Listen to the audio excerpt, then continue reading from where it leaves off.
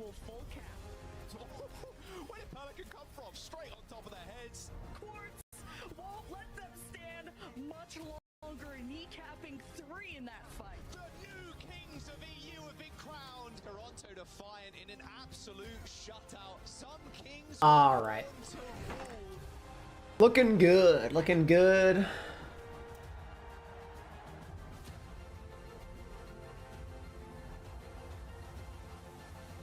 Hey, what's up, Ender Star? I'm doing pretty all right. Welcome, everybody. Hello and welcome to day number 2 of the main event here, stage 2 OWCS. So we're here, joined by Jake and by Johnny. The most Sorry for kind of not being around yesterday, but we're here now for today and the rest of the weekend. I am here. I'm streaming these games. We're not missing out. We're cooking and y'all will be eating. That's right. We have a lot more games today. Yeah, serving will be had. Desserts too. It's gonna be great. So I hope you came hungry. The first thing you will be eating, the appetizer. Okay. The Twisted Minds tank situation, it's kind of bizarre. I'm curious to see how they hold up against ENCE today, seeing as they are all in on this MAUGA stuff, which I wholeheartedly disagree with, but they have their own way of playing, so we'll see what happens. Don't say we don't feed the people. That's right. We thought of this. Taking care. This We're is serving. nutrition. Serving drops. Serving drops. We're serving drops. Well, not we personally, but you'll be having them eventually, probably. You guys will get drops. Our players, they will get some money if they come out on top of this one. Also, of course, circuit points, which is very important. Here you see the breakdown on your screens right now. Of course, circuit points, very, very important, because this is how you're going to end up in the big leagues. Yeah, if you're a consistent performer, if you're Don't have to put too much thought into this first game, that's for sure. Should just be a nice little easy 3-0 for SSG to start off the day today, chat.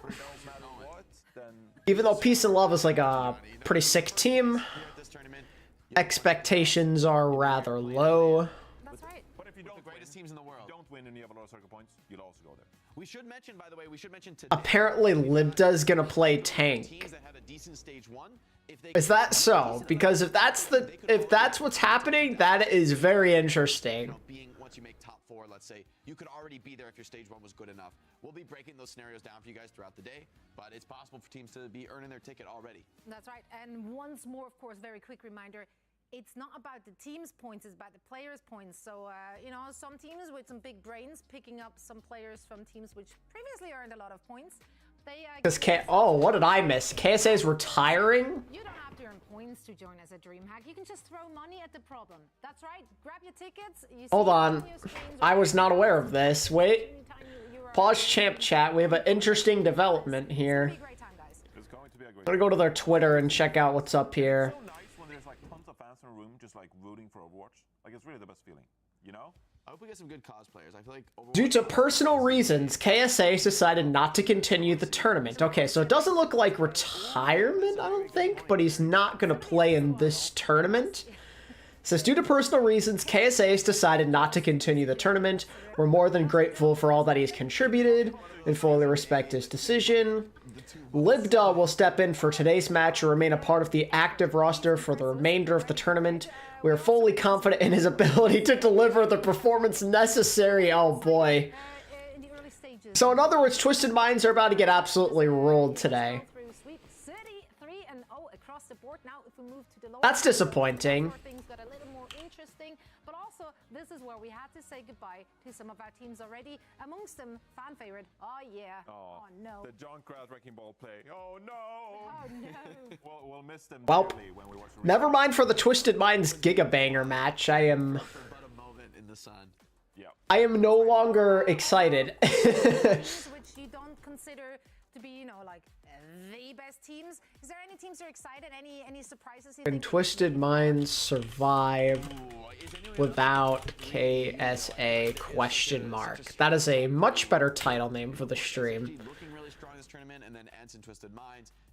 It's hard for me to imagine anybody else. I'm gonna have to make a bot command because you already know the questions are gonna be coming in like crazy today, so let me make a night bot command before people We'll be playing Space ask too many times.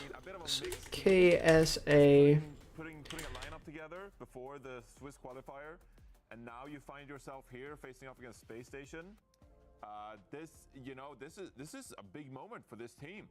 They were called a Beaks team, and then they were like, well, we can't just call Team a Beaks, so I guess we'll rename to Peace and Love. There is some name value here too, though. Like, I think a lot of people should be familiar with Psycho, for example. Lauren is also great has been around. Yeah, so Lauren has been around town as well. But we don't know that much about this team other than that they're able to deal with the unconventional. They handedly defeated Oya in the groups, and generally were they tested in their groups. So that's a real question, because that is a good question, Zoe. Group D wasn't the hardest groups of all the groups. It was not. Space Station, they've just been very, very dominant, and for a good reason. I mean, we know what to expect from this team. We know what we love about this team. They've been very, very dominant playing their style. Yeah, I mean, back to the bread and butter. Yeah, I'm not exactly sure what's up. I mean, I don't really have any way of saying for sure what's going on. But that is a very interesting development that he, at the minimum, is missing this tournament. Of Space Station Gaming, Sparker, I really think that this is one of his best heroes, if not his very best. And I mean, he's making it look like the meta. He's kind of putting these Sojourners to shame as well. Did I watch the draft last night? I did. Very comfortable hero for him. So the whole team, it was interesting, to say the least. One that is, I think, a little bit more tech for this matchup. You don't really want to be playing Ryan into Orisa. I'll tell you that one for free. It's not a super fun matchup for the Rhine, getting fortified and stunned and booped around. But the Ram can tolerate it. I don't see why KSA would want to leave. I mean, he's had that competitive drive. Like, you never know what might have happened, either with him personally or something within the team. I have no way of confirming anything. I don't really know what's going on, but he ain't a part of this tournament now, so Twisted Minds are in a bit of a rough spot here. And Sig is very vulnerable to Ryan. So if you can bait the enemy into a Sigma comp, which isn't really popular these days, but I could see on certain maps you might bring it out. Then I think genuinely Ryan may. I mean, bare minimum, against Sig, since their damage is all. They're gonna finish what in the top? It's possible. Top like 6 or something like that. Working so hard, but there is a way. There is a way. I don't think you're overcooking, though. I think this is still edible product right there. Because quite frankly, So what, they're looking at like, they're getting like probably like a couple hundred circuit points still, so I'm like 90% certain they should still be in a pretty okay spot to make Dallas, even with this stuff coming up.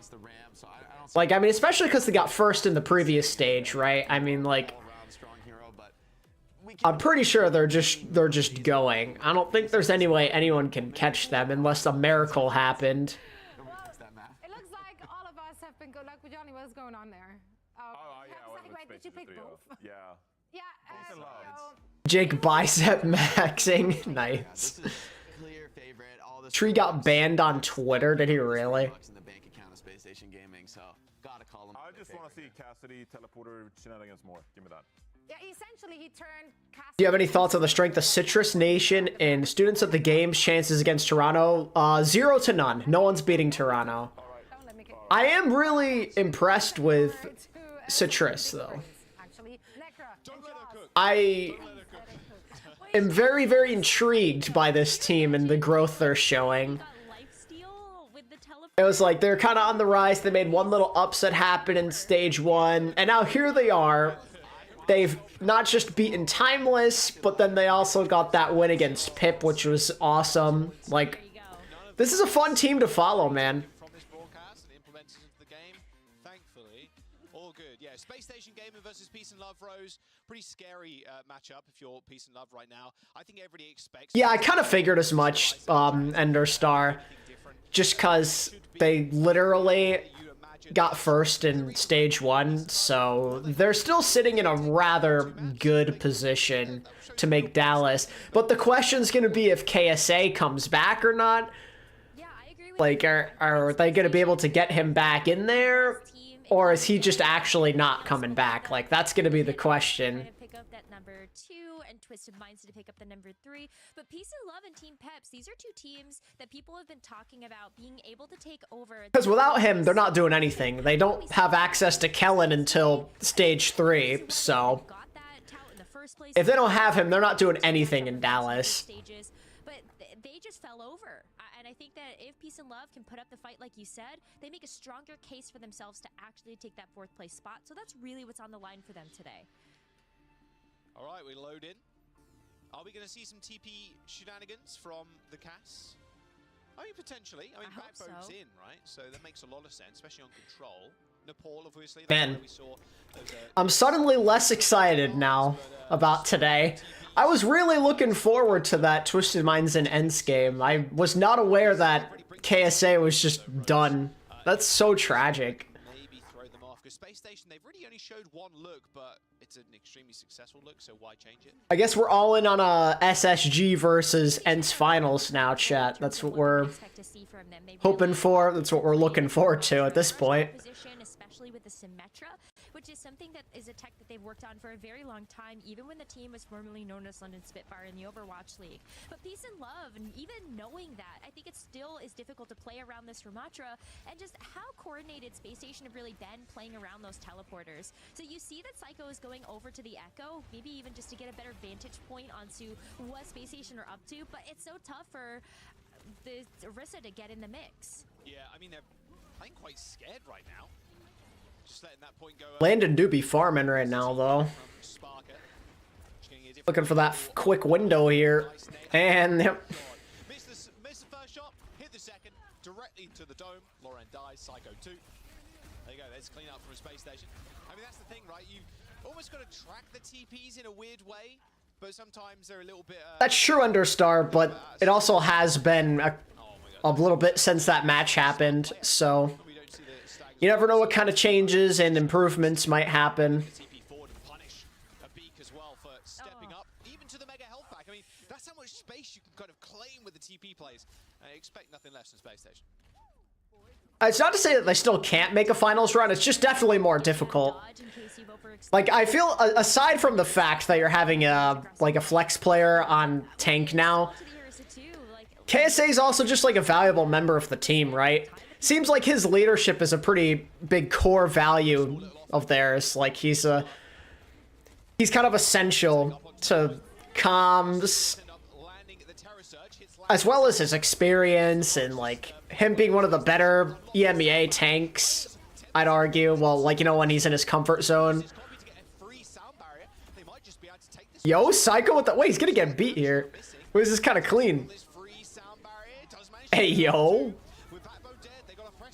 How did they still lose their Orisa? Okay. Did that, like, not hit him? That's crazy. Gets escorted away by Funny Astro. By didn't have using that beat, so Peace and Love, they end up winning that fight. 2 sound barriers, a copy, right? Yeah, I'm sure this makes Twisted Minds even more pissed that they can't have Kellen there right now, because if they had him, it, like, wouldn't be as huge of a deal, I guess. But, alas, they have to press onward. It's a good thing they had a good stage 1. Like, regardless of what happens here, they're still in a pretty good spot, which is good. You just can't. Not when you've got a second one at your disposal. So, but I'll read back in the mix here as Space Station come back with this photon barrier. Essentially, Penguin, KSA's taking the rest of this tournament off, so Twisted Minds have Libda on tank. Push Peace and Love back or just hold the point. Annihilation's going to be deadly, but that spear a little bit deadlier. Astro caught with a body shot with this railgun from Lauren. Quickly finished off with that spear. Peace and Love with a quick fight. Nice little reflip there. Astro just... Not normally do we see Astro get picked first, but I think he was kind of transiting towards his back line, just trying to get out of the line of fire from the railgun, but unfortunately got caught by 2 well-timed shots. Well, 1 and then the spear. 35% for Peace and Love here, with a rush and a copy to boot. Gullible Penguin.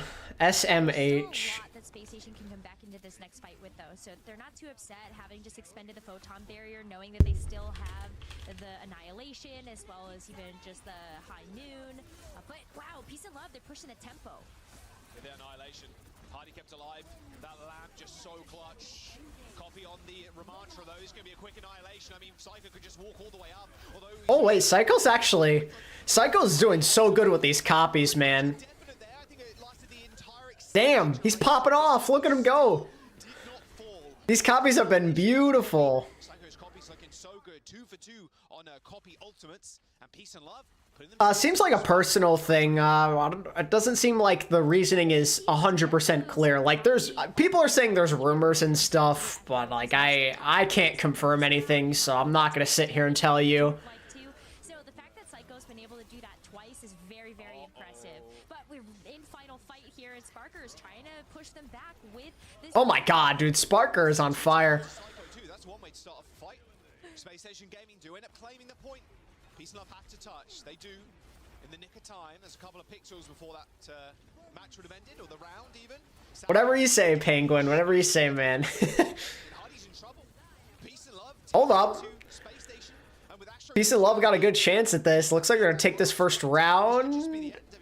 No way, dude. How did Backbone and Sparker kill all of them there? No way! How did they just kill the entire team by themselves? Excuse me? Holy moly.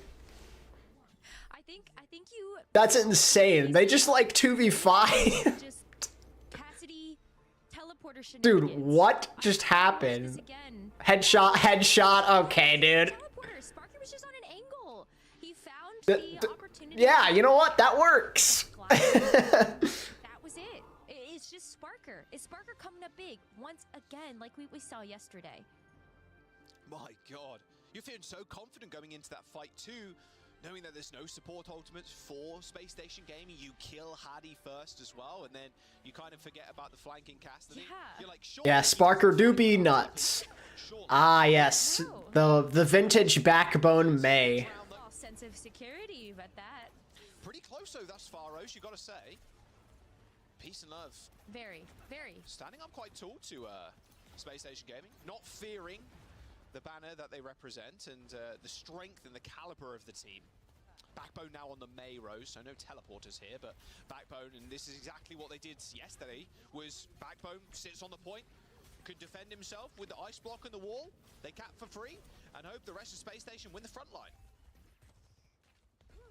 Ice block is just such a good response to have against this Echo too. If Psycho's gonna stick to this, because Wild that Peace and Love lost that first round though. They literally had it, man. And even just the sticky bombs that might come through for something like the Echo. So it's gonna be very difficult to dislodge this May from the point now that Space Station have captured it. Who do you send in there that you want to maybe even take a 1v1? And especially with Space Station's taking the fight to the rest of your team over by their spawn.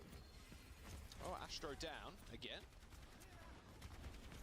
Peace and Love taking control, at least trying to, at this high ground. You can see every now and then kind of an awkward window. Oh, he did not push that very well though.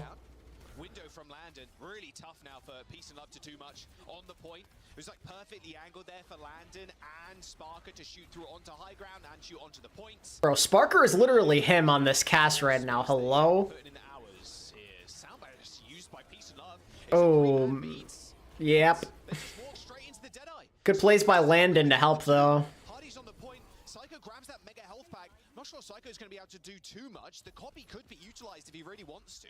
But where is good wall, good wall. Backbone is still alive, and the immense amount of pressure that's coming back is Space Station's DPS. Sparker's going to be back in just a moment.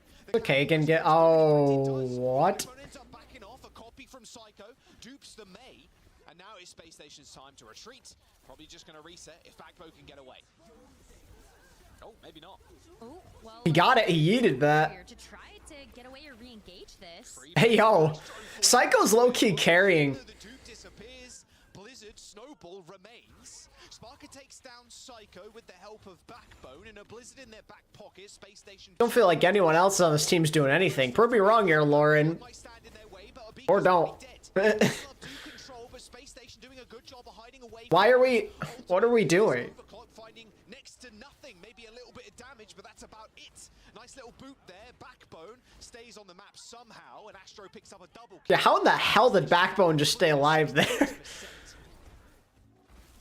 Wow. I thought he was off the map for sure. You had the extension with the sound bear as well as the annihilation that Hardy used when Peace and Love were trying to push their advantage to get Space Station as they were retreating back to spawn. But the overwhelming sustain from both of those ultimates, that's wild. Like, Space Station able to get this point. Damn, Andrew. They were able to you got me. Too, especially that overclock. Look at Nexu is already so low and cut off from the rest of the team. They end up insta-dying, basically. That rush on the high ground was perfect to try and heal the Orisa up, but they were just out of LOS. Psycho with the dupe on the ram, the final savior of peace and love, is not there. And Space Station Gaming, a 2-0 to start off the first series. That first round, though, was really close, so I already have some pretty high hopes here for the rest of the series. Nah, Checkmate didn't retire. He was actually in EMEA Stage 1. He's just not around right now. If it doesn't kill everybody, we have a chance.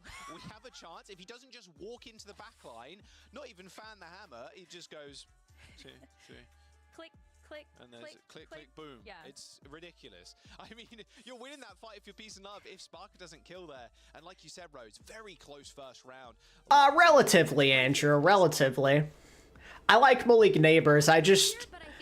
I don't know who the hell's about to throw him the ball, that's for sure. Like, I'm glad they didn't reach for McCarthy. I didn't really want him personally, but they still need a quarterback, so... Kind of looking towards the future with Malik Neighbors more than anything. Making sure that you can live up to those standards. Right. But peace and love, they're just having fun. They're having fun. They're vibing. And that. Danny Dimes. What do you mean? Danny Dimes sucks. Yeah, I mean this is the turnaround. Oh my. I don't think there's any fixing him, unfortunately. Guys, I found him. Yes. You don't really expect that, but maybe you should if you're against Sparker. Even without the teleporter, they're always on the flank. Kind of rough stuff here as well. That sound barrier looked like they wanted to be able to win the fight, especially with the amount of damage Psycho was outputting on the Echo. Has been the standout. Okay, Andrew, now you're just trolling me. Here's some stats on the screen for you. Damage dealt lower than Peace and Love's hit. Space Station Gaming only hitting 36k, but Peace and Love hitting 37. I'd imagine a lot of that is to do with Psycho, especially on the Echo. Sparker. And yeah, I mean Sparker on the other side of things. So Psycho just duping the ram as well, and then just Annihilation walking in front of them. I mean, really, really high high efficiency on the duplication so far. Sound barrier, Annihilation, always winning those fights when you got that all up. Yeah, and again, like the problem is the Giants always like to win, like meaningless games, so they're never going to be in position to get the top guy. It'll just never happen because they love to troll me and make me sad. It could be something that Peace and Love continue to rely upon for the rest of the series. Yeah, I think so. Iconvalda up next, though. I mean, I don't think we're going to see too many changes here from Space Station Gaming. Probably just going to be on the RAM again, but it does look like we are getting some Space Station maybe Psycho Gaming comes in. Sub. Yeah, there you go. Wow, that's crazy. Rose is going to call it. Boom, Mind Reader. Yeah, exactly, Andrew. If they just tanked and let it happen, they could actually get a good quarterback in there, but they don't like to do that. So, yeah, Psycho in means... Psycho in the game, so no more sim shenanigans. Just an exceptional Tracer. Even back on New York Excelsior as well. Even though the team didn't perform too well in the Overwatch League, he was really a bright spot for that squad. Yeah, it's hard to show off that type of brightness to you, I think, when you are on a team that is sort of set up in that way, but it's nice to see Psycho fit into this roster so well, and I definitely expect to see some Tracer Psycho versus Psycho, real. Instead of what we were seeing from that Symmetra and that May. But this is where... Why is Chris listed as a player? I mean, clearly he's their secret weapon. Come on now. First of all, we have to deal with Psychos on both sides, but Peace and Love, do they want to stick to the Echo? But yeah, actually, I just got caught up in that. We've got Psycho on Space Station and Psycho on Peace and Love. Have fun with that. And Christopher's goated. 2017 and 2018 qualifier team UK main tank. Come on now. That was man, that was a fun time. Real great stuff. That was fun. They're spelled so differently too in this series. It's a little ridiculous, but I'm sure you guys will get to grips with who I'm... Chris Ryan went hard. Yeah, real. Space Station on attack. Peace and Love on the defense. All right.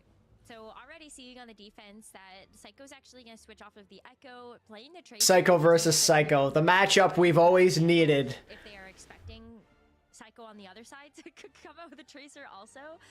But this is where we start to see some variations in terms of the Orisa composition that we see, right? Because Lauren's actually come out on the Sojourn versus something like the Cassidy, which is something that pairs a little bit better with the Kiriko that at peak feels more comfortable playing rather than the Baptiste variant we see from Space Station. But as Space Station get ready to go for their attack push, let's listen in to see what kind of strategies they've got up their sleeve. See what they play. Maybe they have Tracer, maybe they have Echo. And we can fuck up the Orisa. Love it. What second? Second guess. Tracer. Swing the Ori. Go left now. Ori. Ready, I'm gonna pick a left. Tray. Oh, I'm Out. back up. I'm going to left, I take Mega. Oh, unfortunate. Gold, I'm punching the Reaper. Yeah, punching them a bit. Wait for landing. We're still there. Who's Sling guy? Cal Rail. I did. Okay, no spear, he's main. I'm gonna force Rack attack, Lifeweaver success. Bro, Sparker is just him. He's landed nothing but headshots. Yo, good morning, Keon. But yeah, no, it was sick though. It was sick. It worked so well. Rack attack, Lifeweaver for the win. Trey has to touch, I've slow and choke. Up, didn't even touch. Rip. Where's he? I can't remember who said it at the very beginning, but someone was muted. It was like, I'm muted, by the way. Sorry, the calls, they didn't happen. But nice push from Space Station there. Hardy and Astro doing a lot of the calling, just in and out. Just if they lose one, they back off. They get a pick. Well, basically just wait for Sparky to get a pick, and they did so quite successfully. All right, castle control for Hardy. Oh my god, this Orisa's getting absolutely pummeled. To back off on the Orisa, but Landon's going to find the kill. Easy stuff for Space Station thus far on this attack. Although Lauren does take down Hardy. That's real, Dragon. So real. Taxi. It's been so exciting to watch how Sparker approaches a lot of these fights, especially when you have the Ramatra with that shield. Sparker is zero fear, stepping up to the plate, getting those headshots onto the Orisa, and it takes 5 to chunk an Orisa down if you're not thinking about the healing investment. So it can be a lot easier to follow through with what Hadi's saying. Oh wait, that spear is nasty though. Oh my god, they're forcing everything out. Well, speaking of the Orisa, Pulse Bomb on top of that Terror Surge. She was pretty low, and through the window, Psycho was able to... Psycho killed Psycho. Caught Psycho in a state of rigor mortis there, as Lauren from the high ground is going to be able to put an immense amount of damage. Well, that Lucio lives there? That's crazy. TP away, as Psycho and Hardy are just controlling this bot. This overclock's going to get ripped straight down into a vortex. Bro, what? Don't be able to push into this choke point. Looks like Psycho's going to think better of also pushing the bot, as they end up just blinking down to the lower little bit of a canal there. Canal? This would be what would be a moat even, and just escaping. The sewers? I'm not really sure. Whatever the under the castle would be considered, which is I'm blanking on to be quite fair with you. Annihilation for Hardy. It's like, okay, you come to me. You come to me. Needs to be able to survive though. There's the shield. Sound barrier comes in. Later one. Uh-oh. Hardy's got some free real estate here at this ult now. But Hardy's just going to wait for this to dissipate and rock the annihilation, I would imagine. Pulse Bomb comes in. A nice little boop off the map for Funny Astro. Oh, didn't even need it. She wrote, I think, peace and love. Try to sound barrier in, try to get Psycho with a decent positioning on the back line, trying to harass Landon to use that lamp, but I mean, there's just too many ults there from Space Station. Annihilation and flipping the map too is really rough for peace and love. Yeah, it's so difficult to have to walk into that Annihilation too, because you don't have the sound barrier. Nice spear, nice spear.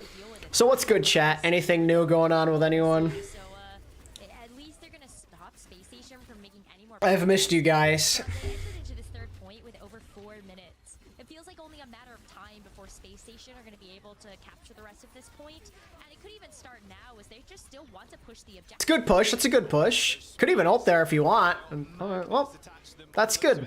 Astro and Landon end up falling. That was really nice. Use of the rush there. Looks like a Beak and Landon used both their ults at the same time. It was like rush window. It wasn't like a counterplay movement there. It was just, okay, we're going to position so we can rush. We're going to position so we can window. Go to Toronto next one for a family reunion. Nice. Pretty powerful, pretty strong. And considering how close you are to the window too. Bro, Sparker is actually cracked. A body shot headshot or a headshot and it'll do. Bro, are you kidding me? Everything he's hitting is a headshot this series. This guy's a freak. Well, such a pick-oriented meta as well. So if Sparker is able to take out a member on Peace and Love, the rest of the push falls over for them. You don't have like to stand on. I don't know what's happening back there with Psycho and the pulse bomb, but did they stream Twisted versus Aya and ENCE versus Super Shy? Possibly on like some different channels that aren't the main one. You'll have to look around. Stuff. I mean, it feels like a lot of the time now, Pulse Bomb, all it's used for, just take out the lamp. We saw it with Kaya the other day, that Pulse Bomb. Oh, the Susie's gone, the Tide comes in. Almost the same with that one. Pulse Bomb in, kills the lamp. Awkward. Sorry, chat. I was getting a random Discord call. 2.5 minutes for Space Station, but they've been stacking ults pretty effectively. get ready for another set of them too as the sound barrier comes through. Wait for that to go away, and then Hadia with another annihilation. I mean, yeah, Psycho's in the back line. The DPS permanently, both Psycho and Sparker permanently taking off angles. As soon as Space and Love just want to aggress onto Hardy, force out his CDs, like, it's already too late. Sparker's not been paid attention to, same with Psycho. They're going to push this point in. Can they even get it in? Not quite. Rush comes through from the back line from a beak. Is going to aid the players on the point. They do end up turning and killing the Kiriko, but fighting into this rush is going to be a quite hard-fought battle. I know it wasn't you, Penguin. It's a different friend of mine. He probably wanted to play some Overwatch. I've been playing Overwatch with him lately. It's been fun. I made an ult account so I could play with him. It's been mad fun.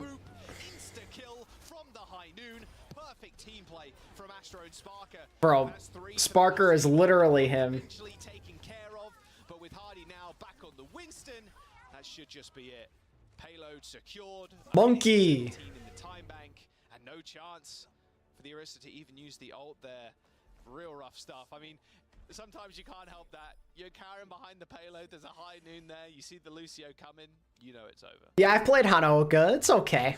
So much patience as well for Sparker to try to find that pick onto the Orisa, even though you... I don't love it, but it's not the worst thing I've ever played. Kiriko would have been able to take a beaked out, but you remove that front line, you remove that presence of that Terror Surge, and then it's way easier to just continue to get that damage down.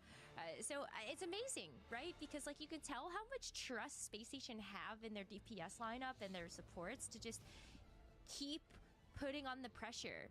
Hadi was out of there, had to come back on the Winston, and by the time he got back, like everyone else was dead already. Sparker's like, just kill everybody. Yeah, it's like... I'd like to see them make a couple more of those for me to get like a better opinion, I guess. Oh, that's good. I'm glad you guys capped. Sweet. I'm sure we've all had those moments where, you know, you die pretty early on in the fight, the team wins, you're like, yeah, good job, guys. Yeah. Good job. I definitely participated in that fight. Great. I mean, realistically, Hadi did participate, but yeah, it's always quite... The first Clash map you ever played, you went 43-3. Goddamn. And with Hadi playing the Ramatra too, it looks so clean on it. And it's funny because EU always goes back to Rush. Yo, Alizo, welcome. Recently. Let's have a listen into Peace and Love, though. See what their attack phase sounds like. 5%. Ram left. I mean, it's ready to swing right. Queen roll already. We can walk up right. We can walk up right. Yeah, I'm swinging 3, 2, 1. That's not. We should swing left. Up on right. Back. Yeah. Walking back. I can live. Hitman, gotcha. I'm sped. I'm gonna keep you up. Shoot ram. Well, 5-man side there. Decision 5. Yeah, this one. We swing out top. Walk out right. Walk out right. Right. Could you low? Pop close. Yeah. They're gonna come on me there. You guys are... Go back. Straight back. No. Yeah. You can get out. I'm Keep going back. They'll push. Decision 2, Ollie. Decision 2. You can look for spear. No shield. Small bit of indecisiveness there from Peace and Love, saying swing right or swing left. It got a little bit confusing, but they shored it up for their next small engagement. It's unfortunate that once again, Slay said KSA may just be tired of Overwatch. Yeah, maybe he just needs a little break. Maybe he needs a LAN event to cheer him up in Dallas. Hard time being able to get into Yeah, Gunba retiring to make money like in a real adult would. Understandable. So tough to feel like you can take that Tracer versus Tracer confidently. I mean, look at how Man, something about just watching Psycho versus Psycho on Tracer. It's just a thing of beauty. It's like two parallel universes colliding. And a defensive high noon too. You enter the bar, you're getting swiftly kicked out. No ID. Space Station Gaming with a clean sweep there, almost a team wipe. As Peace and Love have to go for the reset using both support ultimates, the Terror Surge. I mean, no beat for Space Station, I suppose, but Hardy is going to make it a tough ride for Peace and Love on this net. After this stage, Evan, Gunba's there for now, but once the stage is over, I think he's done. barrier as a response mechanism, it's going to hurt even more.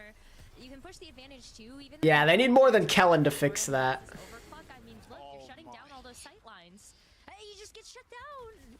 Instantly Oh my god, that boop though. from the cast. Magnate was thrown, Psycho was there. That's another huge ultimate from Peace and Love. And in fact, it's gonna They're rushing the spawn. deciding, you know, maybe Cassidy's the way. Maybe Cassidy is the vibe, not the SOG. Did he retire over Kevster Symmetra? I don't think so. That would be hilarious if it just boomed him like that, but no, I certainly not. Surely not. If you don't have line of sight, then it's much harder to actually reposition. But the Cassidy's nice because you can also play a little more far forward with the Orisa.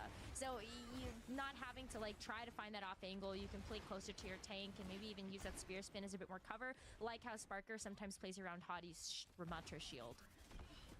This just feels so free for Sparker. They really have to get on him. Instantly. They end up refreshing. Sitting on that Kutsuna. You see what he's gonna do? He's just gonna work at 9 to 5. That's the plan. Can't blame the guy. It's not like you're making a lot of money coaching in OWCS, you know? Hardy is pretty low though, but it looks like they're just going to want to go in. Annihilation eventually. Not enough, and that is understandable. Back Hardy up if he needs it, and a sound barrier from Peace of Love, a desperation one, and with 20 seconds to go, and only 33% of that payload capped, it's looking like an inevitability that Space Station hold. A little recall there from Psycho with a pulse bomb, and a bullet to the brain will end this push and end the map. Space Station Gaming, unless there's a miracle from Peace and Love. That's highly possible, Monkey Banjo. Lead to start out the day. True, just sucks that someone of his caliber had to leave. Yeah, agreed. Agreed. It is unfortunate, but that's the nature of esports in general right now, not even Overwatch, just from a general standpoint. Jaws, I don't know. I look at Sparker and I'm like, wow, Cassidy's such an easy hero. I could definitely play Cassidy like Sparker can right now if I log on to Overwatch. Yeah. ENCE's head coach right now is still Gunba. You cannot play like them. You are not him. You are not him. I mean, look, Space Station Gaming. You have to make a podcast to survive in this esport. Even then, it's not even enough. It looks like it's going to be that way. The desk obviously all predicted that. I think a lot of the chat would have said the same thing. They are currently the titans of EU Overwatch, at least in stage 2. Of course, remember, they went down in the lowest semis in stage 1 of the main event to Exoblivione in a 5-map series. Brimzo head coach. You know, I didn't think about it. That's pretty plausible. He joined the team originally to be a coach, so that might not be far off. Alternatively, isn't McGravy available? Or is he coaching somebody right now? I don't know. Oh, I know he's on what's it called? Didn't he just go to collegiate? He's coaching collegiate now, right? I think it's very difficult for Lucios at the moment to be able to acknowledge and kind of figure out the perfect timing to use the sound barriers. And funny, I guess he could do both. Hitting beat technically. Without any hesitation. And I think that speaks to just how much work he and Landon have been able to put in all of their hours of ranked playing together, and just the confidence level of this roster overall to be 28-4, a casual 28-4 for Sparker. Take a look at how the rest of the roster is performing. Sparker versus Lauren. I mean, Lauren for the most part ended up playing the Sojourn in that map, but still a KD of 7 is crazy. To death there, what, 28-4, 14 to yeah, Hunter's Luminosity, correct. I think it's so funny he's back with Dante. just going to kill the DPS, like, over and over again. Like, Lauren couldn't really match up in the 1v1. After Gladiators kicked him off, like, now he gets the redemption with Dante. Psycho takes a rest on the bench.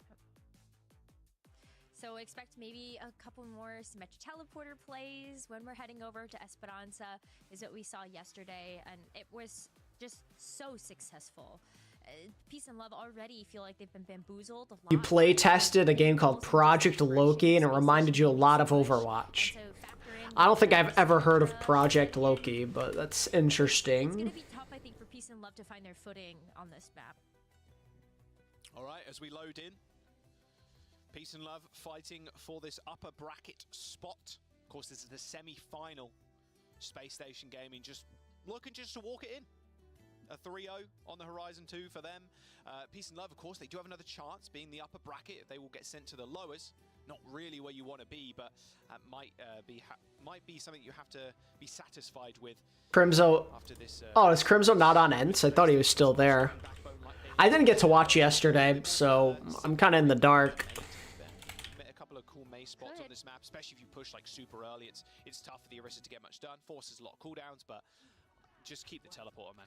The backbone sim TPs are just so sick to watch, and it looks like they're gonna stick with it. Ooh, but Peace and Love going back to having Psycho on the Echo, and so you get a little bit more of that aerial pressure, and maybe... Looked on Liquipedia, says he was let go of yesterday? Oh, damn. Wait. Made it so difficult to find Do they have anything official on their Twitter, perhaps? So well protected, and there's one of the classic Symmetra teleporter plays. Doesn't look like it. What about Crimzo? Even just being able to find an off angle to get some poke damage down onto the back. Oh, there we go. He has not updated anything. Sparker takes down the SOG. Lauren down. Sparker doesn't end up falling though. A Beak responding in kind with a kunai to the dome. All right, big trades. Now Psycho can play a little bit more aggressive here. He was just saying that yesterday they won against Super Shy though. I was just looking at his tweet.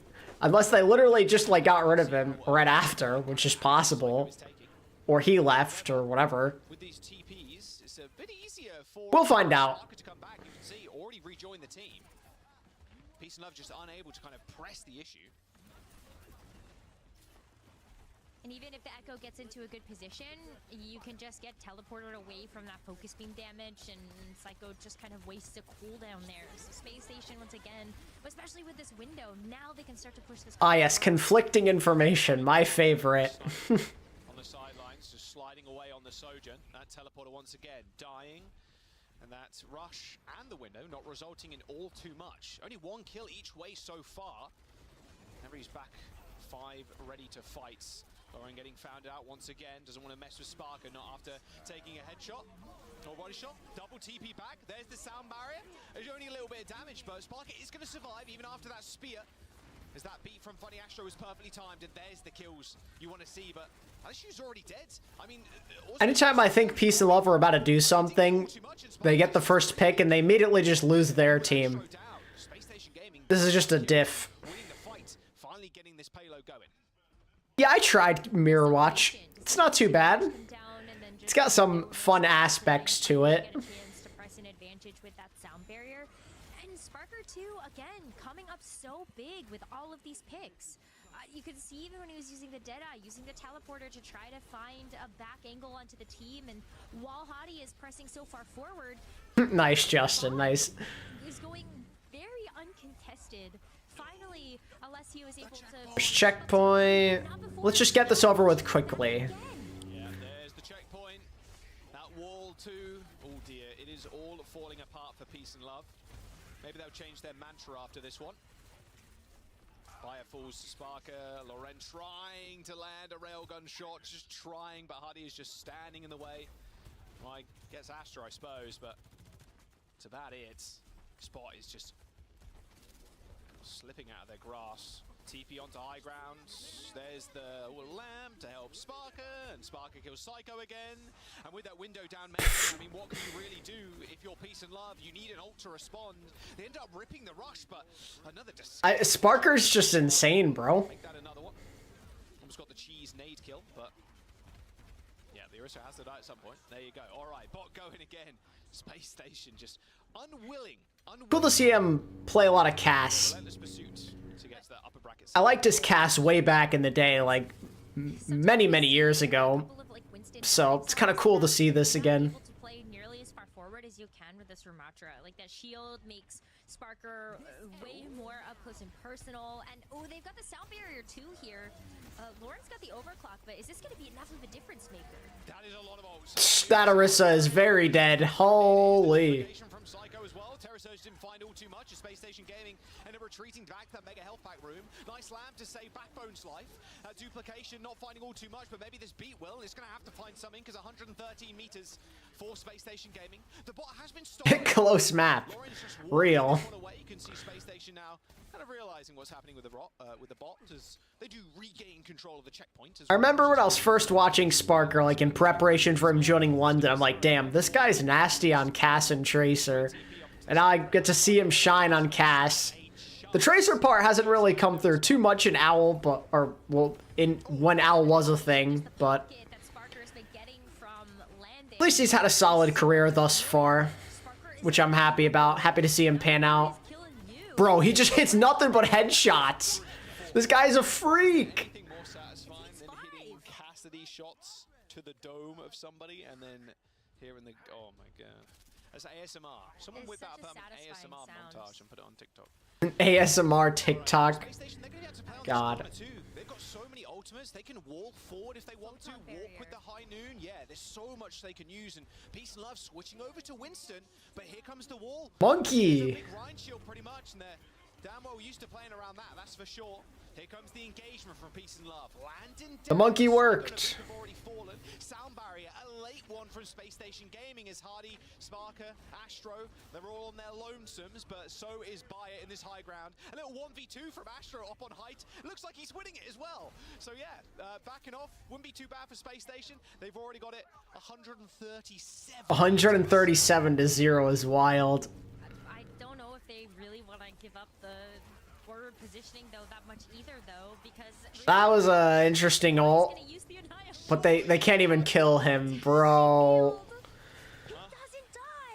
Because they have the monkey now, like, what are they going to do? They can't keep applying pressure consistently. TP! Actually, just completely and utterly outplayed. Holy.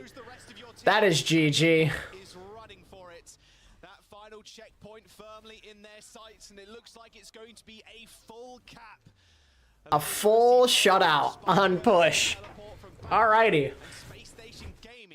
Well, that game was done in record time. What a dominant performance. This isn't even fair to try to actually compare Team Peps versus Peace and Love because Space Station Gaming, they're just that much a behemoth when it comes to the EMEA region. They are the front runners, and this is now a second display of why that SSG going to that upper bracket final, no surprise. How the next series ends up going. Either ENCE or Twisted Minds, I'd assume ENCE. Bro, can you imagine Twisted Minds still make the upper bracket finals? That'd be insane. Surely there's no way, right? Surely not. From Space Station Gaming, not the biggest surprise to anyone watching. They weren't really tested either. They didn't really have to, you know, throw out anything unconventional either. Nah, yesterday I think KSA played, right, chat? Didn't KSA play yesterday? It was like today that he's not playing, or am I mistaken? Yeah, backstage I was talking about this. You know, I think the Echo, it's interesting because you see that sim, you think, okay, this hero could be defenseless against Echo. You know, maybe we can poke down and pressure the sim, but I feel that this BAP, Lucio, Cassidy, you know, the speed boost on Cassidy and BAP, they're able to do so much pressure on a hero like Echo. You know, yeah, KSA played yesterday. That's what I thought. Okay. You gotta heal the SOG, you gotta heal the Orisa, constantly taking poke, and now there's an Echo, you know, flying in the air. You gotta look up and heal her too. Kiriko's not a good healer for splitting heals among all these targets who all need heals at the same time. And I don't know that there really is a support who can properly manage that. So, you know, I think the teams are just, they're grasping at straws here. They're trying to find something different, something to get the edge over Space Station. But at this point, I think... Congrats, Penguin. Look like the meta. It could just be their skill. They could just be way better. But honestly, you know, dropping the Kiriko was not a play I would have thought with the rush being so strong, but the rushes just haven't been KSA plays on Libda's account. Ah, yes. They have all the RAM cooldowns to wait out the But of course. window, sometimes high noon, you know, zoning out the enemy players off the rush. And that Kitsune rush is really the only thing you're properly worried about. The rest of the time, Space Station's comp is just winning the neutral. Yeah, I think that's a really good point, and you pretty much covered all of it. Funny Astro is so instrumental. I guess while we're on break, I mean, finally, tomorrow in Asia, we get the big game, huh, chat? So much more value out of the beat by coming in late and having a better beat than the opponent, Lucio. Another Falcons and Crazy Raccoon matchup coming up. Sparker gets it right here. And it is worth mentioning, I'm taking your job now, Zoe, that with this win, they are qualified for OWCS Dallas. That's right. Yeah, they've secured enough circuit points from stage 1 and stage 2. Which brings the question, Jake. You said that this might be the meta. Do you think... Yeah, no, Sparker absolutely dominated. It was not even close. Literally from that moment on Nepal and onwards, it was just actually GG. I am worried, you know, this is EU, right? So nobody's playing like a proper full dive.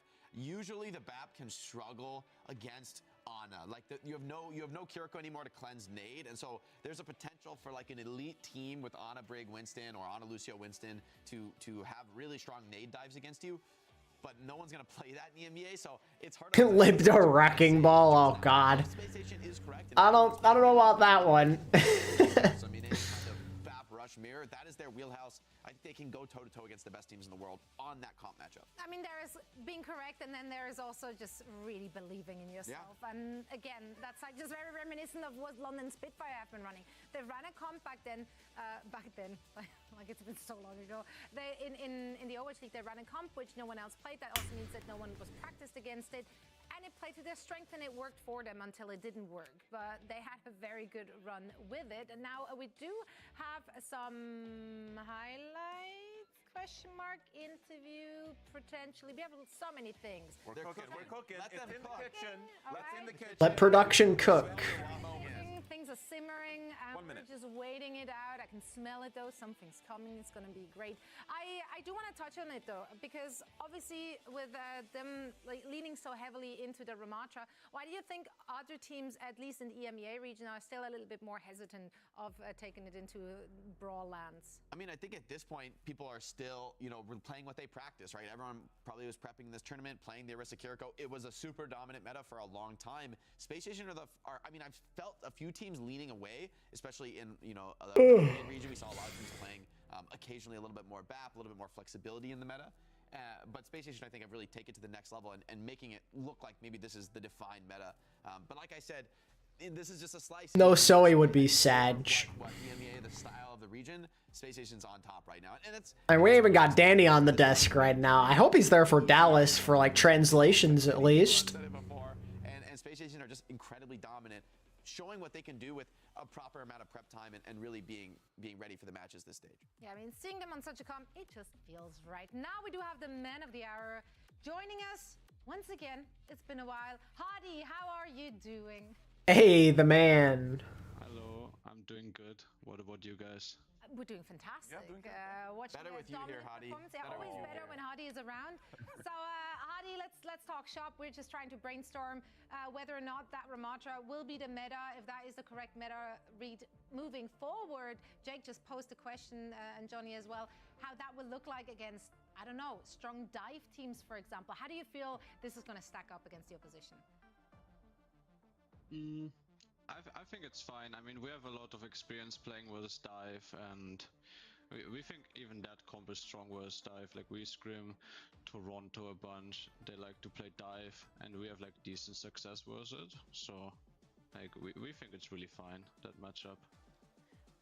My question is about just EMEA region, you know, still looking onto this main event. Everyone has been calling you guys the favorite. I mean, the Scrimbucks, they're clearly cashing in well. The exchange Ball is one of Hadi's best heroes.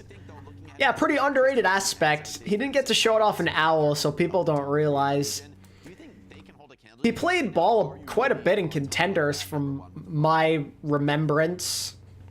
He kind of played a lot of things in contenders. Monkey, Ryan, Orisa, Ball. Kind kind of a jack of all trades main tank back in the day. I'd love to hear that. Look, Hadi, I'm gonna take things a bit off topic here. Didn't really prepare for this one. No one could have expected the space station would win. We weren't ready. Can you show off your glass real quick? I saw you were drinking some water just before we threw it to you. Were you drinking some water? You like my jug? Yeah, I like that. I love that jug. Yeah, that's the most Reinhardt glass. The most Reinhardt thing I've ever seen in my life. Do you typically drink water or that, or some other stuff too? Yes. All right.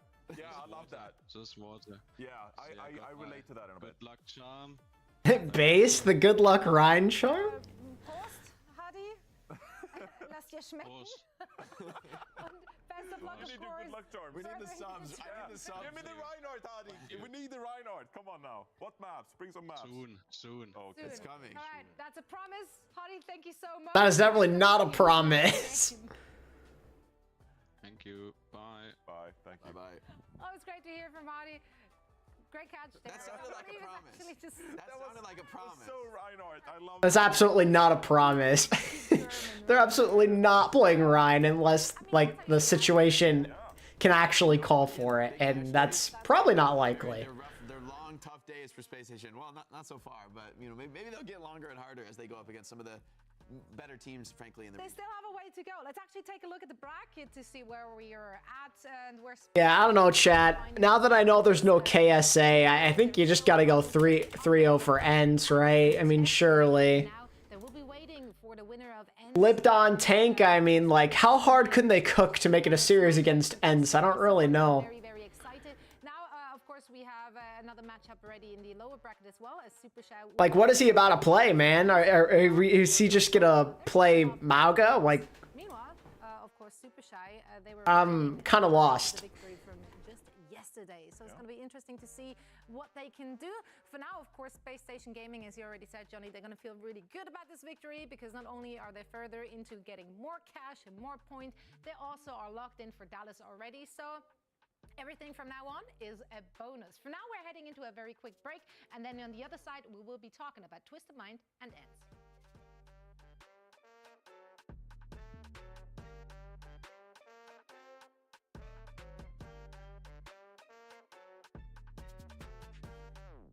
Mauga rated E for everyone. Nice. Oh, that game was such a speed run. We gotta chill for 5 minutes now. Oof.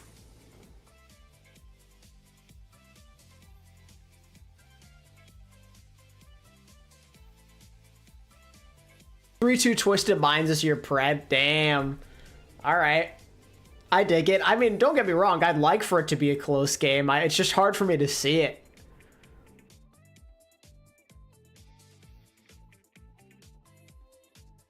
Suddenly having to shift from the tank player you've known for like literally years to this, it's kind of a tough ask. Look at Pelican doing his thing on Tracer. What a legend. Yo, Maddie, what's up?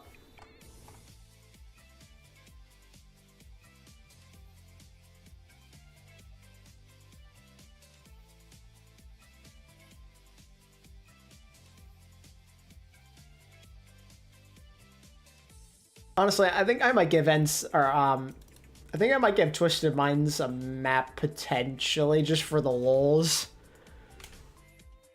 Because I think it'd be funny if they somehow won a map with Libdon. I kind of want to see it go into existence.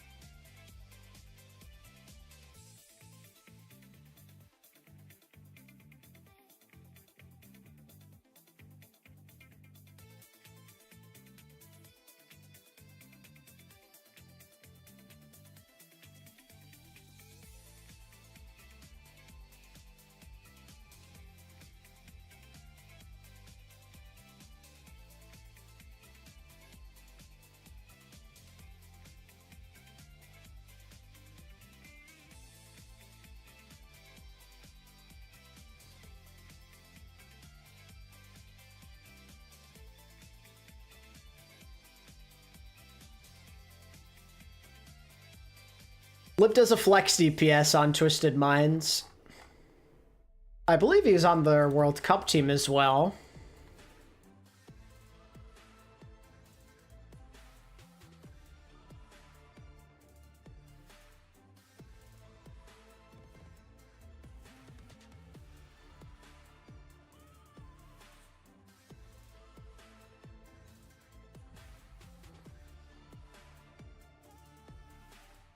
And cue the KSA command.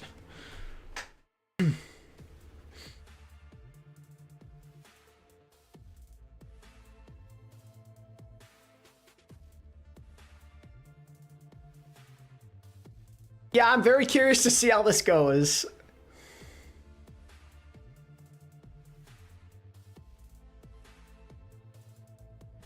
Ah, the SK 1v1, legendary.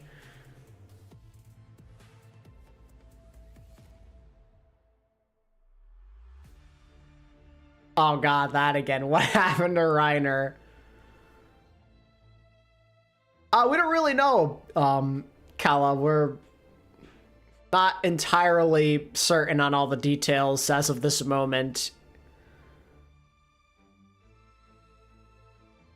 Another SK 1v1, easy clap.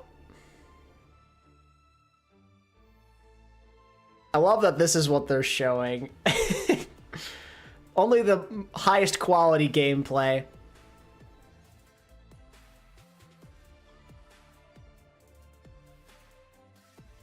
My favorite team to watch in all of OWCS?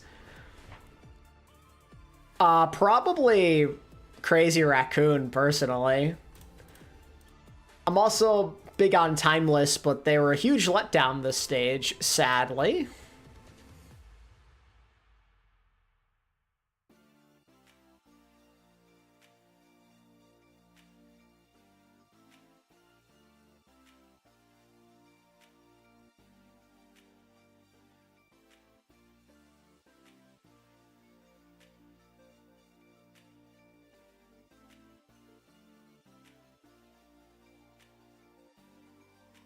Oh yeah, they're hilarious. Ball Junkrat is like such a hilarious Chengdu level kind of composition.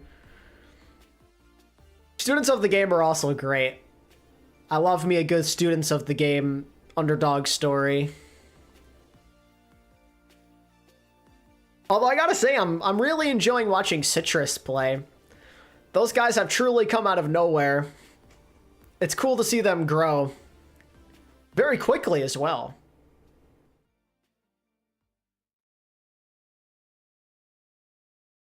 The PGE aura, real and true. Excavation log. Sloan Cameron here on side to Petra. Me and the Whitefinders just found the coolest artifact I think I've ever. Again? Come on! Whoa! If you want to mess with these artifacts, you gotta go through me. Hey, I'm on to you. I gotta tell you. Gator was smoking on that Timeless pack. Yeah, dude, he was laughing at them so hard. Like, bro, chill. Like, your team should be better than them anyway. Like, what are you gloating about?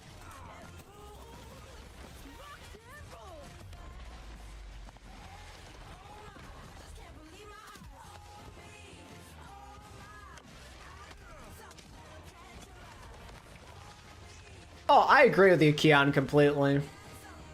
Gator sons. Yeah, it's kind of crazy he's kicking them while they're down. When they were such a massive letdown in stage 1.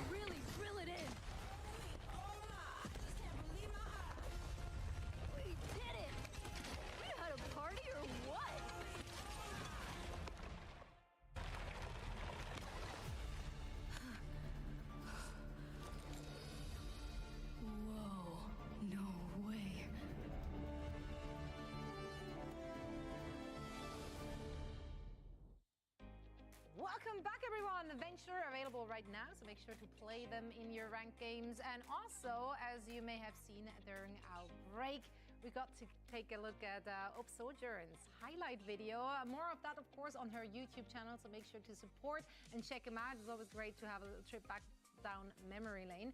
But now we're looking ahead because we have a very spicy matchup. There was so much drama coming into this one. Just looking at what rosters might be fielded here for Twisted Mind as they're going up against ENCE. Of course, ENCE, you know, like they are getting that salty rematch. This is the stage 1 main event finals, which was Boba's Booba? She just said that. Against Twisted Mind. She won that series now. They're coming back. This time is ENCE, and they've been looking real good. They have been looking real good, and they've been mixing it up a little bit, playing a few different compositions. I mean, especially going into stage 2, like we're seeing now, we saw a lot of like on a big being played as a backline instead of Lucio and Kiriko. That was funny. I'm not quite sure where teams stand on this now, but it does feel like Lucio and Kiriko kind of won out in the scrim since then. So not sure how much on a brig we'll see. Maybe on Paris, so it makes sense because of the verticality, all the high ground. Kevster is still gonna play the Tracer, so good on this hero, but maybe a bit of a change up for NC Sports. A Genji SOG meta? Oh wow, if only. That's what the big question was heading into this one. Who's actually going to be around to play? Well. Lambda on tank. So yeah, this is an interesting choice. We've been hearing there's been some rumors on the street, but we cannot confirm or deny. We can confirm they got a DPS player in on tank. Not usually a good sign. Still though, with the meta being Orisa, you know, I think that is a DM heavy hero. If Lambda, I mean, it's sort of like variable. Some DPS players have a pretty good tank and have a pretty good understanding and read of the game. Others can get easily lost or, you know, maybe overextend, misuse. What is Overwatch coming to China again soon? Individual mechanics, and so I think if ENCE does slip up, probably still going to get punished by him. But overall, I think this is not a great sign for Twisted Minds. Just off the rip, we'll see. Maybe they can make some magic happen. I mean, the DPS have been insane for the last tournament, so you know, who knows? Sometimes there's a bit of a honeymoon phase where like you sub in. Yeah, what's going on? Admiral's not playing either. And it maybe works for like a game or two, and then it falls out. Well, the problem is you're playing NC Sports, which is you know, top 3 team in the region, so. Libda has gone on the journey of DPS, BAP, and now tank. The next mirror. Zoe picked Twisted Minds 3-2 because she did not know.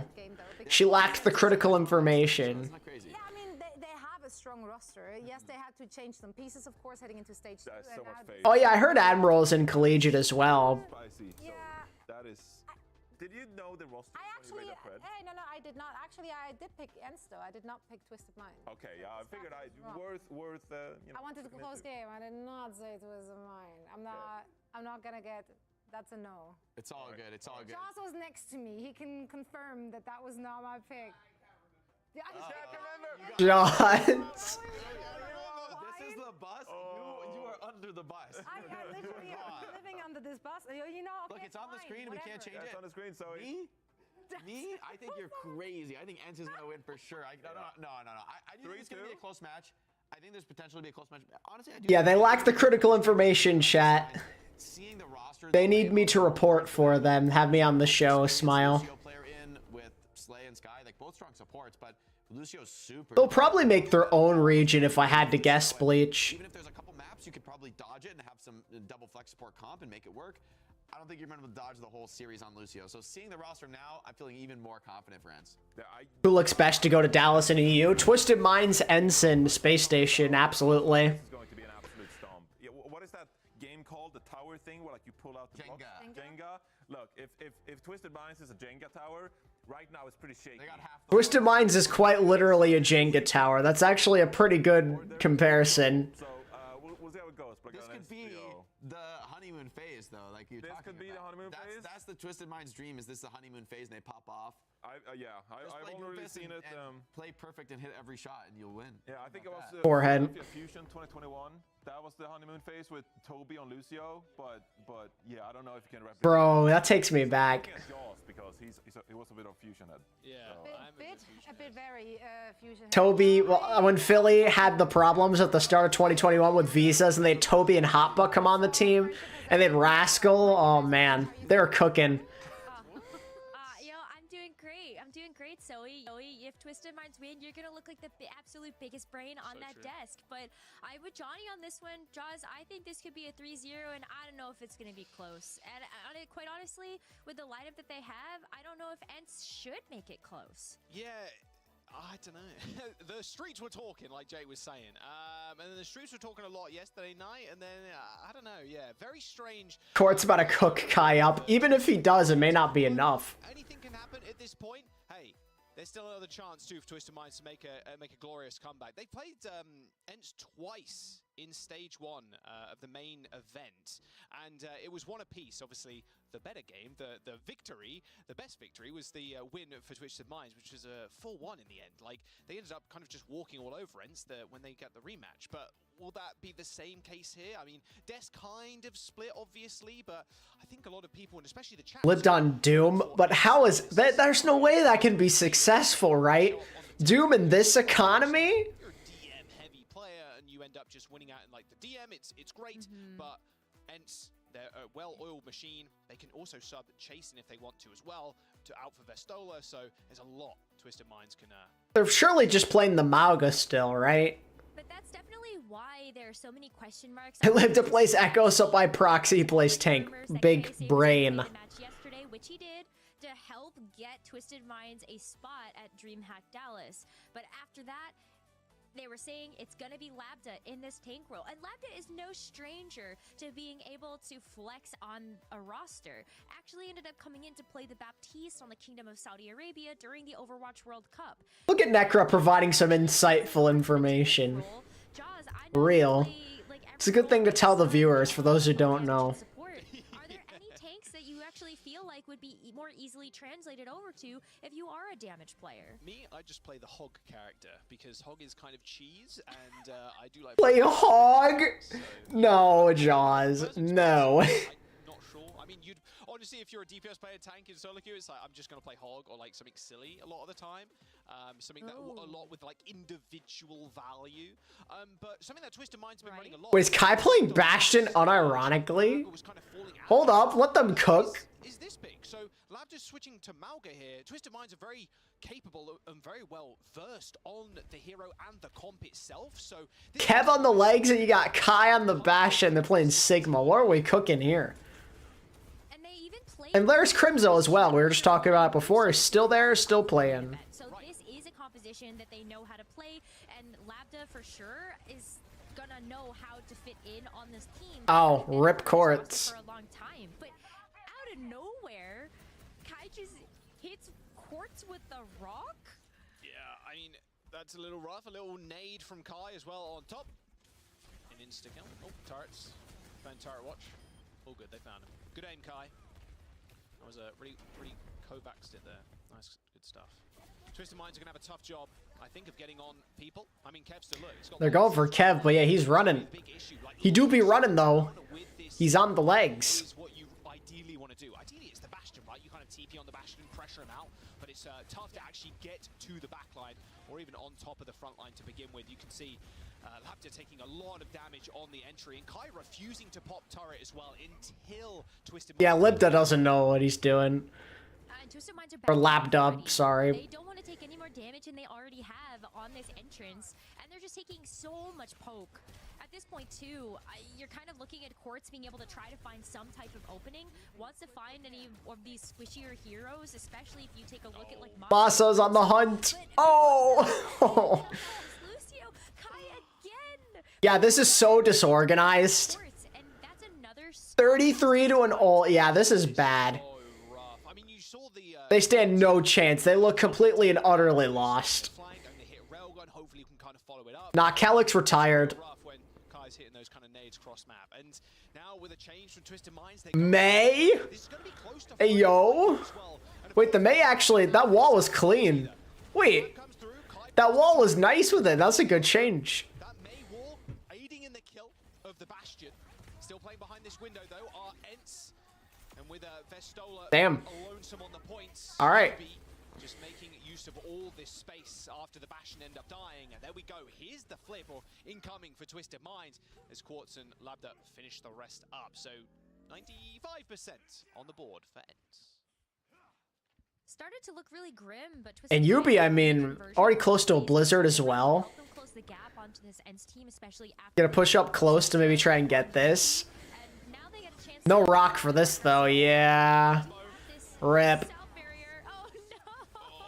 ends up going down to the flux of all things, not even to the Bastion ult. That May ice block was luckily there to save UB, but not for long. Everybody kind of crowded around the ice block as soon as he popped out. Insta-kill. And with 97 on the board, looking like an ENCE victory here in round number 1. Man, even if it was a little bit dishonorable, the Forbidden combo, the Flux and the Bastion ult, yeah, it's dirty when it lands. Oh, that's so unlucky. I mean, Twisted Minds, though, they're just up against a huge mountain to climb. Not only are expectations, I think, way lower on this team, knowing that they have had to swap in Labda to play the tank role, but also I think something else that the desk called out that's really important is that Sky is not known. Is that actually... Is that Skyripper? Like, sure, that has to be Skyripper, right? On main support, just like on an ult account, I guess. EMEA contenders, and at this point too, I think like, well, why not Admiral? I think that is a valid question to ask when Admiral is a strong Lucio player that's sitting on the bench right now. If Twisted Minds want to keep playing the Lucio, is it that Sky has been on this team longer? That's what I figured. I'm like, there's no way there's just a guy named Sky, right? Well, Twisted Minds are going to make a swap up here. And this time, Kev on the Echo, just, okay, yeah, I like the idea of not sticking on the sim, at least. Unlike last time, where it took them a little time, like, obviously trying to find rotational kills, but this time they decided pretty quickly that they don't want to mess with that. Kai forcing the ice block out of Yubi. It's going to be hard to get on the backline, especially with this... Imagine. Just a random guy named Sky on the team, Omega lol. Oh yeah, no, this comp absolutely destroys what they're trying to do with the sim. They just can't even bother.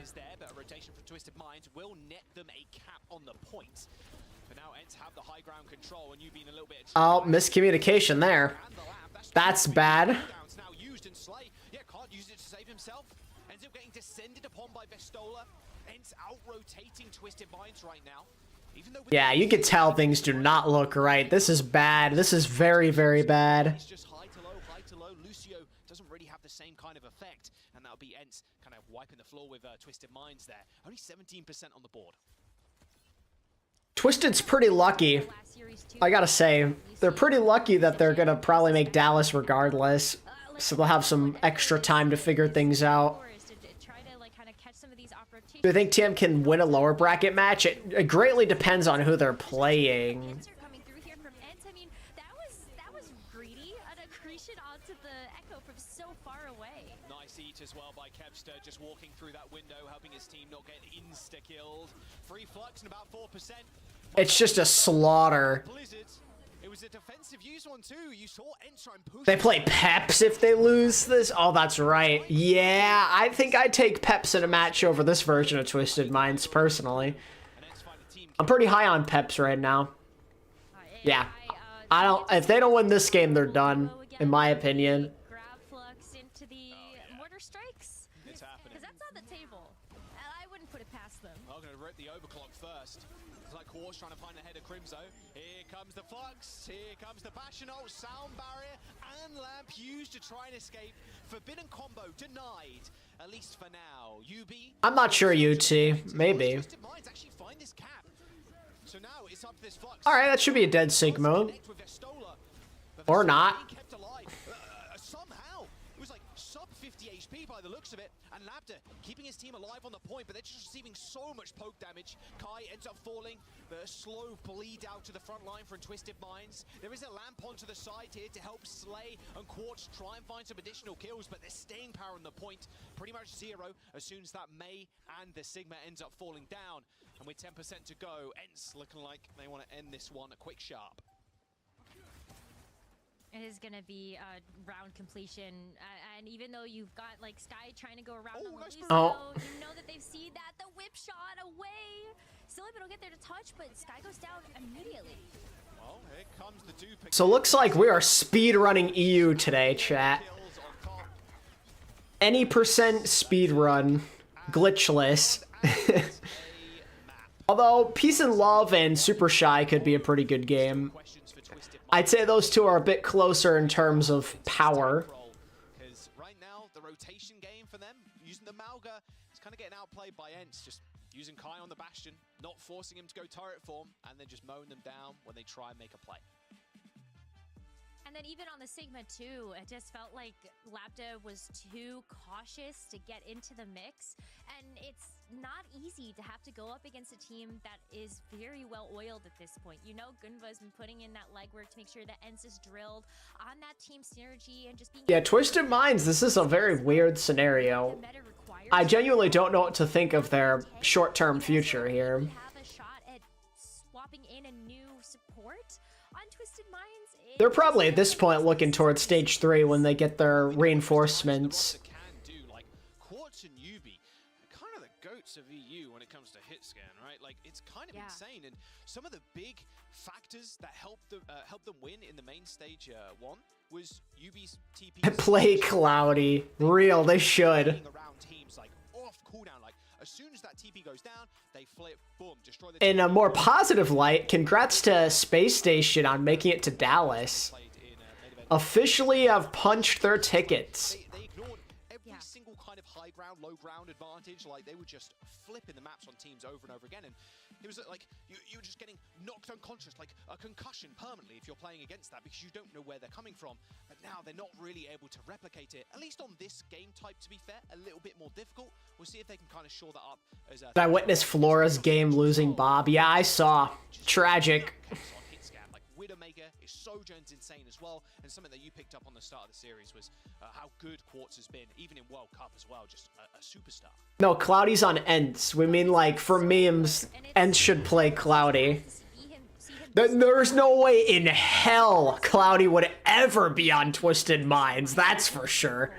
But then you look on the flip side of things, and I think it's also something where it's not too far-fetched to see, like, Kai... They'd probably rather have me on tank than LH Cloudy.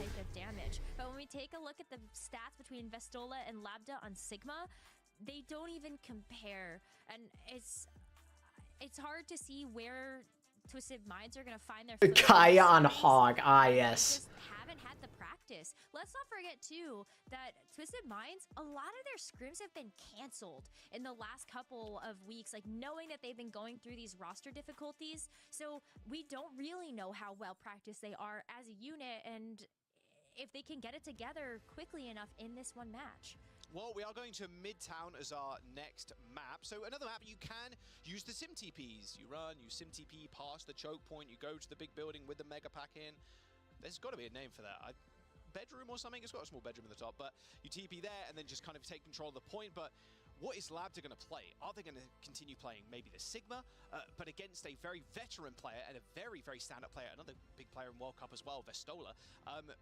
Is he going to play against, like, in the Sigma 1v1, the Sigma mirror? It seems a little bit unlikely. Maybe going back to the Mauga might be where they really shine here, because those TP... We don't know the reason yet. We don't know, like, the... We don't know all the details. He's not playing this stage. He's getting a break in.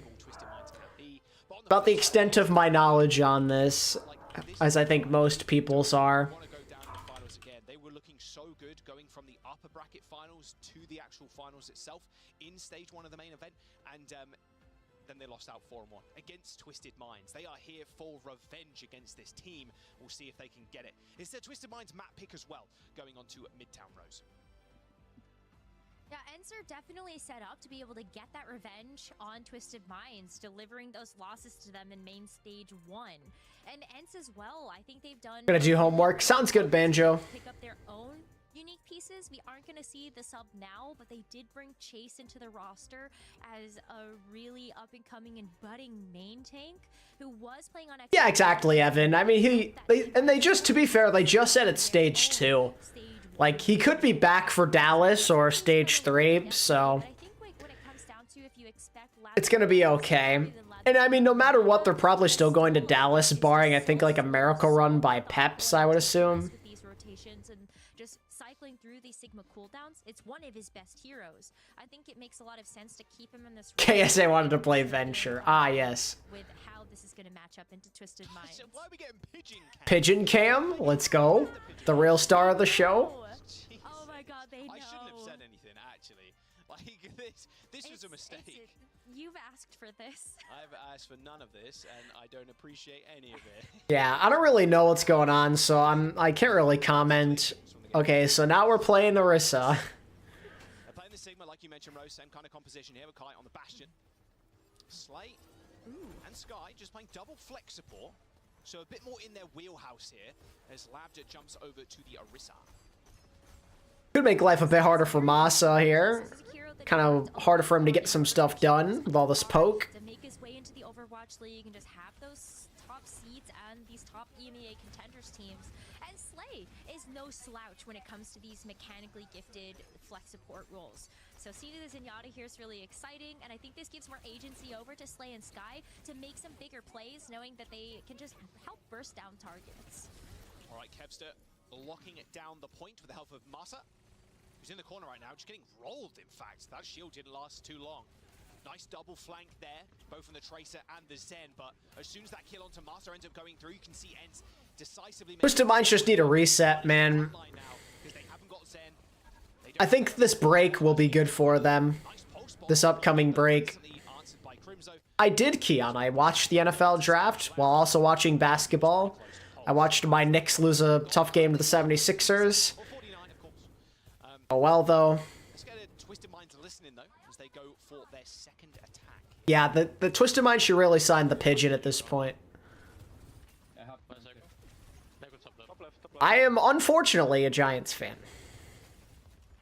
I'm taking left in a second, UB. Yeah, I'm taking left. Can't see you right now. Zipping me. We have Lucy, no more break. You have you? Yeah. Nice in this top. Nice. I'm gonna kill Bastion, I'm gonna kill Bastion. Can you hit me? Can hit me? I'm one shot. Take this. Oh, they're all low, Bub one. Hit me. We have warp. Only Zen heals. They have map positioning here. Like, surely they're okay, right? Surely. Go point. Kill something or... Oh my goodness. So disorganized. I'm with you inside. I'm with you, Kurt. It's on a recruit. I say unfortunately because since the last time they've won the Super Bowl, the Giants have been one of the most poorly ran franchises in the NFL. It's like, give or take the last decade or and a half, they've been horribly ran. Work there on the Tracer. Just calling out individual kills, trying to punish the Bastion who was using the window to, again, once more, ENCE kind of jumping onto the backline as soon as one of their backliners die. I'm a Browns fan, so you could always have it worse. Yeah, that is one thing. Like, the Giants, they frustrate me. I'm mad at them for never purely embracing the tank. But I do realize that I've been able to watch my team win the Super Bowl twice in my lifetime already, so it could be much, much worse for me. Disengage from ENCE. They use the lamp against that window. Forbidden combo available. Flux on the sidelines here. That damage is instant as well for the Bastion, pretty much. It's pretty close, so I'm not sure this Transcendence is going to help. You're yin and yang as you're also a Michigan fan, gotcha. Oh yeah, the Knicks haven't won since the 70s. At least this year I've enjoyed watching them. This has been my favorite Knicks team. Not that it's saying much, because they've been mostly garbage. But this is my favorite Knicks team in a decade. Over a decade. The last time the Knicks won 50 games was when I was in 7th grade. Like, it's crazy.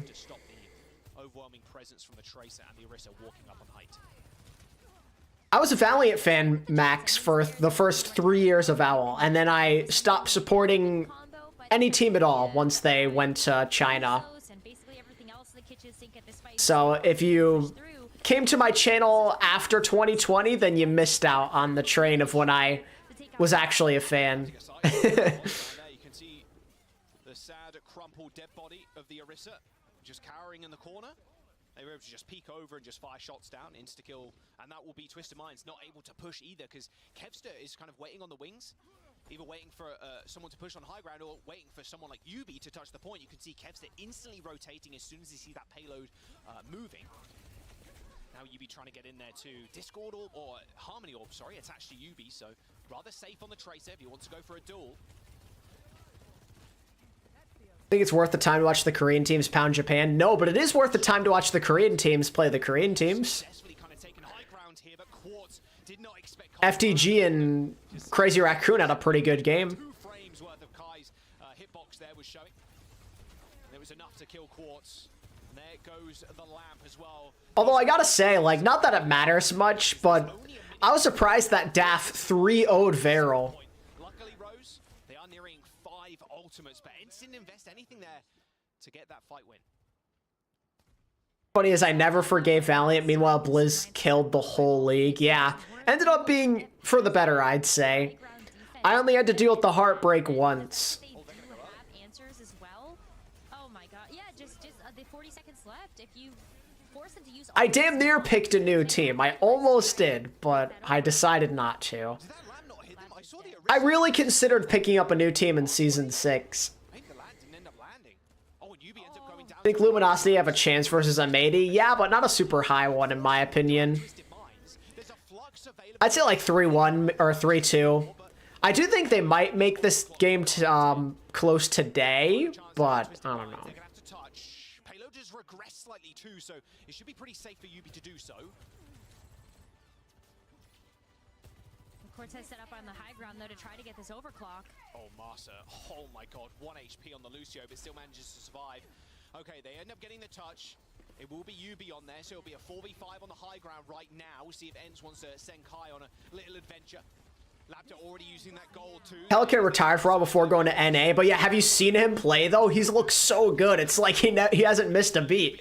He's looked so good. Pelican has been carrying M80. He's so good. No, he's trying hard. I can assure you he is trying hard. He looks good.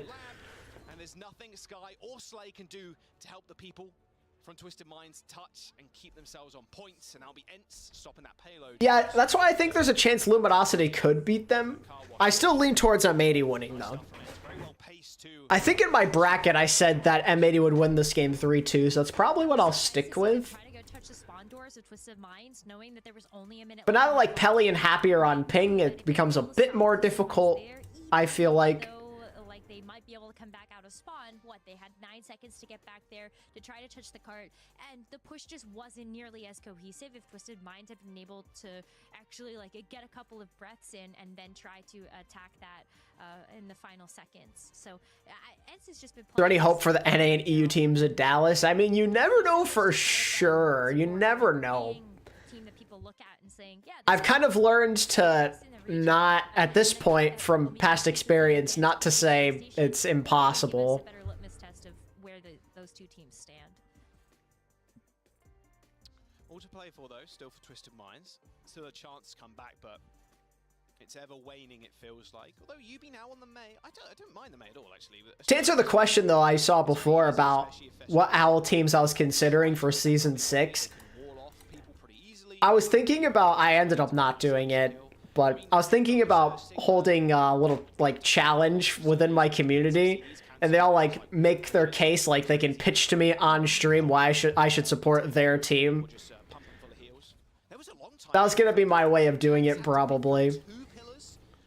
Either that or like Florida, but I felt like I'd be bandwagony if I picked Florida. That was absurd. A little silly. So you just get stuck. Like the wall goes up behind you, it's a death sentence. Yeah. You can't get away. So I'm glad it's changed. For tank players' sanity. I know some of you don't have many of it left in solo queue sometimes, but after taking a lot of damage from the railgun from Kai, although Kai receives a swift headshot. You can see right now ENCE trying to make a play onto this mega health pack room. Losing one's a bit rough, but they might be able to regain. It's had that shine lever just out there for real. Solo's getting stuck here by the May, but like you're just still walking on them. Nice. Oh yeah, Season 6 format was terrible. Frostburn. You see that? That was ridiculous.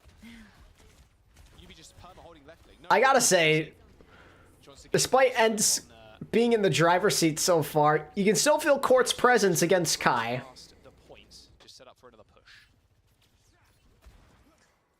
That was a missed opportunity. I just never got around to it. I kind of regret it. I don't know if Penguin's still in chat, but Penguin said he was going to borrow his friend's suit and like do like an entire PowerPoint for me. Just hoping to get a collapse onto somebody else that's moving in, but we're going to get a listen in on ENCE and see how they're approaching this attack.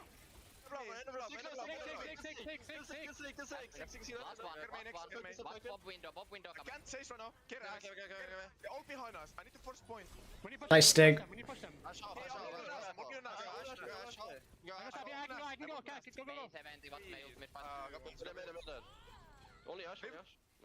Just leave. No, you can kill Bob.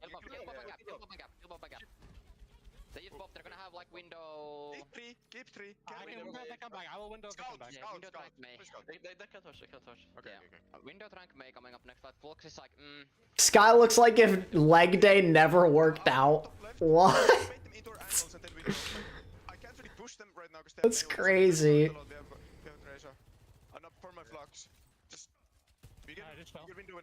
I'm playing the Dutch May ult. If the stick comes close, force cooldowns, I can window, okay? Just push card down. I got beat too. Alright, Crimzo calling that.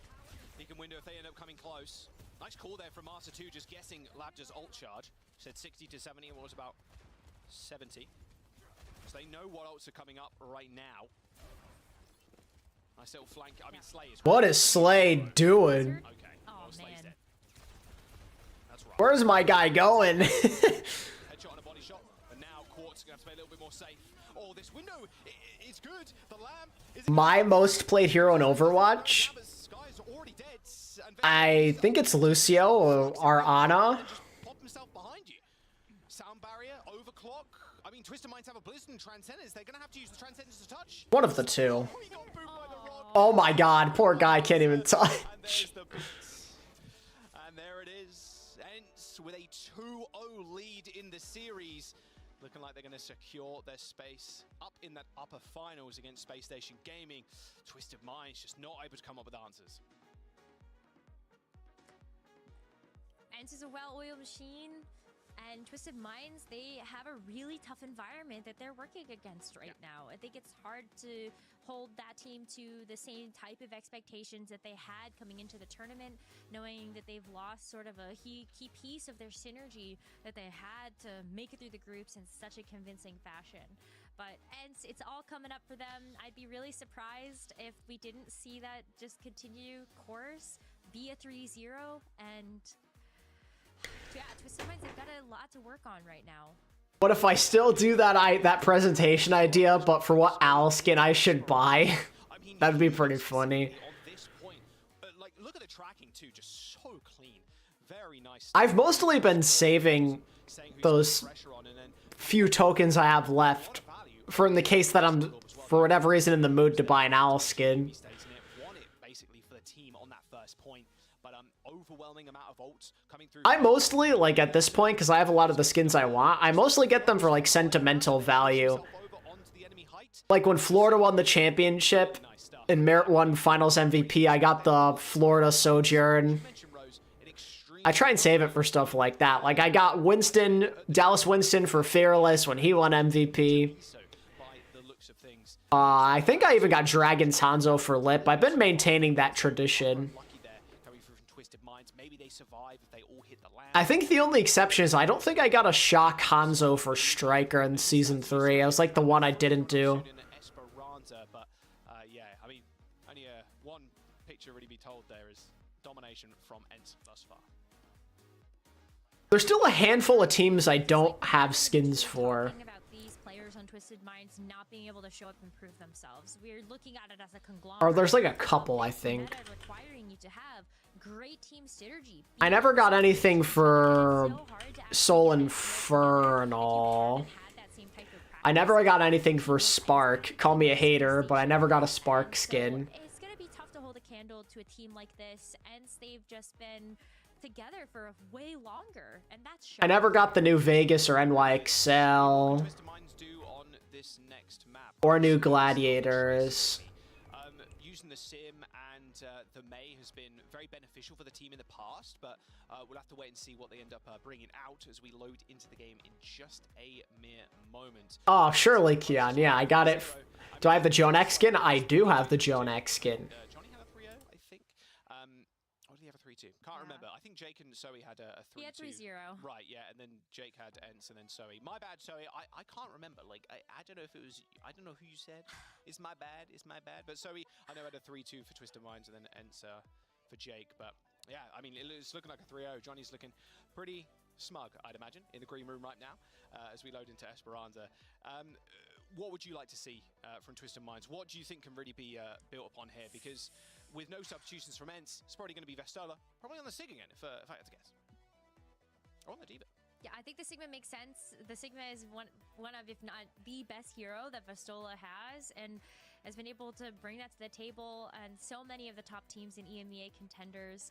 So it's great to be able to see him show up to prove... I miss OG NYXL skins. Not that the new ones are bad, but there's just something so vintage about those, man. Hard to put a specific finger on what Twisted Minds could do.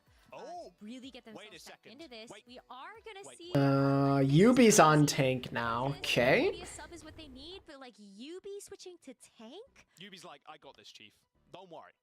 Labda in DPS. Yubi to tank. Okay. We know all three of them extremely good DPS players. So what can you bring to the table that Labda doesn't on tank? That is the question, and that's the question we'll get answers to in just a moment. Okay. What an interesting series. I don't know. Maybe Yubi has played tank more. Like, Labda hasn't played any.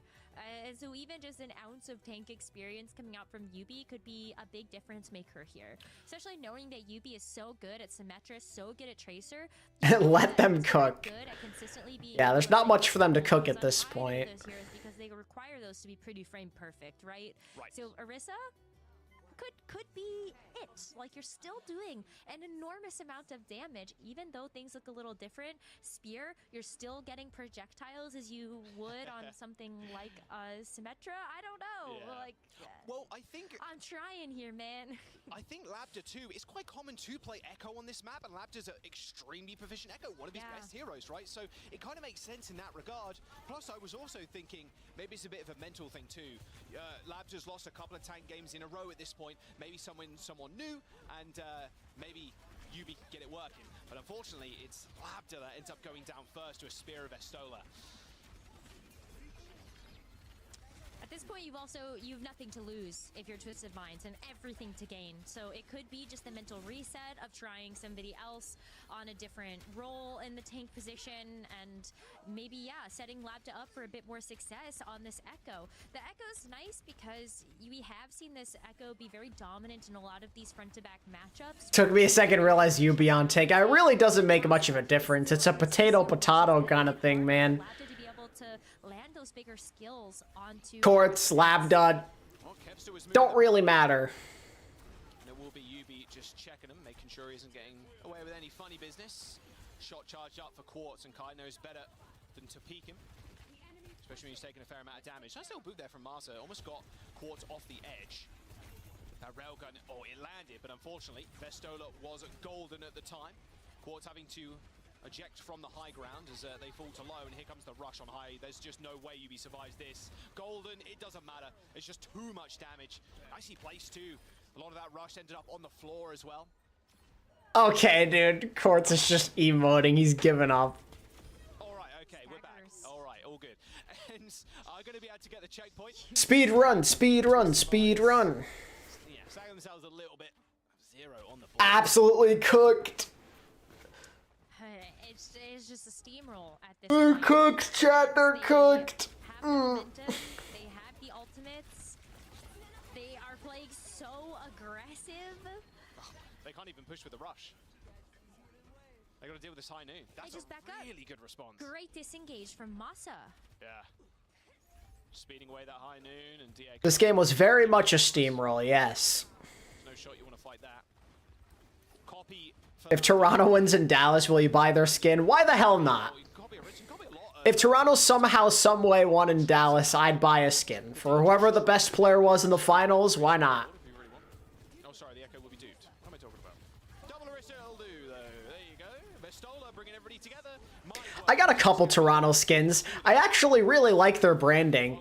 I just, the team itself is a meme for what they did in OWL, but I love their branding. Black and red are my two favorite colors, so it's like a no-brainer for me. I got me a nice Genji for agilities, and I think I have like a Zen. I might even have an Ana as well. I like Toronto's colors a lot. You're not already subbed to Tomathan SMH. He's the GOAT, man. Just crashing before the tide. And ENCE have this Kitsune rush as well to lay over the point. Vestola's been doing a great job of being able to get aggressive in front of Twisted Minds. I think it's also a little bit easier when you can tell that UB's playing just a little bit more cautiously with those cooldowns. Oh, you have to unsub first. Gotcha. Right, Quartz on the cast now. Here comes the return rush, but Kevs has already found Labda. I mean, he's on the stairs here. Quartz has got a good angle to... Yeah, honestly, Twisted Mind should play the oh yeah comp. Do it, cowards. They're gonna force to rotate around to this final corner. Will ENCE get... I mean, this might be our second full cap of the day. Oh yeah is trying by themselves single-handedly to revive the spirit of Chengdu, but in their own unique way, because not even Chengdu are playing ball Junkrat. At least not from what I can remember. They might have, like, on Temple of Anubis, like, one time. It's possible, I guess. I'd have to look back at the archives. I think this might just be it for Twisted Minds. I remember, like, this is just, like, a random memory of Chengdu on Junkrat. I remember them booming NYXL in 2019. Yeah, but, like, Ball Farah was something that they weren't the only ones to play. Like, yeah, they were the ones who mostly did it, but remember Shanghai even played it back in the day. 2019 Shanghai, they played Ball Farah too. Right, well, they've already gotten job one done. Get out of spawn. They have the duplicate from Labda, so you could copy the Orisa again if you want to. Crimson got really low in that position as well, so Twisted Minds, they want to try to push... And Shanghai were just better at it, unironically. Which was funny, during that time at least. Chengdu continued to play it, though. And slipping back down to earth. Double Terror Surge from Twisted Minds used in that fight. And Marza hits the sound barrier, and they end up winning it. It's gonna be a tough... Like, it's kind of funny to look back how Chengdu made something like that work, and they were able to get to a finals, like a stage finals, multiple times. It's kind of insane of them to do such a thing. I can't even lie to you. It's wild how hard they carry, how hard Leave carried, plus just the unpredictability of their playstyle, how they made that work. Alright, there's the beat. Kai backing up a little bit, Deadeye. Down this straight is going to be rather scary, and Slay's already dead to Kevs, in the back line. Kevs gets another pulse. Easy. Okay, GG's. Easy for ENCE. 142 meters, a full cap. Versus 0 meters of Twisted Minds. That is our second of the day. As ENCE just clean up the series. Smurf's played ball before, yeah. Smurf was actually a pretty good ball player back in the day. He didn't get to play it much in OWL. That was pretty I remember Smurf being pretty decent at ball. I think that's something you should come to expect, though, out of ENCE, especially with what was being said about the roster changes heading into this. Johnny was right on the money, and if we had seen anything different... Smurf's just goated with it, man. Maybe it's just going to be a bit better prospects as we head into the rest of the main event. But ENCE, knowing what we knew, they should get this 3-0, and it was a very dominant one at that. And with this 3-0, this locks in ENCE for a... Smurf didn't get to play much ball in OWL. But before OWL, pre-OWL, I know he played ball. He played some ball in OWL too. He definitely had a couple of games here and there. Shock didn't play that much, but I do remember. Johnny, I imagine, like I said before, probably looking rather smug, that 3-0 pred. Yeah, just like we all predicted. This was ENCE's to win. I didn't wait to see the roster. You know, I took a risk. We all predicted. Yeah. Did you actually know about the, like, for real know about No, not for real, issues? But there seemed to be... in the wind? Friggin' love Smurf, man. What a guy. Something stinky. Yeah, I'll go with Theo. Well, also because... I'm glad he's kind of stepping his game up a bit right now, because people were kind of getting on his case when they were losing to Whack consistently. You know, a damage player, 2 damage players. Glad to see him playing better now. It's going to be an uphill battle, so this is not Twisted Minds really presented with the opportunity to put their best foot forward. Smurf so handsome, true. They're having a wide receiver play quarterback. I will say though, like Tank is quarterback, but yeah. Yeah, definitely understood that sports. Full-time singer, part-time Winston, yeah. Smurf singing is legendary. There is a time you're gonna figure out. I remember listening to him sing Country Roads. This team, right? And there's So good. between these teams, right? There is some trash talk. I think in like, was it the groups when ENCE won and Twisted Minds like we're not even trying or we don't even care or whatever. Like, and then because of course Twisted Minds won that grand finals last time. I feel like this is the match, maybe of all the matches, you want to win the most as Twisted Minds, and the fact that you can't even pull it together, and I mean, this was hopeless. This is like one of the hardest stomps we've seen. Like, this is a huge disappointment from Twisted Minds. And as much as we can say, yeah, it is the roster, right? Like, clearly there's a tank problem there, and you know they don't have their Lucio either, so they're like trying to run double flex support a little bit more. And you know, there's a little glimmers of hope. They're good individual players on Twisted Minds, but this match was extremely one-sided. I mean, this was like a 99-1 type match, and that's just not what we expected out of the team who was the I'll always be a Smurf stan. That guy can suck for the rest of his career, and I will still stan him. I will defend him to no end. He could be the worst tank player in the world, and I will always support Smurf. Put out a statement that KSA won't return for the rest of this stage, so at least you know going into the lower bracket that you won't have your tank player, and so one of those pickers... They're gonna lose to Peps, bro. Peps is gonna have a shot at making top 3. I mean, these numbers mean nothing considering how the game went. Well, top 3 in the bracket. I don't mean Dallas, chat. Let me make that abundantly clear. Got 10 elims? That's so low. And then I'm like, wait, no, that's just KD. It's just 10. What? Yeah. I mean, all right. To be fair, like you can See, I'm glad I got on it early. That KSA bot command.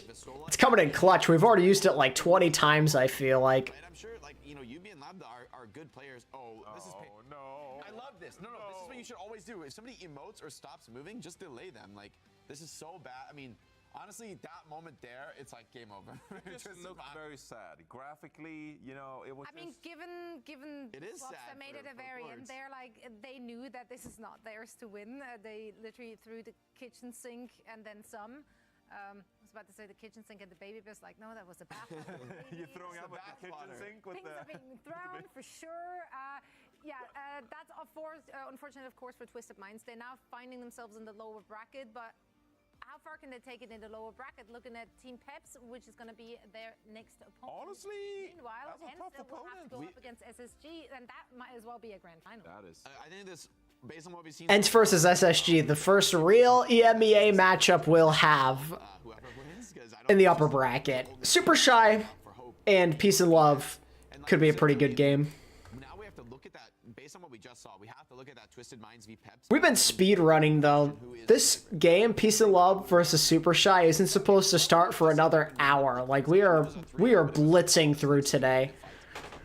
I mean, Twisted Minds won like 1 or 2 fights the whole. Yep, nothing but 3 Overwatch. That's typically how it goes in the early portions. I mean, didn't expect Twisted Minds to go through this path, but you know, it is what it is. Good. Obviously, they redeemed themselves immediately after the Impera, but then again, you can argue, does the Impera have the same caliber of players that we've seen from Twisted Minds in the past? But then again, of course, with them having to play like tank roulette, like anything is possible. I think Team Peps at least is gonna feel good about this one. Yeah. They have. All right, time for our first could go either way game at least, right? At least it's a much weakened Twisted Minds. I think the Twisted Minds of last stage would have been a dominant. Super Shy There's a real question of whether they can even make it to Dream versus Peace and Love. Okay, like, yeah, there's unlucky stuff with their roster. They got to get their act together because this is Dallas, right? Dallas is on the line for them now, where they were the champs. Everyone would have put them as a write-in, like maybe the most likely team to make Dallas with all those circuit points they got stacked up. Now you're just maybe not so much like Peps. They're both pretty good teams, honestly. Well, we will I think they both had some good performances. Last match of this region for today will be Super Shy and, of course, the opposition whose name I completely forgot because brain. Peace and Love. Peace and Love. How could you forget the team name Peace and Love? I just couldn't remember the bracket of the I'm not sure what I think. I mean, they both had some... I would argue that Super Shy's had a slightly better feat because they beat Ex Oblivione. And EXO are a better team than Ataraxia, which is like the big win that Peace and Love got.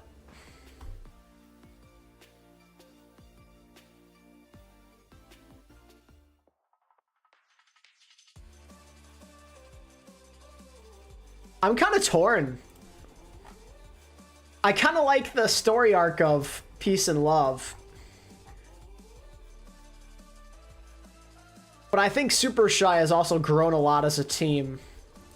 I mean, I think either or I'm going 3-2.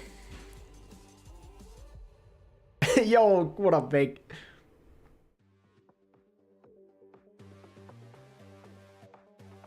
Peace and Love do have a potential X Factor, DPS, and Psycho. This is true.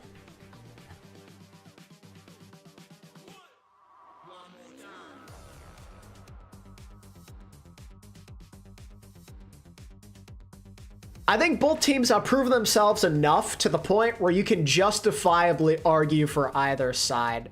I guess it's just a matter of preference at this point, right?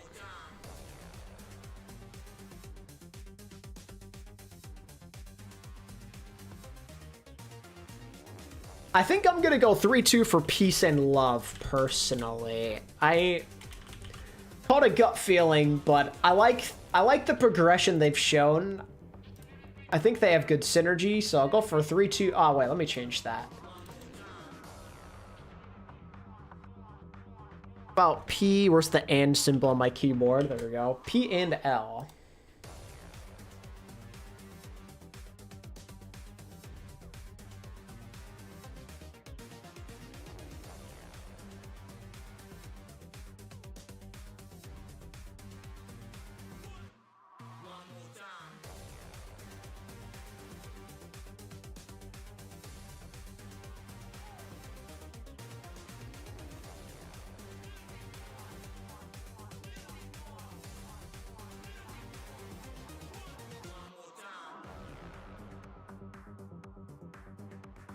I'm interested in seeing this M80 versus Luminosity game as well later today. I don't know how I feel about students against Toronto, but it'd be cool to see our boy Rack.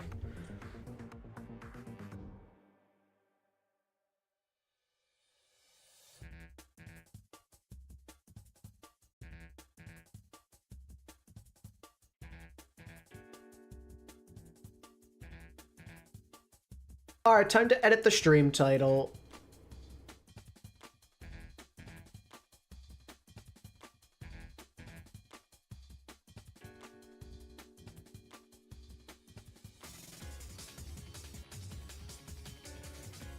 Epic, just showing up the rage quit that happened in this Diempero versus Rockstars game.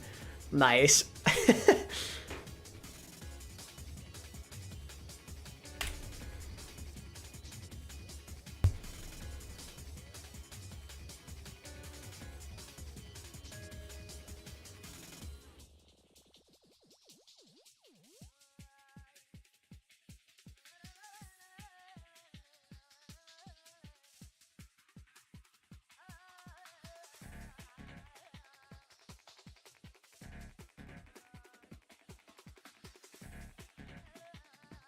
Yeah, I watched that happen live, by the way. It was hilarious. Like, I kid you not, the literal moment they're about to put the payload through and win the map, there's just a DC rage quit. Like, the timing of that was so funny.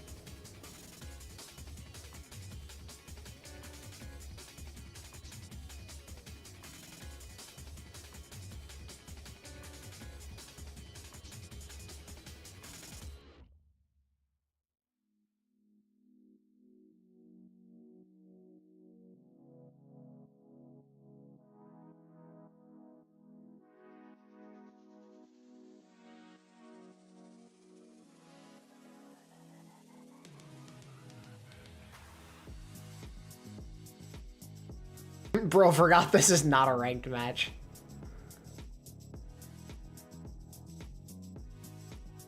Yeah, OWCS Sojourn is awesome.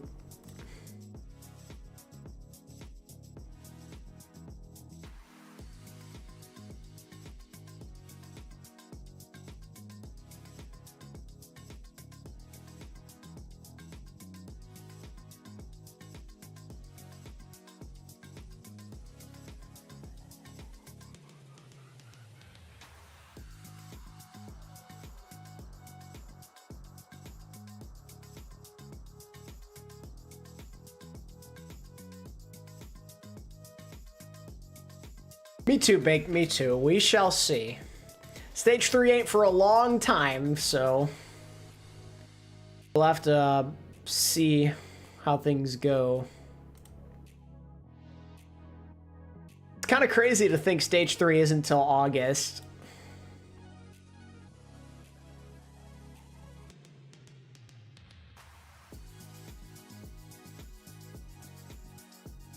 Like, we're talking 4 months from now, almost. Like, a bit less than 4 months.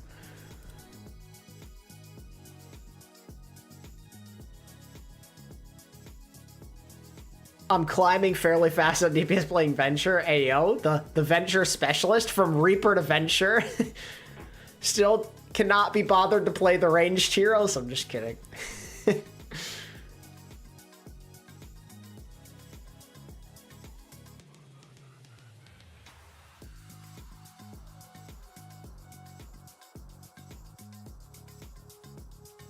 Also, even if San Diego can't play OWCS in Stage 3, there's also other tournaments that they always have on Faceit that we can look into if we're ever all bored and have free time, so there's that.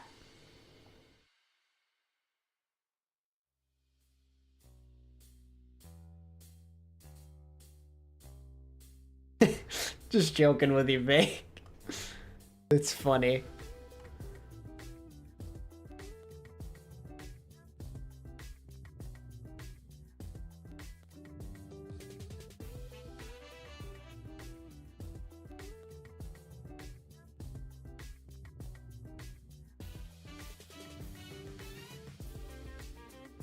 Who's on San Diego? Me plus the YouTube mods. The actual goats.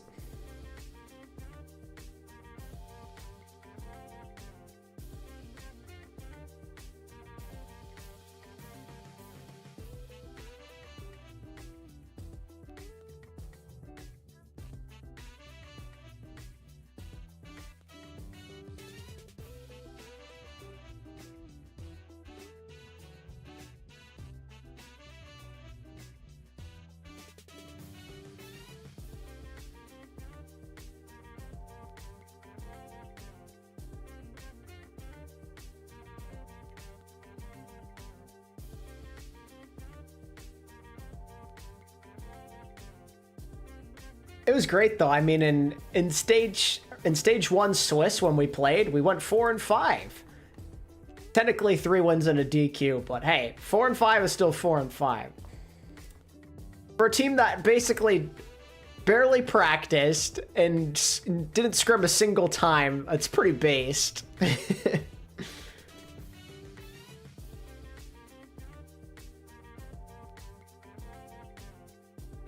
And technically one of our losses was because of a DQ as well, so kind of evens out.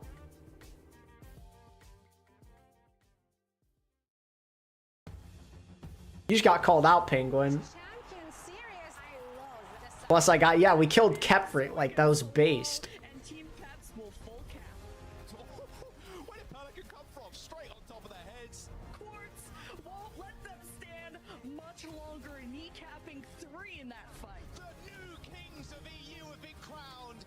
Defiant in an absolute shutout. Some kings were born to rule.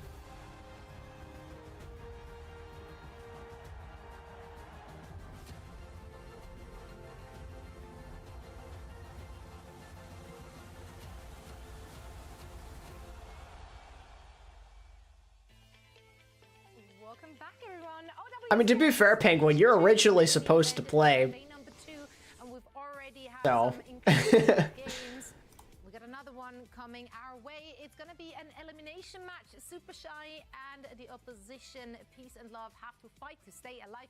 Peace and Love coming off of a devastating loss, like a hard one. Meanwhile, Super Shy probably riding the high of a very impressive performance yesterday. They themselves said that they have exceeded their own expectations.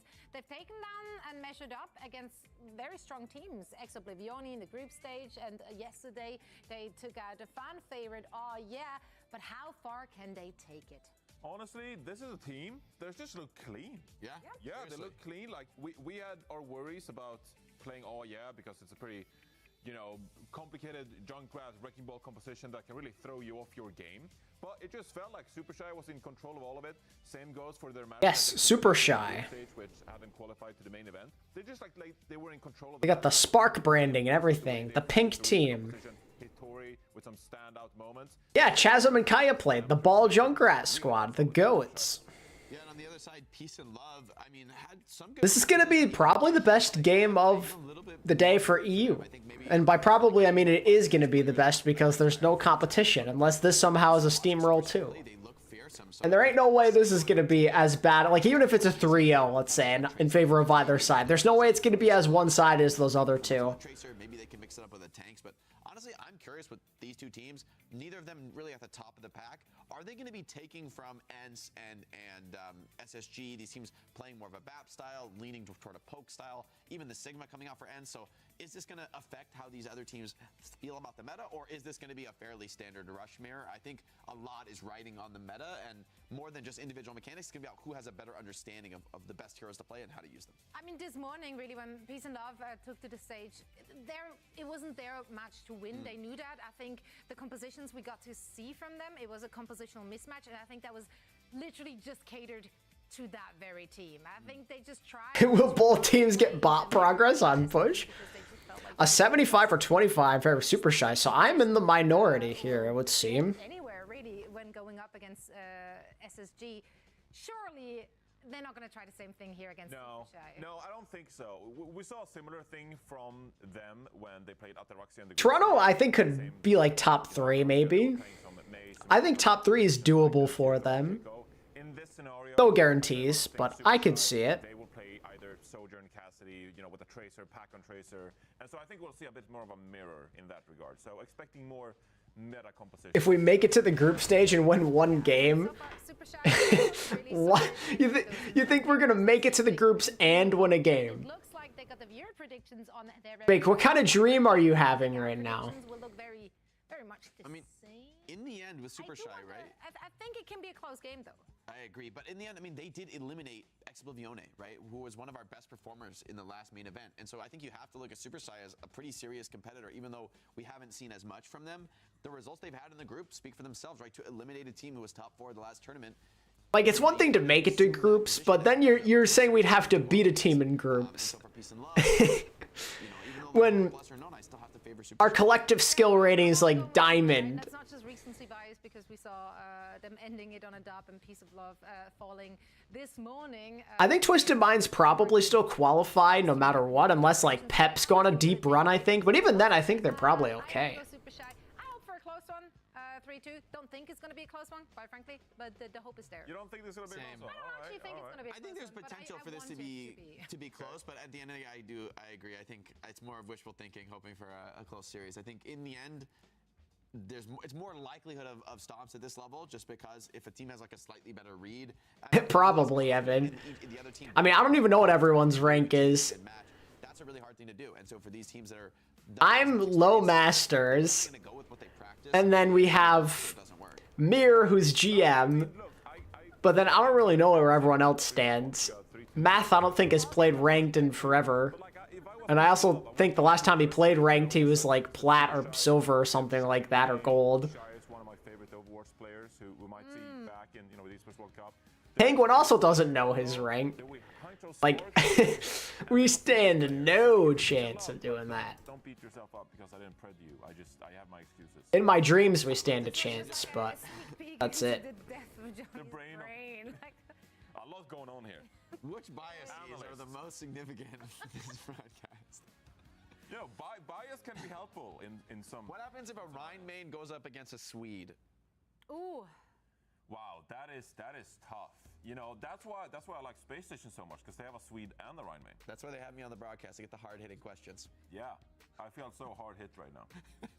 Yeah, you both are earning your Hey, yo. I'm very impressed with what's going on here on the analyst desk.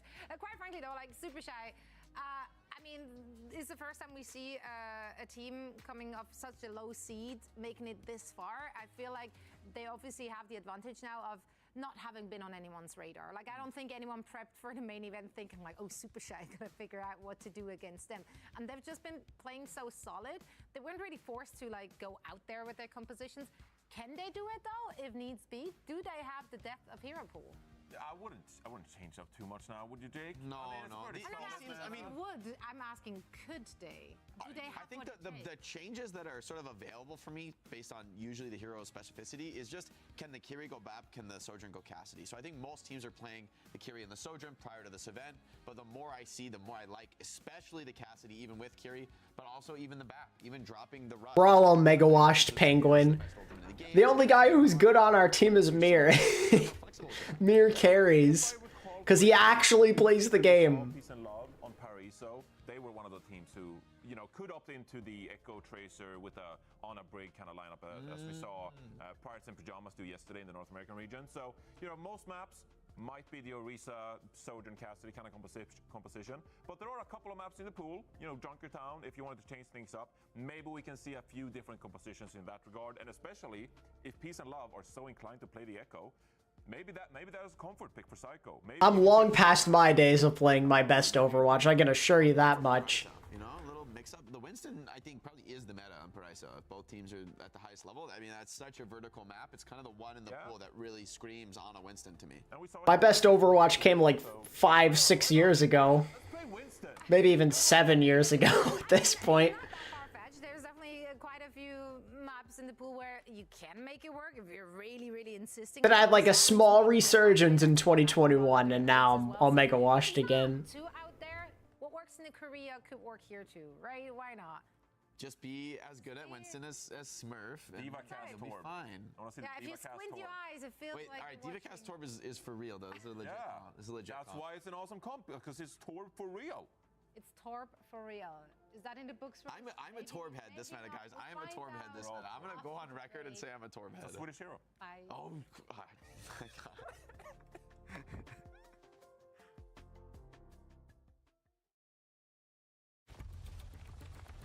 Begin excavation log. Sloan Cameron here on side to Petra. Stalling again. Man. One sec then, chat.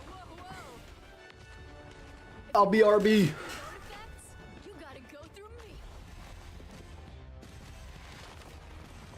Hey, I'm on to you. I gotta tell you, I wanna scream it out. Hey, I'm gonna show you. Here's what it's all about. Up top, you big doofus.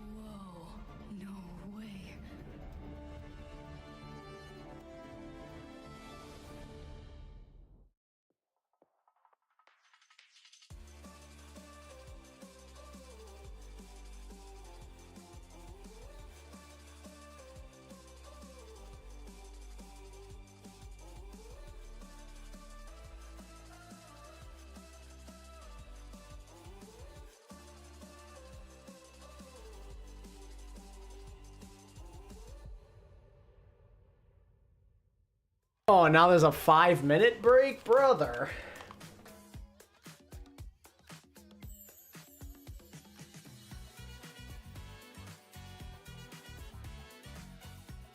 The key in Overwatch is to try and throw it before your team does. That's so real. Crimzo tweeted something interesting. Well, let's pull it up then. We got nothing better to do, so let's pull up whatever Crimzo tweeted.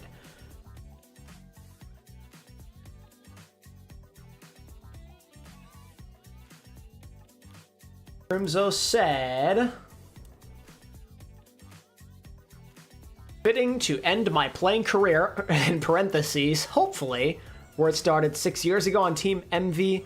Let's have some good fun. So it's looking like Crimzo's career is just about over, which he kind of planned on having be the case anyway, so I guess that makes sense.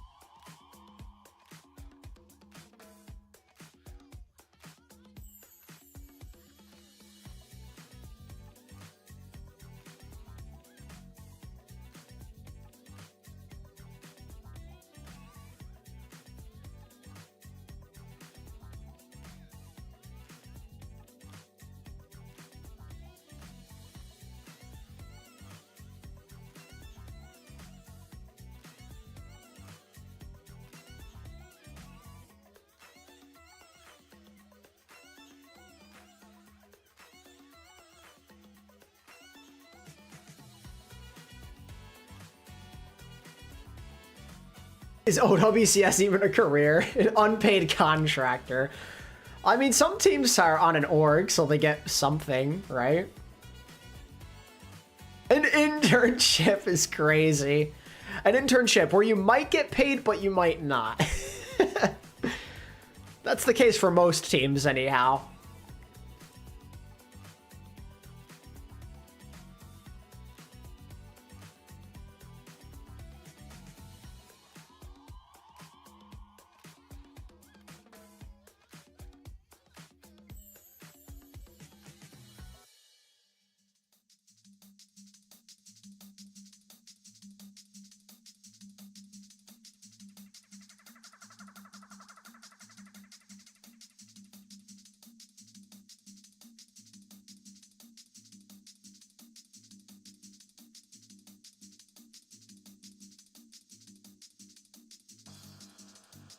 Get paid in exposure and earnings if you win.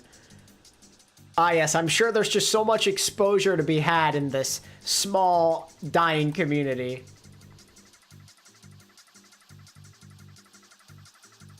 Yeah, Bloom, it's kind of rough. In an internship, you usually learn something. Well, hey, from this you can learn that this is not a feasible career path. At least some people.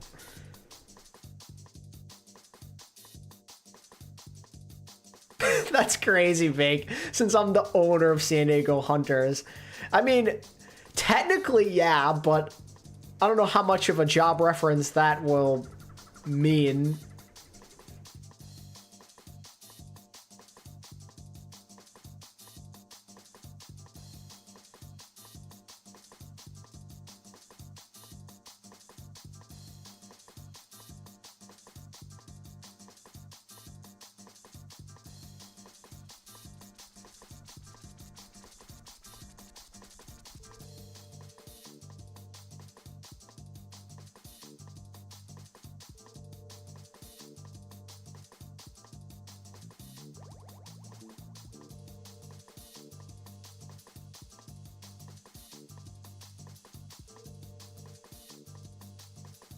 Yeah, these NA games could be kind of decent. We'll see. Overwatch Champion Series. I love the sound of that. ENCE against the wall, and Team Peps will full cap. Where did Pelican come from? Straight on top of their heads. Quartz won't let them stand much longer, kneecapping 3 in that fight. The new kings of EU have been crowned. They're on Toronto Defiant in an absolute shutout. Some kings were born to rule.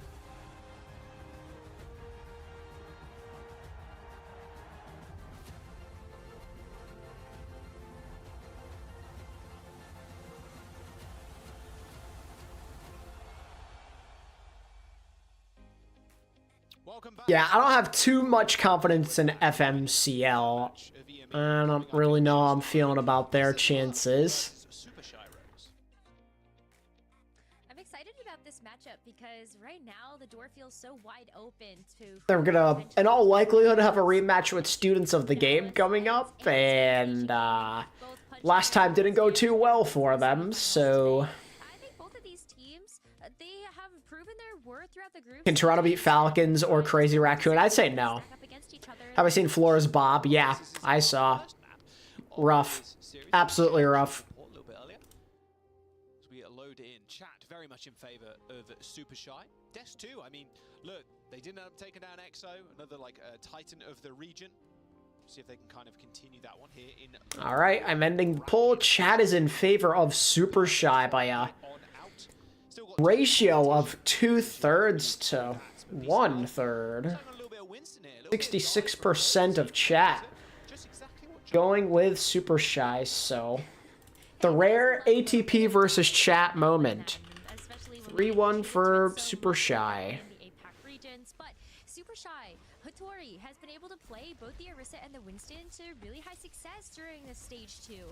Not even just being able to... And we got a monkey mirror. Jumps, but just such good reaction. The rare EU monkey mirror. Oh, how did he live? That Lucio should have been dead. So the best thing you do is Lucio player, just like get the Winston out of the bubble or like boot them back in when they try and jump away. Point unlocks, and thus the juggle of the point will commence. However, quick wraparound from Zoro. Oh, you are dead. Or not. Huh. Good Suzu. From a beak, making sure the SOG stays alive. See if they want to go on another flank. A lot of pressure right now coming out from Zoro. However, A whole lot of not dying going on. Let's get it going here. There we go. and there's the kills. Teleport from Tekuno. Psycho following that up with a kill. Super Shy almost getting the point cap there, but Peace and Love end up capping first. Abik is your goat, no cap. Yeah. Abik's pretty cool. Yeah, Pag, you're gonna pay for that one. Not sure that was even worth it, to be honest with you. You're gonna stag yourself a little bit. Maybe hoping that the rest of Super Shy would be there to be able to follow up on that initial touch and deny that point capture from Peace and Love, but nobody was there. And so we do have to wait a couple of seconds for Pac to be able to come back, but Pac is bringing a pulse bomb to the party. I think using that Suzu super early, but yeah, here comes the rush from Tekuno on the side. He's gonna grant a little bit of space, and Peace and Love do end up walking off that pulse bomb as well. There's Peace and Love trying to get into this fight. Although Super Shy making it quite difficult. They're kind of I heard a Suzu go off. Use it. Oh, the slide. Tragic. just still controlling this point. 4-man sound barrier from Bayer as Tekuno falls. Same as Zoro. You see Super Shy wanting to take fights, but Peace and Love just running around them is like, okay, you try and come to us. Like, you have to burn CDs, you have to burn movement cooldowns to try and get on top of us, to try and start some of these fights. It's tough to do. Peace and Love still in control, and with a good ultimate bank as well for this next fight. I mean, talk about the movement of capabilities. Lauren power slided away from... Yeah, Super Shy are all in on the pink branding. Susceptible to being taken out by that ultimate, and And you have like Luminosity with the charge. That's cool. they're pushing the pressure. Oh my god. And a blink of the eye, Zoro's already dead. Primal Rage, not Lauren away, all the way back to the spawn doors, but wrong spawn. Here comes the Winston again. LSU picks up Tekuno. Both backliners for Super Shy now dead, so Hattori, she's left on an island. Psycho's pretty goated, I must say. Psycho could, if they land a stick here, maybe onto Zoro. I mean, even in the 3 out of Space Station, he did very well. Pulse bomb might tip the scales in their favor. Someone has to touch here from Super Shy. Oh, pulse on the shield. Hold it, hold it. Oh, at least it's opened up the door here for Hattori to come in and get that. Why is it always Lauren that's in the weirdest positions? Rack up some percentage of their own, but not before Alexia is actually going to use this Primal Rage, help to push back the rest of Super Shy, and they're even going to invest a sound barrier here. Yeah, they know if they win this one, it's pretty much round. Spire comes up with a big saw LSU trying to get onto the back line, just push Zoro away. All the CDs were burned, like the roll, the magnate, everything. Psycho hunting for pack 2, who's 1 HP pretty much. Ends up dashing to the mega health pack, but has to hit the recall. Is going to be there to touch in just a second, but who lands in Psycho's lap? Well, it's Sobek, who he joined actually by pack on the sidelines, but LSU just taking control of the frontline fights. A rush onto the point for Super Shy, but no one is there to... Pop Psycho's just cleaning this bad boy out. Nice clean kill onto Lauren, but it doesn't matter. There's the cap. Quick capture too. Peace and Love made that first round look very dominant. Their Winston dives were very clean. They were able to just play together as a unit, and they were the more aggressive Winston team. I think that's something that they can really keep up to their advantage, is just by continuing to put the onus on Super Shy to find responses and to actually... No, Pelican's on M80. He's literally playing today. Well, they're going to switch up their comp too. Super Shy's going to... You'll see him in a matter of hours. Yeah, little Rissa. So if you get set up on the... From Monkey back to Sleeper, Rissa. Sag. Especially if the enemy team's kind of running Orisa, so the safer bet here feels like the horse. You just get like pushed on if you are just sitting there as the Winston. You have those cooldowns that you need to be able to jump away, but it's going to be a little bit of a tussle over this high ground control as someone gets set up to maybe even try to boop somebody off if they move up there. Yeah, there's no way you really push into this. Oh, Sobek messing up just a tad there. He's got good practice because he was 1v1ing SK. Smile. The wall riding practice. Hitori going super low. She does end up getting healed up, but at what cost? Super Shy are pressuring right now. Same with Peace and Love. It's all about this high ground control. Nice spear. We've seen LSU just dropping to the floor, but it might be exactly what they need. In fact, Hitori is going to join them. So we're also taking a little bit of damage too in the front line. It's all about trading the cooldowns to the Orisa right now. You gotta know Hitori's on the back foot. There it is. Yeah, a later use of the Fortify from LSU. They're able to push up, easily pin down Hitori. And there it is, Peace and Love get the cap. Nice team kill too. Double support on available already. So much damage done in that fight actually from both sides. Yeah, this is going to be a very powerful fight coming up. A lot of times we'll see like the Kitsune Rushiate used to at least try to initiate the fight, but I also think that there's a pretty strong case here for Psycho to try to wrap around Super Shy and just go in and try to get this pulse bomb down. Some really nice targets, especially just get that Suzu out of the way from Tekuno. It really opens the door up for Peace and Love to keep this. Ooh, a little wide. Wow, Orisa just tanked that pulse bomb. Gold moment, I suppose. Orisa moment. Literal gold moment, true. LSU taking a lot of damage. You gotta heal him. Yeah, they just end up falling over. You think Orisa would be more... Orisa would never be more fun how she is right now. It doesn't matter what you do to her, she's still Orisa. 50% almost there for Peace and Love though. Not too bad. Super Shy now in control. Oh, I don't appreciate Malgameta either. That was brain dead. No more rush available. Yeah, it's really nice that Super Shy is going to hold on to that one. They didn't have to use it in response to the rush coming out from Peace and Love. That Deadeye was plenty to be able to just make sure that you were taking out those pieces. It's fun we just had Monkey before. Now, as Peace and Love have to try to engage on you, it's a really nice way to be able to meet them in that main and just try to take him out. But it comes out of these sound barriers too from Baya and Sobek. Kitsune rush, sound barriers galore. This overclock's gonna get work done on the... Oh, the pull! The pulse bomb a little bit too late there by the looks of it, coming out from Pack. Couldn't quite time it with that Terror Surge. Every ult invested, and there's one kill. Zoro down. Regular railgun as well, not even the overclock. Tekuno also... Yeah, whoever would have guessed the Malgameta was boring. Yeah, whoever could have guessed. But from both teams, and Super Shy losing the point, that is not a good fight to lose. With 50% of building now for Peace and Love. And Abik's already up to another rush. Look at that, 75%. That's crazy. I mean, you're just going to have the Kitsune rush online the next time Super Shy come to attack this point. And the Deadeye might not be enough to be able to zone the entire team back at this point. So now that we're getting up to this point in the map where we could just be in last fight territory. Depends on how long Super Shy take to actually come and engage on this one. And they're looking for Zoro to get some good damage there onto the back line. The High Noon will be available though. So maybe that's going to be the big difference maker. But the Kitsune Or the Rush- Lucio feeds. Oh, Baya's down. It is down. Zoro just a couple of clicks to the head. Here comes the rush. Oh, and a Deadeye kill too from Zoro. That's 2 dead already. And he's checking the flank. Wow, Zoro doing everything right now. Everything correct. Psycho dodging out of the way of those shots, but that's the 3rd for Zoro in this fight already. Does end up dipping it towards the point. It's Peace and Love nearing that 99%. All right, well, he gets a 99. Chilling. Super shy. They may be winning the fight, but Peace and Love, they got the percentage that they require. Only one more fight now for them. Really, Zoro coming alive there at the beginning of the Orisa gun shoots javelin so she can perma. Okay, no. Not that. Usually it's like, well, you look at Space Station, you need to have this Symmetra teleporter to actually get yourself in a better angle in order to land that ultimate. But that was great positioning there from Zoro to be able to get that. But now, Super Shy, they've earned themselves this Kitsune Rush and no sound. Tough. Psycho knows The whiff. after Zoro, but a good boot from Sobek stops Psycho connecting that pulse bomb onto Zoro. Rush utilized as well by Super Shy. Good disengagement from Peace and Love. Now nearing the final fight for Super Shy also. Pack hiding, waiting. Spot Psycho on the sidelines. Try and gets the... Me when I cause misinformation. Free avenue of attack.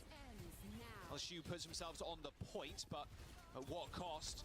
Lauren getting... Yeah, that control match against Pip was insane. Nice boop in onto the Lucio, but Sobek receives the Suzu just in time to stay alive. Now LSU, who had... And it looks like we're going to a round 3. Massive terror surge just gets completely denied by both the sound barrier and the Suzu coming out from... Massive difference when they're not matching on the Winston. Who would have thought? In the face of the terror surge. And Peace and Love end up going down 1-1 now on control. That was a much closer round as well, with Peace and Love being able to capture that 99% before Super Shy took it. So I'm really excited. Maybe this is going to be the close series what we were hoping that we would get a chance to see between these two teams. But of course, it's only been the first 2 rounds of this map, and we're going over to University to decide it all. But taking a look at the Orissas, I think, like, especially at the beginning of that 2nd round when we saw the Orisa versus Orisa originally, I thought that LSU was doing a better job of being able to mark down Hitori's cooldowns and just being able to engage when Spear Spin was down. Yep, solid so far. We're in this one map, we've already had a closer game than the last 2 combined, so this is a good start. Not that the bar was set high, but this is a good start. Oh. Okay. Sniped.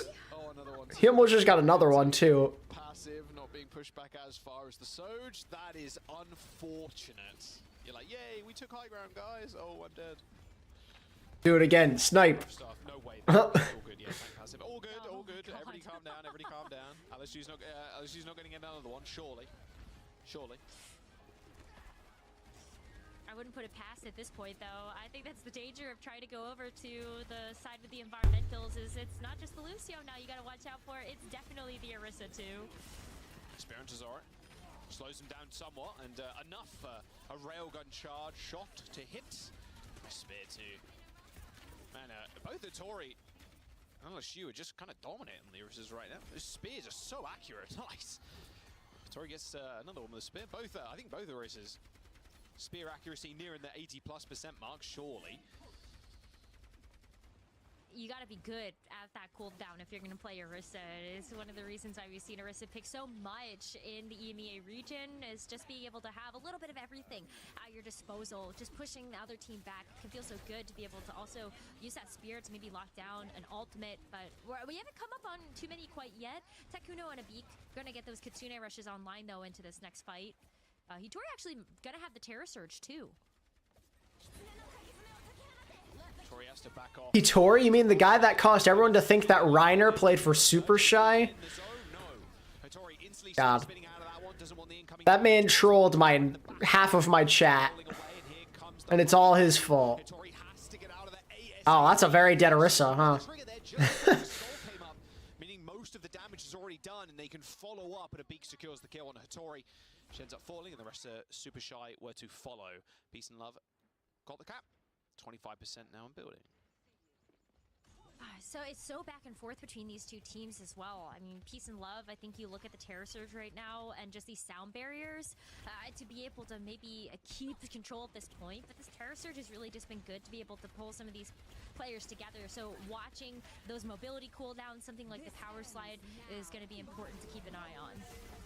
Wow, as soon as that overclock was ripped there from Zoro, both the sound barrier and the Terror Surge used to kind of dissuade the Sojourn from getting away with anything cheeky. 50% and building. Really good response from Peace and Love. Exceptionally good. They peeked the doors on the left-hand side. That do Zoro and someone else, and instantly, as you saw, just run him down. Just try and get on top of him, use the Terror Surge, and then the sound barrier came in just to secure the fight. It's looking really good so far. Oh, does he Tori? Not I'm sorry. I assumed the gender. I apologize. Takuno's just down. How did that happen? Okay, I mean, spark a moment, I suppose. Lauren taking one. Sound barrier in from Sobek, really wanting to fight this fight. Hattori is dead, Takuno's coming back. That sound barrier, I mean, I guess you survived the rush. I mean, Zoro didn't because they were stuck in low ground. That sound barrier from Sobek, a little bit questionable. Peace and Love, they got 95% now, and someone has to touch. Pac is getting chased by Psycho, and Psycho even has a pulse bomb if he really wants to use it. I mean, Pac has got the recall, ends up getting touch. Nice heads-up play, getting out of there ASAP. Does anyone miss the Reiner copy pasta? No. Satori now has to play a little bit more passive, waiting for heals. Should be a little bit easier though with this rush on the point, but they can't really make use of it. Eventually, Good spear. Coming on board and coming online for Hattori as they put themselves on the point. But there's no more CDs left for the Orisa, and Pac is already down. Suzu just saved Hattori for the time being, as Peace and Love still control the points. Sobek falls down the hole and is no longer relevant. That should be that. Hattori gets focused down, and then Peace and Love will take the round and the map. Peace and Love putting up a really good showing here in our very first map. We were kind of looking at this and going, maybe this could be a 5-map series on the board, but we really could have that at our hands. Those were some very, very close rounds, especially that second one, and it came down to just being able to find that value from those ultimates, and right now, Peace and Love get the better upper hand of that. Yeah, that was a really strange beat from Sobek, which really kind of spiraled into them losing that round. Like, you're using beat in what it was, it seemed to be like a lost situation. It felt like maybe someone made the call, like, we can jump in, we can win this. It's not like, we're not going to lose this out. No way. Like, we can sound barrier here. Takuno's gonna TP back to the rest of the team. We've lost the Orisa, but maybe if we get a pick or two, like, we can really force something here and then we can cap. But it ended up going completely the opposite way. Yes, Maddie. ENCE rolled them very badly. Disappears. Pretty rough stuff at the end there from Super Shy. But yeah, close series on the cards by the looks of it, Rose, like you were saying. Unlike the previous two series, quick 3-0s from both of them. So I'm glad we're getting a little fight. We were due. Exactly. Oh, we were just due. We were due for some closer Overwatch today, I think. So very much excited to see if the series can go the distance. But I'm in agreement. I think, like, right now I'm looking at Super Shy to have to make some adjustments to make sure that they're on the same page. And Lucio's, I feel for them right now in this meta, in this time. That was a tragic fall off the map, I must say. Use your sound barrier, because a lot of times it is finding those spots where you feel confident to maybe keep up an aggressive push or feel like you have an advantage that you can continue to press if you're able to gift that sound barrier over to so many people. But as we see going through in the highlights, there was a point where we were at like 80% and that sound barrier had been used, and I would have also loved to see that get saved for a future fight because you still had a chance to come back. That elimination difference is a little insane. 126 That's to crazy. 65. That went 3 rounds. Double? Wow. Well, yeah. Double the amount of elims, and they still took it to a round 3. Insanity. Less deaths, more damage, but higher KDA, obviously, right? Double elims is pretty nasty there from Lauren. That's wild. I mean, I think it's just so telling sometimes too in this meta where you have to be able to get those picks that you could really look at those damage stats to say, okay, well, it's kind of all coming together. The cards are falling in the direction where you're seeing like the Cassidy or the Sojourn being able to lay down that damage, and it's why Cassidy's felt so good in a meta like this too. you could take out Orisa pretty easily there, right? 5 shots to the head, and that's all she wrote for a hero like that. Exactly. If you're not getting any healing, so it feels good, and you have high impact on a hero consistently. Because you don't want to get bursted out, right? Orisa, pretty big head hitbox at the end of the day. Like, Yeah, that was the Jotes meta, the Reiner copy pasta, when he absolutely lost his mind. if you got a Cassidy that's that like crispy And then that was the end. That was literally the end of the Gladiators run as the top dogs from that moment onward. in order to get back into the Crazy how it works. Also, if you're letting the cast kind of get up into that kind of angle where they're doing like max damage to your face, like it can be a little bit rough. But yeah, a lot of this meta definitely relies on those Cassidies, and we saw how effective it can be in the space station game. Like Sparker just kind of rolling on the cast. Yeah, I'd much rather have Jotes than Orisa Mauga, which is sad because I didn't enjoy Jotes that much. Okay, so Sad. more when the map comes down to a pretty clear dichotomy of an attack versus a defensive side. And I'm curious to see if both of these teams are gonna continue to stick to like the Orisa plus the Cassidy. Do we see more Sojourn end up coming out from either of these DPS players? I don't know. It's like you play the Cassidy to try to play a little bit closer to the rest of the team, but both of these teams also really like playing the Kiriko. So I think there's a case to be made for either of those. All right, we'll see what they want to run out with. As we jump onto Icon Oh Velvet. my god, do we see the Winston? I think it's possible. I think it's a little rough though. Like you have to play first point with like Ram or something like that. A little bit more frontward facing, and then switch when you get second. But looks like it's just going to be the Orisa. A little bit more consistent, I think, for a lot of teams. The Winston requires so much more out of the character and like out of the comp and the team than the Orisa does. Orisa can stand on her own most of the time. So Yeah, Soj is powerful, but I think when you're watching a high skill player on Soj, it can be very enjoyable. That's worked really well for people. Oh my god, is there anything cuter in the game than the Orisa emote with the puppy? the way she picks it up, it looks crazy.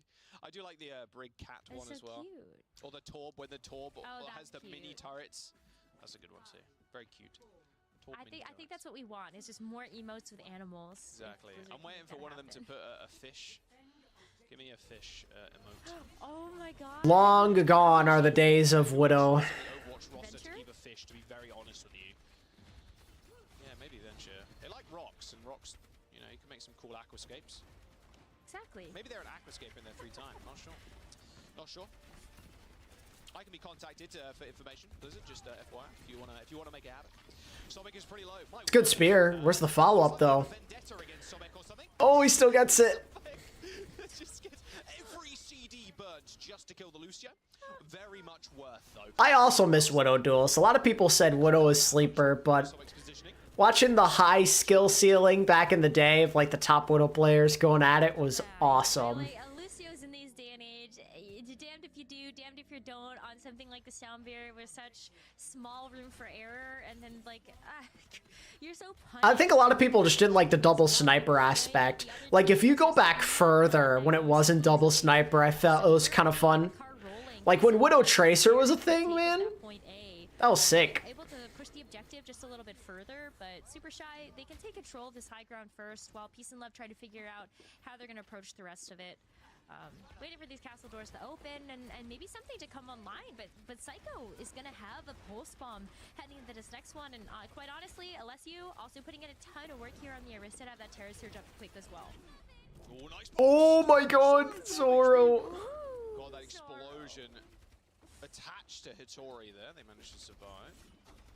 Good stuff. Hitori using the rush. She tries to... Oh, Sobek's being bullied again. All good, though. Manages to escape for the time being. Now you can come back in with your own rush here. Well, maybe not for too long. Is... Still want to go into this with their Kitsune rush. Yeah, Kitsune rush and Terra Surge. Not sure there's any escaping for that one. Nice lead, too, on Pax Pulse Bomb. Prime Ash was hella fun. 2020 Ash meta was great. I enjoyed watching some Ash gameplay. I liked when there was variety, when I always felt like something was different. Widow and Ash Dive were great, man. The Ash Tracer? What the hell am I saying? The Ash Tracer, then like the Genji later on, it was great.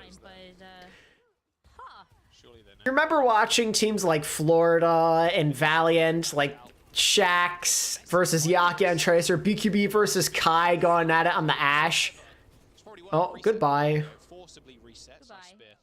I'm telling you, Hattori and LSU have been insane with the spear. And then like you somehow had like double shield in there too, though. It was like such a weird combination, but it worked and it was still fun. No wasted time there, but all good. Group is 5, you got ults. Got Terror Surge. The sound barrier is going to be really nice to have on both sides. Zoro, if they can keep this like high ground control. Ooh. Nice. That was almost a kill too. Great spear. Mercy was many. Yeah, that's a lot. Oh, C9. Any cart touchers? Okay, good. There's the sound barrier from Bayer, trying to get that going. However, in this small room, Hattori playing a gatekeeper. Overclock might be a little. Oh, I thought he was dead. Damage than they asked for or realistically wanted. Zoro still manages to click the head of Lorraine past LSU. No idea how he got that ang, but he did successfully. He's going to descend down to the point. Intrusive thoughts, you say? That would be funny. LSU on the point, but Super Shy should be able to get back in time. Pulse bomb. Oh, the stick from Pac. From Pac and Tekuno. A lot of that damage from that pulse bomb ended the Orisa's life too. Oh my god. What a scrappy fight though. I think both of these teams, they like just want to continue to play very like confident. Thoughts on Crazy Raccoon's performance? They looked beatable. Yeah, but you know, sometimes maybe they're looking towards the next opponent. Like, I'm sure more of their focus might be on Falcons. Maybe that's a bit of a cope, but I think they know what they're looking for here, what they're looking towards. Plus, FTG is not a bad team. I think that's also worth putting into consideration. FTG have put up fights against Falcons and Crazy Raccoon, so. You can take down the cast that early, and obviously the Tracer. It's just so much easier to kind of walk into the back line. You're so. Yeah, they were disappointing, but they're kind of like a coin toss, I feel like. They're coin flip. You don't know what you're going to get. You know what they're about, you know what they're good on. It's either going to work or it's going to not. LSU getting rinsed in the front line there. Had to put the Terror Surge, try to find something. It's actually Sobek that goes down again. This overclock's only 20% away as well. Peace and Love have the tools to finish this, and they've got the picks. Zoro ends up falling. No more kills can be given over right now to Peace and Love, with fear of this getting capped with time in the bank. Thoughts on Violet on that Suravasa map? You know Violet. There's 5% away from that rush, and they need it right now because Pac is already dead. He has his moments of brilliance, and he has other moments where you're like, what's going on? To get the touch on the payload, Tekuno was around the corner, same with Zoro. The kills are coming through. Yeah, Korean Overwatch is just better. It's a fact, and it has been facts literally since the beginning. Pretty much, for the most part. I mean, Super Shy Rose, not really. Well, they're playing a little bit shy right now. It feels like needs some more gumption in them. I think it's so tough when Peace and Love have been marking down Sobek left and right. You remove the Lucio, you remove your mobility, there's no peeling anymore for Zoro's Cassidy, and it is way easier to take out that bigger source of damage. I think when you look at maybe how to play around that, it's just playing together more as a team, stuck on top of each other. But it's also very difficult to do when Lauren... Well, Floor's a good player, you know? To get those longer angles and... hitting the shots. Like, that's one of the big dangers of running the Sojourn versus the... The moment you realize you could have watched Korean Overwatch instead of UB Tank, yeah. I mean, if it was on a normal time zone for me, I absolutely would be watching Korean Overwatch. Or something, and it can be a little bit harder to keep that damage down, but Lauren's been showing up in a big way this series. Huge so far, yeah. Is this Zoro also on the Cassidy? A lot of the time, especially when we jump over to like cast POV, it's always them just being able to pressure out the Orisa like you were mentioning before. That's the important tool you got to use. Just doing damage to Orisa, force out CDs. All good. Pac gets recalled there by the Lifeweaver. Switch over to the Tracer. Yeah, so I think Zoro maybe stepping up a little bit more here is required for Super Shy. Yep, I'm right there with you. I'm on EST, so... Also been hounded down by the team. True Kiriko has never been as strong as his Baparana. That's the harsh truth, unfortunately. Going after that Lucio. Oh, nice Walking in here, Sobek was like half HP. There you go. Okay, Zoro showing up in a big way there. Ooh, nice headshot too. Main NA complaint is lack of comp diversity. Yep, and that's a fair thing to say. Team kill, instant cap, pretty much. I mean, exactly the same thing as we saw from Peace and Love on their attack. 5 minutes plus in the time bank. Okay, okay. Post-match, and 5.5 minutes is so much time to work with again. But it's about whether or not you can actually keep that momentum going, because we did see Peace and Love get stopped just... It's a good time bank to start with, though, for Super Shy. And then they're able to, like, get it done, but... Peace and Love, they just, like, don't want to give up any space to Super Shy. Especially when Hattori is going to be on this off angle. We're up in there. Here we go. Nice pressure onto a beak as well. You saw Hattori. Hattori's... Hattori's playing great. DPS and support is kind of insane. And a lot of the time, they're allowed to just get away with whatever they choose. She's cracked. Oh, why? Oh, they eat. Oh my god. There's the stick. That didn't get eaten. Nice stick from Pack. All right, there you go. Payload's going again.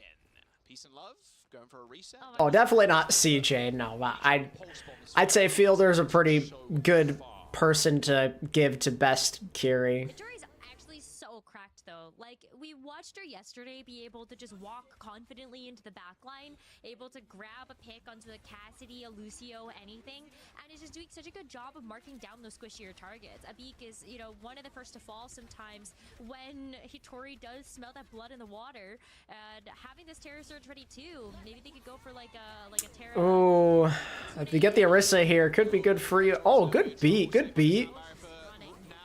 Oh. Oh, we're using everything. Okay. Psycho cleaning up after everybody just basically grabbed into one place. Nice stuff coming through from LSU. Just grabbing everybody in that small corridor and Psycho just ripping them apart. As Peace and Love find a very swift team kill.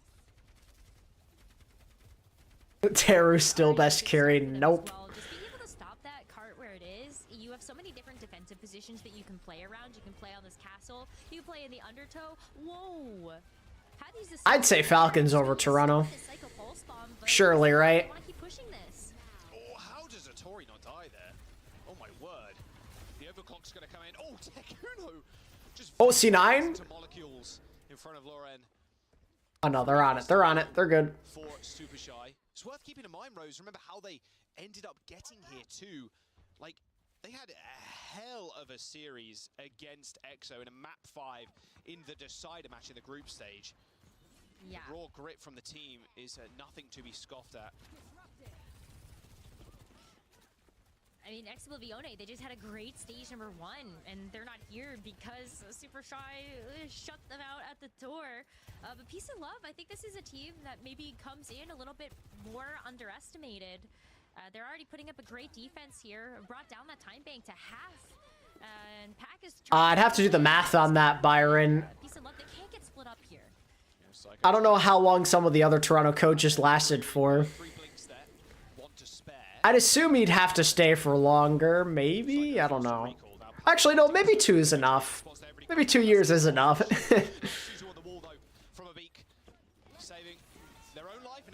Yeah, exactly. It's hard to say where Toronto really stands when they have to play in NA all day, every day. Yes, I've been watching the NBA playoffs quite closely. In fact, it's been very enjoyable. Once again, the Orisa roll just grabbing everybody forward, and Psycho just getting so much damage. Oh, nice. Just refusing to fall though. Peace and Love's defense kind of crumbling before them. All right, so Super Shy got a shot at this still. Just pulling everybody together, but I mean, they're gonna finish with less time, but still got a shot. The rest of Super Shy can stay alive and cap the point. 3 minutes to go. These time backs looking ever so similar as Peace and Love go for a reset, making sure they can defend third. They want to defend as quick as they can on this corner, but it's going to be hard. Hisori's got this Terror Surge once again. It's been the tool that's found them a lot of success so far. The sound barrier. Oh, that's not a good bit. That's good. That's good. We can round this corner here now. Nothing needed. I have the Nuggets winning it all. As boring as that sounds. Wow, I was gonna say that like they have the sound barrier for this terror. I have them getting that repeat. They didn't use it. They're gonna need to have it now in order to actually engage, and they're gonna have to get there in time. What a stick! Oh, Suzu. Heat for sure. Omega wall, good one. Disengaging quite easily and being super shy. There's the terror surge. Oh, Bayer just caught in the mix though. Tried to muddle the mixture but didn't get out alive. Zorro in a little bit of trouble as Lorenz got a nice little angle on the high ground. Takes a couple of shots, but now Lorenz in trouble. Super shy gonna kind of split the map on peace and love. As Bayer ends up coming back on the back. Can they get? They still have a chance to get this in though. This high ground, this is kind of nasty. You gotta hit the shot. Hit the shot. There you go. There we go. Get it in there. Peace and love to handle. You got to take that high ground control back. Peace and love got split up. Not exactly where they wanted. Well, I hate to break it to you, but World Cup is not happening this year, regardless of who you want to play for Team Norway. So yeah. Good high ground control from Super Shy, and that will be the cap. Bit of time back though on Peace and Love side. Only be about a minute or so. Hitori is so good at being able to get those splits though, whether it's just walking past the Orisa to try to get to the back line, or recognizing when you can just cut somebody off from healing sightlines or anything. Like, she just has a really good understanding of when to go do that.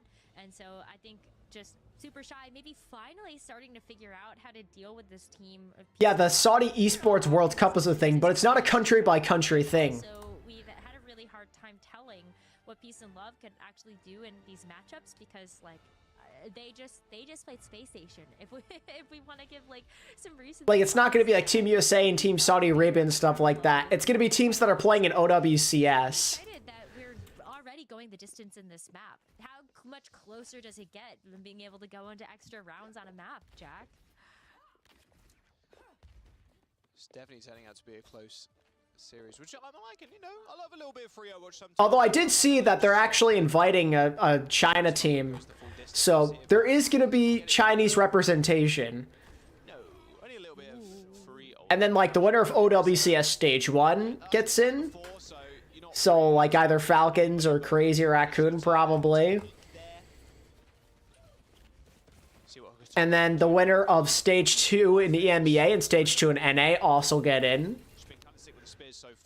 And then they'll have some other invites and stuff go out. Nice shot to Laurent. Rotational plays. So much damage. Kind of crazy here. Again, like you were mentioning before. Yeah, Blizzard shut it down after 1 year of being back. And well, it's because they have the Saudi World Cup thing. Just pushing LSU all the way back. Laurent's in a little bit of trouble. Just rupture shot. But look at this. The assault on the pub. Looking like Shaun of the Dead. Oh, a beak. Just got to keep LSU alive as they looking like they're going to get rotated on again. Is Super Shy. Do you take this bar control? Peace and Love now on the back foot. Yes, probably the return of Leaving Shy for another chance. Gushue as well, you know, trying to finally get first. 1 for 1. Pack has a pulse bomb here. Can he find the prime target?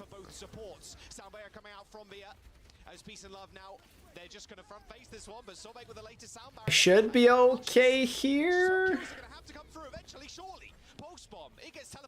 No, surely not, right? You gotta keep Hitori up here. Oh, you gotta hit that spear, dog. Okay, oh, wait. Pause, champ. Okay, they're chilling. They got it. Finally, Super Shy getting it done. All to the hands of the Kiriko. Peace and Love, wiped from the first point. The team kill comes in OT, but they got the... You're so excited to see Norway finally be good. Yeah, well, that dream is dead, unfortunately. I'm like, where are the... Although maybe some Norwegians will be a part of some of the teams. But they were finally able to weave in those shots. Takuna doing a great job of being able to finish off... Yeah, actually, apparently World Cup 2023 was not a success, I guess. So, there goes that. But also, again, there's the Saudi Esports World Cup, so, like, why would Blizzard bother making BlizzCon a thing when they can just do that? Actually, I think it's not just a World Cup thing. BlizzCon in general wasn't successful, I guess, this year. I haven't been paying that much attention, but that's what I've heard. down. No, It goes beyond an esports thing. There's just no BlizzCon in general. just Terror Surge. They used all their cooldowns to try and push past the gate there, but Hattori left on a little bit of an island. They needed to be able to touch, but she couldn't quite get it done. And that's Peace and Love halting the payload just after those doors. And that's a tough point to hold as well, mind you. We'll see what Super Shy can do on the defenses. Peace and Love and Super Shy, a very tough game. A battle of the Orissas a lot of the time, like we were mentioning before, Rose, forcing out those CDs super early. Because most of the BlizzCon will come back, though, eventually. Just not this year. And then Terror Surge to try and stay alive on the very point. And yeah, as soon as the Orissas fall, it's just it's opening the floodgates pretty much for the DPS to do whatever they want on the back line. Absolutely, Shifter. Absolutely. If like LSU is going to be able to... How much of a better chance? I mean, that's up for you to decide, but it helps. Certainly doesn't hurt. Trying to run away, try to grab some healing, anything, just wait for those cooldowns to come back. So push forward, walk into them. The more ping, the better. Real. What we're going to see a lot of is just that kind of ebb and flow of how these Orissas actually stand up to one another. And LSU is doing a great job of holding down that front line. But they have 2.5 minutes here. Jaws, they could go for 2 full attempts. They even use the Symmetra teleporter. Yeah, Peace and Love critically have a bit bigger of a time bank, so... I really like that, actually. We shall see what they can do here. It's a nice little off angle for a beak. Almost instantly critical HP from LSU. Now Hattori's on the offensive rather than defensive. Forcing the recall from both races. Pretty important thing to do. And a rotation is incoming. We'll see how Peace and Love want to play this. I mean, both DPS obviously try and take off angles as much as they can with the help of the Kiriko. LSU absorbing that railgun shot from Zoro, hitting that spear spin. But Lauren in trouble. Didn't even need a fully charged railgun for that one. But again, both Sojins have been traded. And now where do the kills come in? I'm waiting for it. I'm waiting for another 2-minute stall. Nice Suzu from Tekuno to get Hattori out of there alive. She ends up living, but where's the re-engage? Are they gonna... 2 ticks. They could try and touch this, but I don't know if it's worth it. They're gonna try to. Yeah. Onto the point for Super Shy. They've got it in this small choke point. They've lost their Tracer. So Tracer's going to have to take some time to get back into this, and this Kitsune Rush, it's been nice to have that as a bit of an advantage moving into this next part, or the final part of this map. Yeah, you just rip it. They're going aggro. Oh, imagine if he landed that. Holy. Hattori. Close one, wow. Woof. Secure match point in the series. An insane finish there at the very end. You saw Hattori once again, all the cooldowns forced out of her. Now LSU just pulled the trigger like, hey, you got nothing. I'm walking to your backline. There's nothing you could do. Beautiful stuff from Peace and Love. Just an absolute bloodbath. Very much closer than it looks right now in terms of the... Been a pretty solid series thus far, even if it's 2-0 right now. Sound barrier there. You didn't even have to have it once you were able to just push forward the Kitsune Rush. Peace and Love have done a great job of identifying when they can keep that aggression going, and I think that's something that Super Shy has really struggled with. Maybe not always being on the same page when Hattori wants to go in and push that advantage herself, but I don't know. Yeah, it's very, very close maps here for the two, but Peace and Love, they've come up big on all of these maps so far just to be able to get the upper hand. It might be a 3-0, Jack. I don't know. It might be a 3-0, but it's a close 3-0. That's the thing. Yeah. Both teams going to additional rounds, of course, on this one and on Control as well, to be fair. It's so funny because both fights on that next round was like both Sojins died like not instantly, but pretty quickly. And then it was up to kind of the Tracers there, but it was a little bit more decisive at the very end, and that early rush really cost Super Shy there. They ended up using it to the point, and they got a good angle on it too. They kind of could have flooded out the small little choke point, but they kind of decided, hesitated maybe a little bit, and decided we're going to back off. We're going to take the fight at the doors instead when we have 5, because their Sojin was only just kind of coming back, but the spawns were closer. I think it was the Tracers actually. Both Tracers end up trading near the end of that fight. The Tracer's back, and obviously after capping, the spawns are so close. Yeah, and then just kind of fell over from there. Peace and Love are up the 2, wanting to advance here in this lower bracket. I think you bring up a good point, though, I mean, right? Where like we are kind of seeing a bit of the mismatch of how these two teams are really stacking up against each other. These map sets are Wow, 108 to 108. talk about how close this series is. Yeah, Close. matching Elim's 108. Closest you can get. The KD is very close together. Damage dealt just a little bit in favor there of Peace and Love, but like this is as close as it gets for a lot of the matches we've seen so far in EMEA. Yeah, I mean, Peace and Love, they lose out on the KDA battle as well, which is a little bit insane. Yeah, we'll see where we go for our third map. I believe it's Esperanza for both teams. Again, could be a 3-0, another one. Will we see another full completion with 0 meters? Ain't no way. There's just no way. So. Just how this series is panning out thus far. Although that would be ridiculous. Probably the first time in like Overwatch League or like Overwatch competitive history where that's happened. Well, I don't know. I think it's just in general they didn't plan to run BlizzCon this year. I think it goes beyond Overwatch. Our map up next, and Peace and Love. I mean, if they can keep this kind of pace and this like synergy with their backlines as well is just very, very clean. And we're talking a lot about the Orissas in these matchups because a lot of the time the comp kind of hinges around like getting the enemy Orissa to use CDs and then kind of pouncing. And they've been doing a fantastic job of that. But the backline for Peace and Love deserves a shout out as well. There's a lot of time. I always want to make sure, you know, it's maybe because I'm a support player, but sometimes support players don't get enough love. Although Kiri might be a little bit strong. But yeah, that's why I'm always calling out the Suzus on the pulses. DPS players, you know, sometimes you get all the flashy cool plays. At least we can deny a couple of them, you know. I agree. No, I agree. If Peace and Love sweep, we could be done with EMEA a full hour before it's supposed to end. Yeah, isn't that insane? For a lot of these support players to be in. We're absolutely speed running through the day. Yeah. What do you actually use the Suzu for? I think that can also be very difficult for Kirikos to time right now. It's not happening. Like Tire or Pulse Bomb, you're so screwed because you can only save one of those. Yeah, so, I don't know. There's no way you're getting a Suzu on a Tire. That is like a miracle Suzu if you land that. Most junks holding that thing for eternity and then just like, boop, hearing that Suzu sound. All right, let's load into Esperanza. Our third map of the series. Could it be another 3-0? Closer one though. We'll have to wait and see. Oh, would you look at that? That's not a pigeon. That's not. Do you feel better about this? Yeah, and it's not moving, so we're all good. We're chilling about Still has the same beady eyes though. Actually. It does. It actually kind of does. Yeah. All right. I think both teams are probably going to stick to the same thing. Just TP out with the Sims. Just well drilled and well kind of practice on this comp. Especially moving this lower bracket, you can't make any kind of mistake. Yep. ENCE and SSG are confirmed to be in Dallas. I think something that Super Shy need to shore up though, and this is another point which is sick. We're touching on as well, is that like sometimes they're just not on the same page when to use their ultimates and what they're being used for.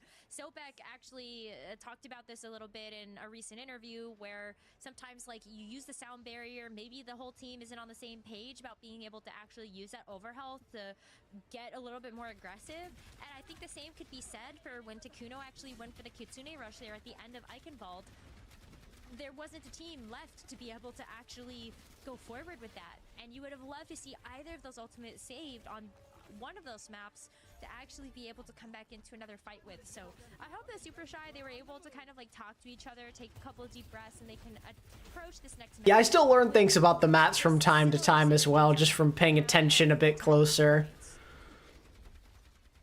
We'll see how long it takes for the first kills to come through. I always love that about Push. Just set the stopwatch and wait for the kills to come in. Oh, nice spear on Cesaro in the back. Oh, Psycho. Just kidding. Psycho was trying to punish.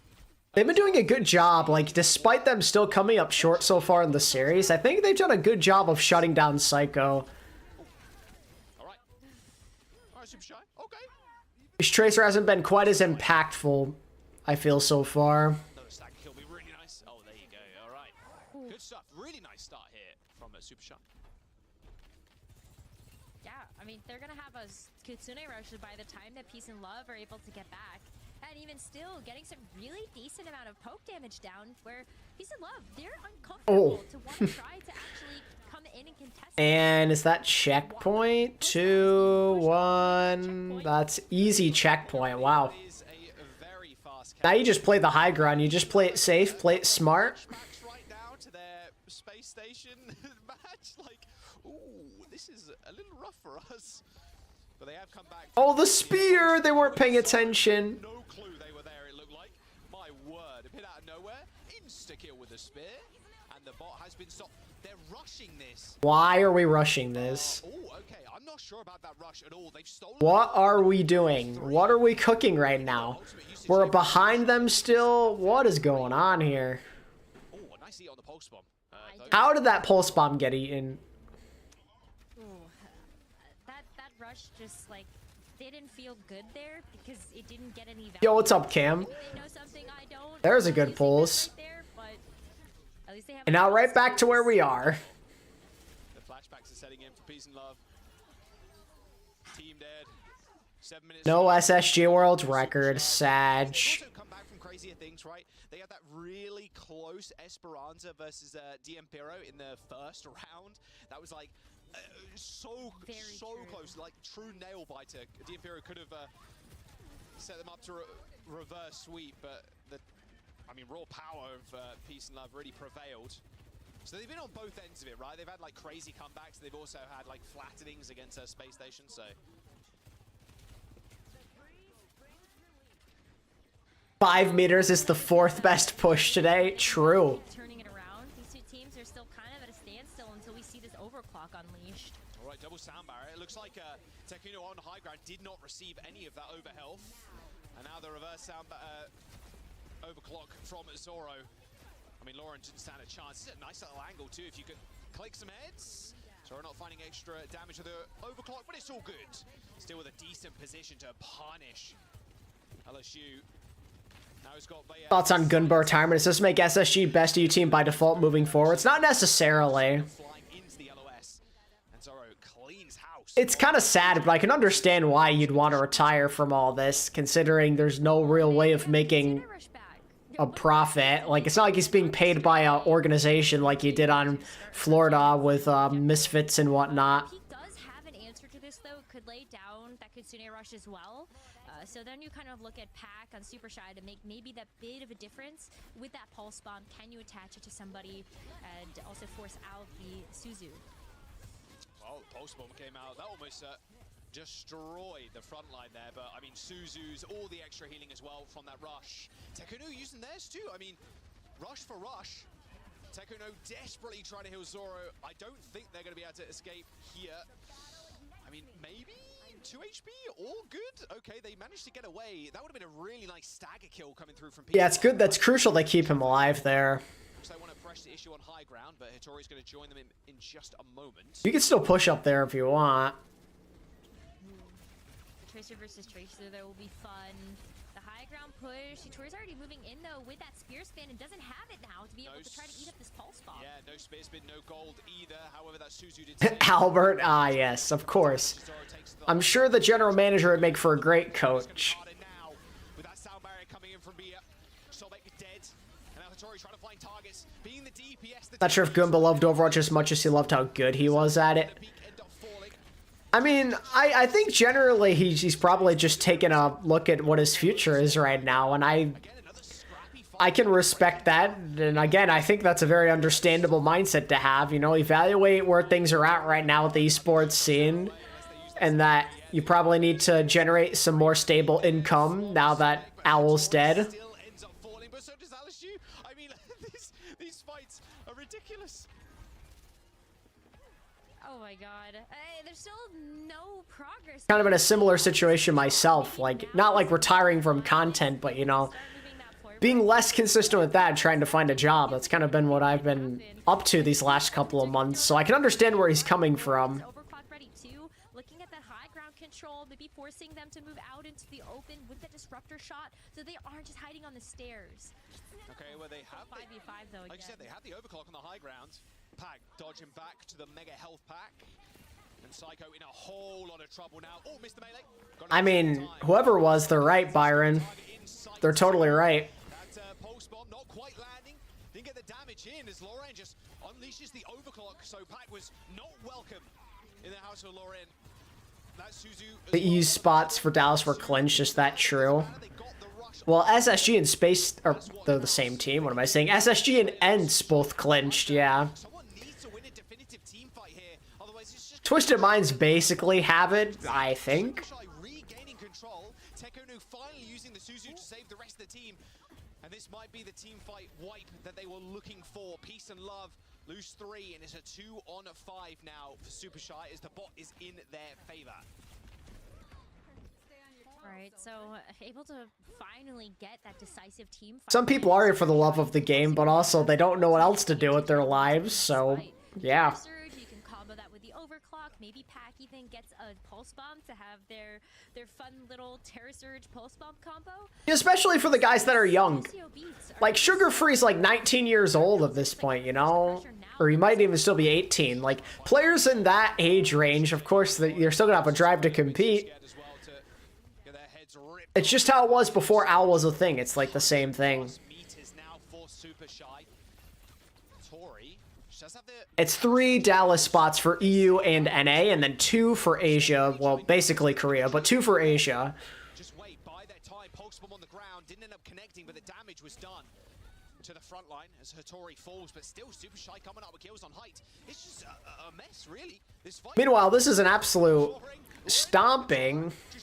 Lauren is bringing this back a bit, but a minute 40 left, and you still don't even have checkpoint. I mean, Pac is just keeping them busy. 2 for Honeypot and Daff. Ah, yes, of course. Bro, I'd love that. Adam finally on lane. If only. Honeypot, my goat. And that's where Tekuno can just use this Kitsune rush. Oh yeah, 2 for APAC is a monstrosity. Whose idea was that? Korea's quite literally the biggest part of Overwatch esports, and we're gonna give them 2 spots?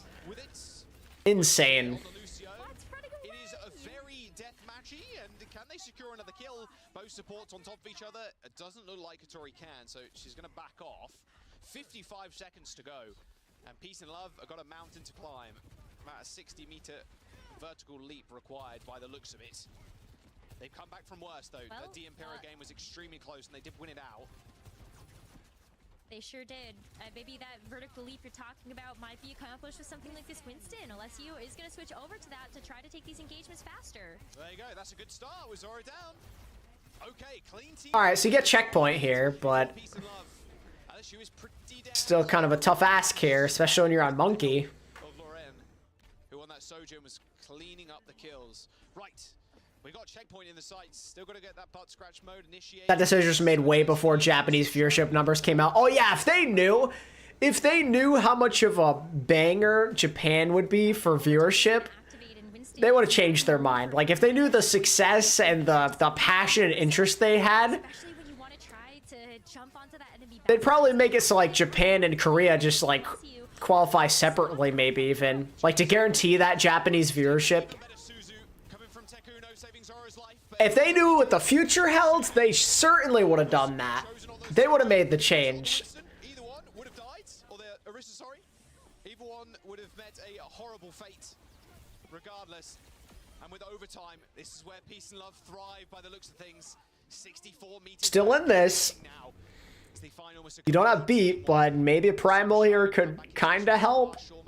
Probably not though. They have a lot to be able to throw at this, especially when the Kitsune rush is going to be able to match that of Hepix. But Sobek is going to go back to spawn to at least get a taxi out. Has the sound barrier though, which is going to be so That's important. A very early rush.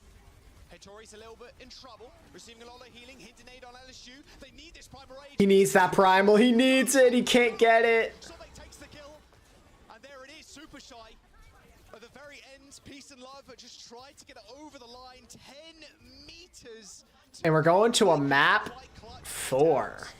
And we are going to a map number. If we're being real, NA is the one who should have gotten 2 because of how bad the region is. So close. We are getting a map number 4. almost a complete turnaround there from Peace and Love, and I'm just so happy we have some close Overwatch right now. No more 3-0s. We're all good. Yeah, map number 4. No more 3-0s. Maybe it was a little bit of flashbacks from the space station game, like I was saying before, right? I mean, they got full capped. Like, okay, maybe we're not that good at that map. It's like, no, you are good at that map. It's just space station gaming. On the board. Oh, great. Well, exactly right. It's still pretty close. They almost managed to clutch it out. It was like a carbon copy of the Empira game, just slightly getting beat out at the very end. Super Shy keeping themselves alive in this series. The reverse sweep can start here for them. Of course, they made it to this position too, beating 3-0 to get into this series. You want students of the game to qualify, but there's still no guarantee they will. It could be Luminosity over them very easily. It's been so scrappy. I think that's something that Super Shy did a lot. I mean, I'm down for students of the game to make it, but like, let's say they don't make it. Would you still be happy? Even to the very end there, it felt like we saw just 2. Meanwhile, South America side-eyeing, yeah. Which I think was something we weren't really expecting. South America and Australia get no love. Just watch their angles, make sure that they were locking down all the sight lines. I think especially when you look at just how Zoro was playing the Sojourn, had way better sight lines. I think Hitori created a lot of space in that regard.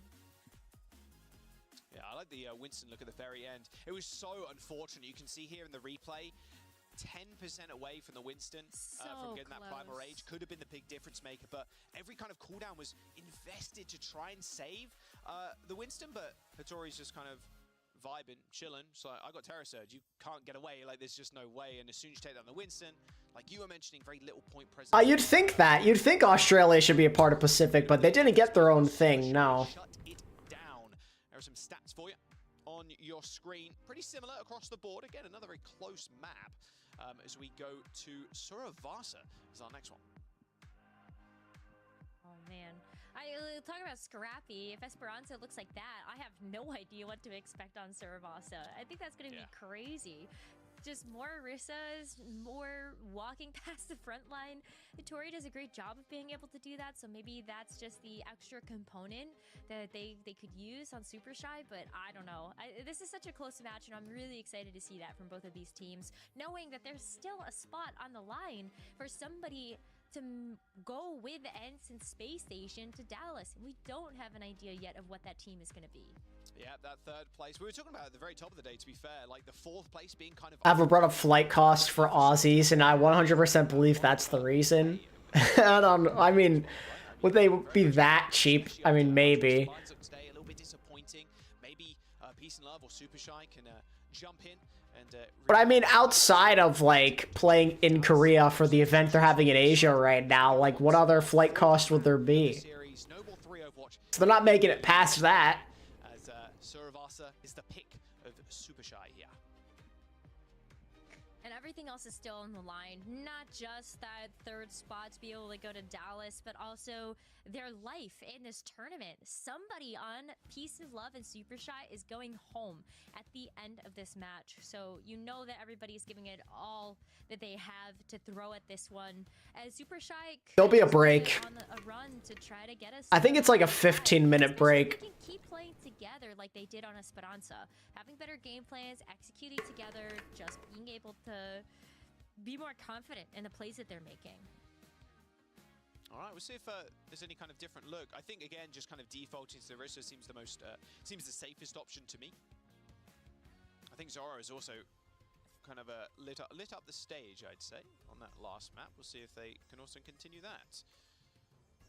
Tale of two very scrappy teams. They were. I don't know what else to expect outside of that. I think, oh my god.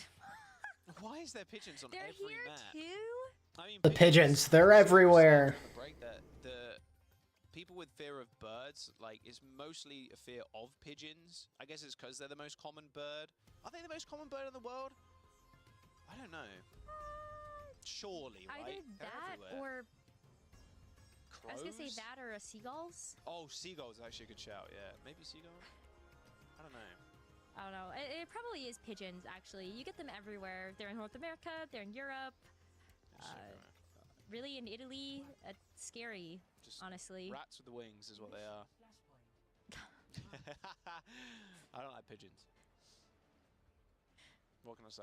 It's okay. I think you're with the majority of people that might not like them. But we love Overwatch, and we love these two teams, and we're gonna go ahead and do a... Remember when Mikey Smurf to get I do not know that lore, Bake. No, just kidding. I heard that wrong. Mikey Smurfy in Contender South America. God. Wouldn't have it any other way. Hattori taking a prime position on the point. So true, Enderstar. So true. Team over, and that's a pretty quick cap. As Survasa goes, that's pretty speedy, I'd say. In Antarctica region. Let's do it, guys. Let's all live in Antarctica and then request that they make an Antarctica region. And then force them to give us a prize pool. Here comes the cap percentage from Peace and Love. They manage. Okay, no, someone is stalling right now. OWCS Antarctica coming soon. Just yet from either side. There's Lauren trying to kill somebody. A good little boop from Sobek sends Lauren careening off the edge of that high ground.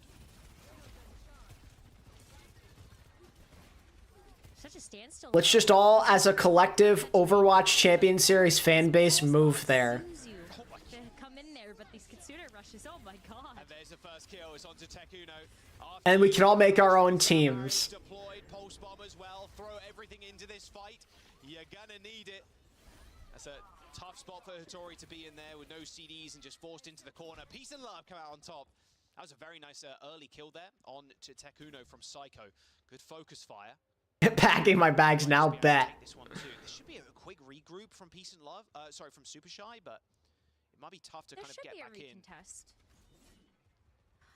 I think the tough comes from the fact that they have to walk into an overclock from Lauren. If you set up on the high ground, you have really good sight lines into where Super Shy would approach from, and then you're forcing out so many different cooldowns that Alessio can go in and actually push. It's like we've got an echo in here or something, like both soldiers using their ults exactly the same time. Tekuno, unfortunately, falls prey to it. Oh, Lauren as well, too, just sliding on back a double for the overclock. Zora trying to even up. Can they touch? Oh, nope. Is there not forced yet again? Is there only the Lucio survived? Sobek goes down. I don't know though, Chad. This sounds like a really giga-brained plan that may need to be put into action. As well. I think it was a great use of the overclock to get in there. Zaro being able to hit that and still be able to match some of those picks was still very impressive. But as we head over to Ruins, I'm looking at Hattori being able to just clump everybody together. Super Shy is able to get in there first. With this Terror Surge online, you don't really have a great thing to combo with it yet if Pact is not able to get up to this pulse bomb, but at least you're able to kind of help with the Terror Surge. Oh, Sobek! Oh, that's so Sobek already? Yeah, that's the disruptor shot. Disruptor shot, lots of it. Yeah, just I think got railgunned initially, and then yeah, just had nowhere to hide basically. We need to get penguins as casters, real and true. Let's do it. And we'll have them be the observers. You know, they'll be in charge of everything. They can be the team managers, the coaches. Big Antarctic Peninsula, the only map allowed. Yo, real. Pivotal to be able to keep yourselves in these fights. If you don't have the Lucio, you don't have the mobility, and the rest of the team can get picked off way easier. So it's been really great to watch that. I mean, look, you watch the pulse bomb, Hattori gets the eat. Oh, there's another stick coming through. No Suzu, but they've got a sound barrier to back him up. I mean, I was gonna say if they could survive, maybe Sobek could get one of his, but there goes that. Doesn't even matter. They're still turning this. Damn. That's actually really, really good that you still win that anyway. Looked a little bit quiet maybe in map number 1, but really coming alive on the SOG now as they end up getting the cap at 68% for Peace and Love. Hey, Matt, thank you for the 19 Matfield months. has become a member. I'm totally not late. I don't know why you would say that. Also, SSG let's go. SSG won very easily. Yeah, welcome though, Math. And even though it's a little bit more difficult on Ruins because you do have to use the power slide in order to actually figure out your positioning. You already have high ground again, and you mark Zoro as soon as they get up there. Well, I'm not sure Lauren's going to be a factor in this fight at all. Actually got forced out by Zoro after receiving a beat. Sobek booping away the Tracer also. That is a dead Curie. And Peace and Love don't need to do with the Sojin apparently. It's all on the Orisa. They end up using that Terror Surge, and then the rest is history, really. Super Shy, force a reset. One fight territory here. Peace and Love are gonna go up kind of far there. They don't want them to even have a chance of touching this. Where's Pack located? He has a chance, but Psycho's pursuing. They got it. Psycho down, but Sobek falls too. No way. Once again, Sobek from Super Shy falling first in a fight. Now the point is being contested right now. Oh my god, Pack didn't see that one going. True bake, true. And now Hattori in a world of hurt, forced to use pretty much every cooldown, try and chase down this Lucio. It was pretty low. Hattori still coming out with kills though, miraculously. I mean, Peace and Love still control the point. Here's the... That's a big sound barrier. All focus now going towards LSU, but it is Hattori that falls. Super Shy investing so much into this fight, but they are going to fall regardless. A 99 to 72. That is the second checkpoint for. All right, match point potentially right here. And they only need one more after this. Competitive Yeti Hunter. Yeah, we gotta, yeah, chat, you guys are cooking right now. We gotta cook up an Antarctica format for our OWCS Antarctica League coming soon. Because you're already down 2 flashpoints. You had already invested ultimates in order to engage in that. And then instead of having like Tracer for the logo, we could have May or a Penguin, maybe. Any of those ultimates, or even just as a team of. Or May and a Penguin, 5-head. Advantage is still. Oh my god. Okay, chill. We're chilling. I was so worried. Trace had the recall. Trace had the recall. Going off the edge. We're chilling. Pulse bomb goes wide. Heard the Suzu anyway. A Beak just making sure. Terror Surge available. LSU spots the backline. Oh, you know they want it. But unfortunately, Hattori picks up the kill on your SOG, so not sure there's a chance for you to get back into this one. Nice stagging. It's nice staggers too on a Beak. Really good round pick though. Yeah. It's like good round picks, good staggers, Super Shy once again off to a very good start on this. That's true, big. 5-head. This over to a success. Right. They're staring down the barrel of heading home to Peace and Love. They have to get this flashpoint to extend their life in the series. But at the very least, they have this overclock from Zoro to work off of. Lauren does not have one. So Zoro on the defensive side. Nice shot, nice shot. Oh, it could save it too. Nice kill. I might just have pushed us to a final round here on Suravasa. Doesn't look like they're going to be afforded any though. 65%. I mean, Super Shy. This is going to be last fight on this point, especially with how long these fights have normally been going. Very decisive though. Peace and Love backing off as soon as they lose one. They know if they get a quick reset, they can go again. Psycho forced to recall's not great, but Pulse Bomb Terror Surge combo could be deployed. There's the rush. Tekuno only 10% away as Zoro tries to turn the tide. Antarctica team in the Saudi World Cup. There's the Orishas trying to take off. Helicopter mode on the points. Oh, Tekuno again letting go of this this rush like so late. All right, 99-0 comeback. Let's see if they got it in them. Another pulse. I mean, maybe they can get back into this one. 8. I'm not sure Pack has a recall though. No. Okay. They're chilling. Gotta go taxi your team now. That's rough. You're not gonna have this for the re-engage. No, that feels so bad. I mean, it's like the Kitsune Rush, I think you hope that that's enough to tip the scales in your favor, and then when that falls through, it's like, okay, maybe the Pulse Bomb, if we throw this in there, that's gonna be enough, but there just weren't enough cooldowns to keep Pack alive, and there was not enough follow-up. So, once again, Super Shy are on the back foot heading into this with no ultimates. The onus on Peace and Love to shut them out here and now. Well, here comes the overclock from Loren. He's trying to line up some bodies. Uh-oh. They were pretty aggressive, like Some late kills here also are massive. Them into their loving arms. And a quick reset here from Super Shy. This is their final opportunity to come back in this map and come back in this series as well. They got to be really decisive here. They got to find an initial pick. Zoro's been The best Japanese team lost today, Math. They're out completely. Lost to DAF, a Pacific, I almost said contenders team out of habit. Pacific team. But now with what? They got OT, they got booped again. Sobek is down first. OT, who's here to touch? Oh, barely touch. But they're so low. Pack has to stay alive.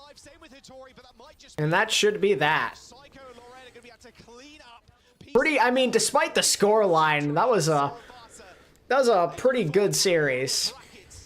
And knock Super Shy out of the tournament. Oh, Peace and Love unfazed by their loss earlier on today. As this is a very different looking team than what we ended up seeing versus Space Station. So I think it feels good for them to not only be able to like mentally come back from that, because that's a tough loss to take, but also to be able to turn it around into a victory and extend their tournament run. Congratulations to them. Everybody has Super Shy as the favorite in this match. Yeah. Ooh, oh dear. The desk's faces are looking rather... An acceptable amount of money to spend on Mother's Day without appearing cheap. I mean, it's the thought that counts. Not to sound cheesy, but you know, it's whatever you think makes the most sense. Whatever makes your mom happy. Honestly, we don't mind being wrong if we get treated to some real good, solid Overwatch, and that's what we've seen from Peace and Love here. So incredible performance. A lot of people would have thought that maybe, you know, the mental would be at least a little cracked after this series early today. But no, they just rocked up and they meant business. Yeah, really solid. I think especially in the support line, it felt the difference there from the side of Peace and Love. Just a little bit more consistent in terms of the ult usage and their overall full team pressure. Just felt more aggressive. I did see a lot of good things from Super Shy, especially Hitori. I thought her movements on Orisa were still really solid. A lot of like opening picks from the spears was crucial, but I think they ended up being almost too dependent on that. Like we did not getting enough picks from the hit scan. Hit scan I also felt favored pretty heavily on Peace and Love. A little bit more coming out from that side. Yeah. Yeah, it was such a close matchup. I mean, especially that Icon Valde, you know, comes down to overtime and it's like, oh, you had one fight to like really defend. And then, you know, are you going to push now with the Kitsune Rush? And maybe it was a bit premature from Super Shy to kind of go with your Kitsune Rush. Like, it was a really close series. And even Control here went back and forth. We did get to see the Winston, just like we asked for. You should show how I did yesterday to watch all the games, all your four window setup. At times between Pac and Psycho as well. Yeah. So I think it was a really exciting matchup overall. A homemade pet rock, ah yes. This team has made it now. You could have questioned Peace and Love in the group stages, like, oh, they didn't have the strongest group in Group D, but now they made it out to this event. They beat down Super Shy as well here. So like, this has been a really the Impero in the run previous as well. What an incredible rise for a Beaks team who turned Peace and Love here, and now you're making it deep into the main event. You know, it's probably not going to be enough to ultimately qualify for OWCS Dallas. It would have to be an incredible glow up this weekend because you have NA's gonna start, if I had to guess, like in the next 20 or so minutes, 20 to 30 would be my best estimate. The next kind of like level I think we're looking at for Peace and Love here. So really just a fantastic stage 2 here from Peace and Love, and this is what we really wanted when it comes to OWCS. You know, the FACEIC League starting up as well. It's new teams like this, fresh faces. Really happy for these guys. Yeah, and I mean, something you have to keep in mind here, even if the team, which has been thrown together just for OWCS, like shortly before the roster lock, even if they wouldn't be sticking together, the individual players, they may or may not, with a performance like this in a tournament. So far, the only okay match today's been this one, I'd say.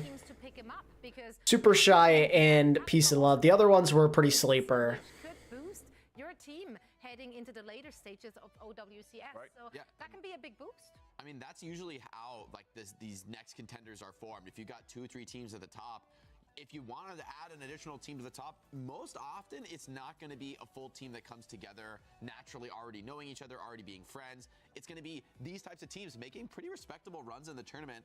Maybe some of the best players on a few teams making good runs can coalesce together and form a team that together could take on the likes of Twisted Minds. Oh, for NA you mean? For Peace and Love, though, Luminosity and M80 are playing. That one could be good. Twisted Minds and Peps are these untouchable tyrants of the region, so I feel these matches really it's an any given day situation. As long as your hit scan's performing and your supports aren't feeding, you'll be okay.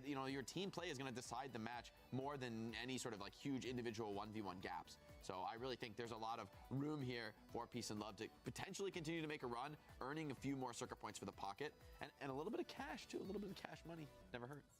That does never hurt, indeed. A solid performance. That means, of course, that they are staying alive here in the tournament. But which team could they potentially face off against next? It's not going to get any easier. Oh, I mean, it would be Peps or Twisted Minds, right? Yep. I mean, I think even though Twisted Minds has some real good individual players, you know, Quartz, for example, you know, fantastic hitscan player. I think FMCL got close to taking one map, if I remember, but that's about it. For example, I think the Peps Twisted Minds match is going to be an absolute banger, and we'll get that tomorrow for you. It's going to get real close. You know, I'm not counting Peps out. Yeah, I wouldn't count Peps out. I think they have a window because of sort of what's going on with Twisted Minds having to put DPS players in on tank. But at the same time, I still agree. Twisted Minds has such player value, like individual skill. If they could just find sort of something fundamental that works, and I mean, yes, they lost to ENCE, who's playing this like very weird SIG composition, forcing Lab to play SIG. That's a very hard hero to match up on when you're coming in to play tank. You're not that experienced on it. Exactly. It's a brutal matchup. It's very punishing. You misplace your shield. Okay, now you're gonna be forced to use your shift too early. Now you're getting stunned out of it. I mean, you're just dead already. You get everything forced on SIG. So I think if they're able to play some more like stable Orisa mirrors, just play mirror matches on these heroes that are honestly just a little bit simpler to execute, less punishing, that I think Twisted Minds could be a more threatening team against a team that not as good as ENCE, not forcing them into discomfort zones. Yeah, I mean, just yesterday they still had the KSA in the roster as well, and like making those last-minute switches. We don't know how much practice they had with the tanks they played today. Probably not much, if any. So not really, you know, enhancing your win condition there. Let's see what they have for us moving on in this tournament. For now, we are done with the EMEA region, and that means it's time to take a quick trip down memory lane and show us a highlight, two highlights, one highlight, some highlights, plural, singular. I'm not sure. We got one for you. More Sparker. This play was nasty. I mean, they were down bad in this fight, and both. Yeah, Sparker is just too clean. A three-piece from Sparker, beautiful. Look at the patience from the High Noon, not taking the support kill, waits for the Orisa. Nice boob follow. I think, I don't know if this is a hot take or anything, but I think this is the best we've seen Sparker play throughout his tenure in Overwatch. Since he came of age in the Overwatch League, I believe the year was 2021, when he turned 18 and was eligible to play for the London Spitfire. That season they struggled so very much in, and then Sparker came of age, started playing some Hanzo.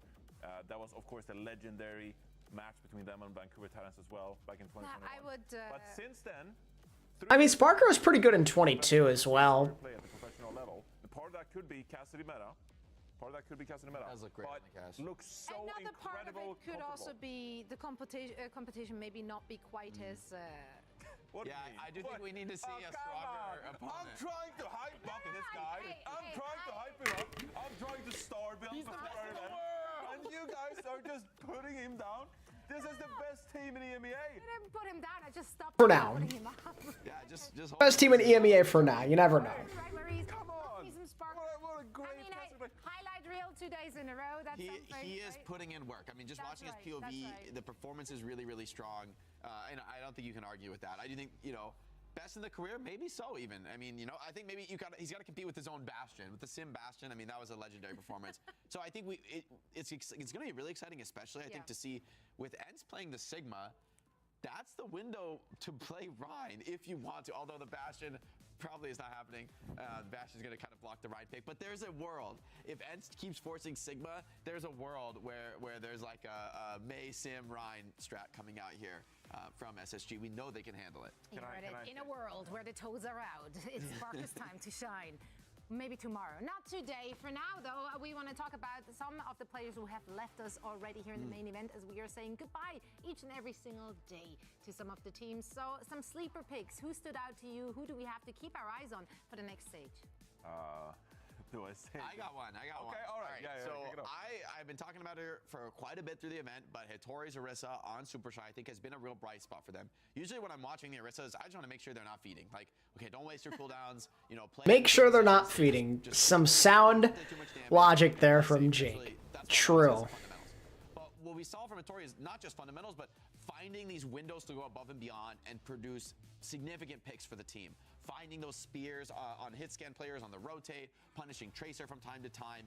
You know, these spears are really a differentiating factor on the Orisa. And like I said, if you don't have the right cooldown management, this isn't going to be enough. You're not going to be able to do well just because you have good mechanics and hit spears. You need both. You need the good rate of the meta, and you need the great mechanics to find the window to kind of go outside of the norm. Like you're normally, you know, you're holding down the cart for hours on end, it feels like on Orisa, and then you find that one chance that we can actually send it. I can use everything aggressively and go in.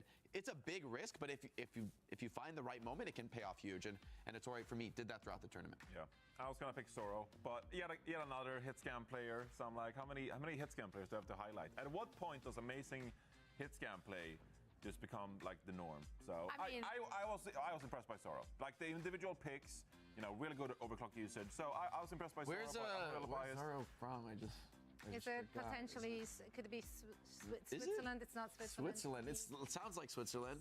So close. Norway? I really hope that Super Shy stays together as a team. I hope they stay together as a team. Actually. You know, I mean, they did last stage for the most part. I'm sure they will again here.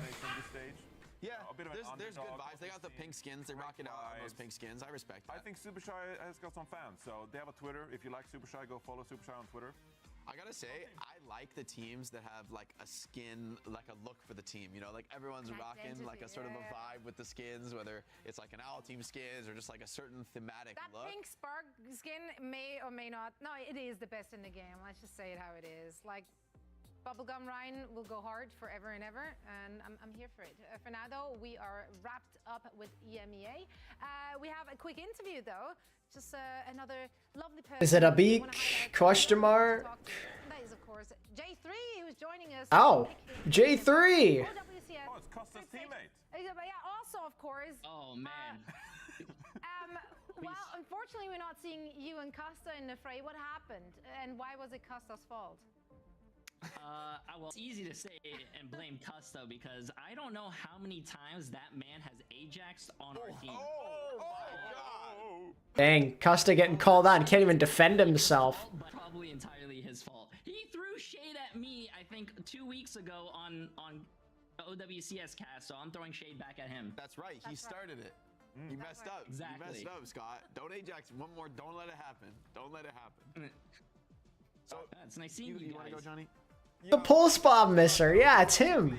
You know, you're trying to compete as well. Like, what is the plan for Overwatch moving forward? You sticking together? Yeah, we're sticking together. We're playing in the Faceit.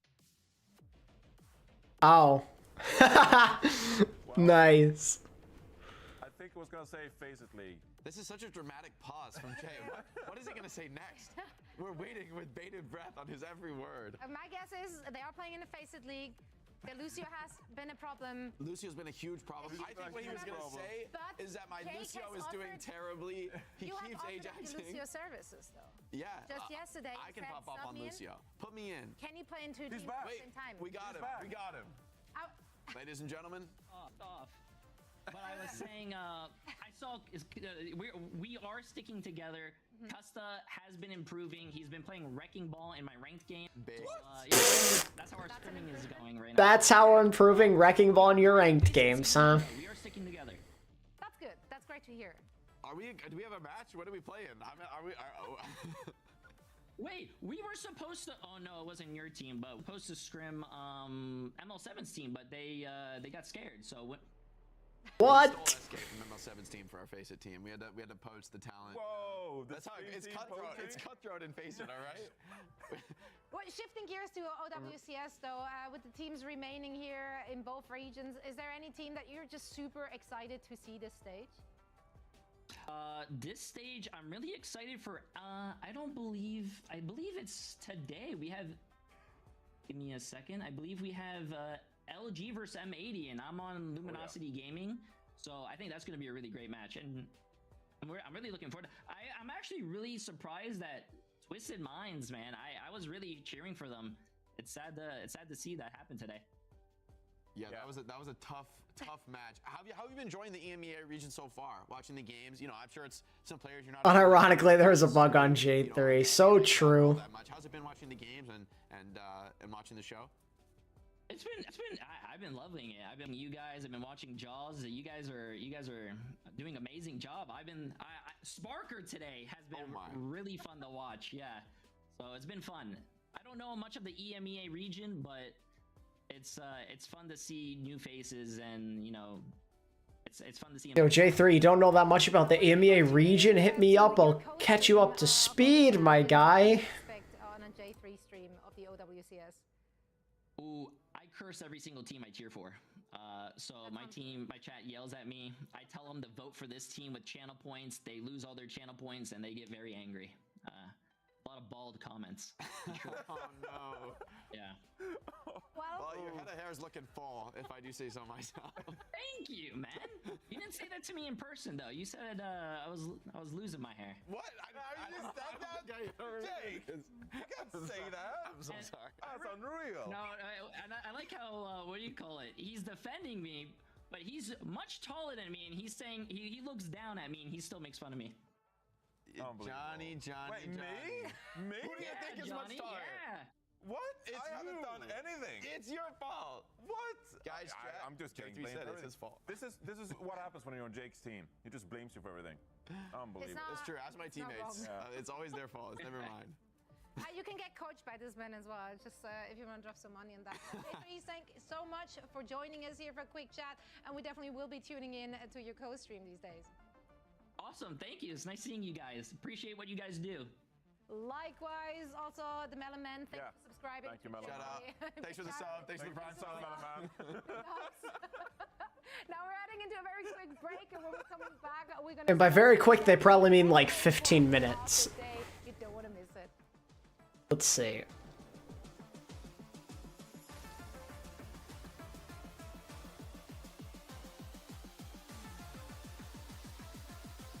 Oh, no, they don't mean 15 minutes. Oh, we're getting right into it. W.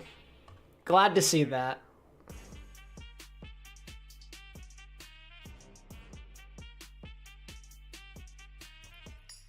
I guess I'll just go right ahead and put in my 3-0 for Defiant now. Because we all know that's coming, so...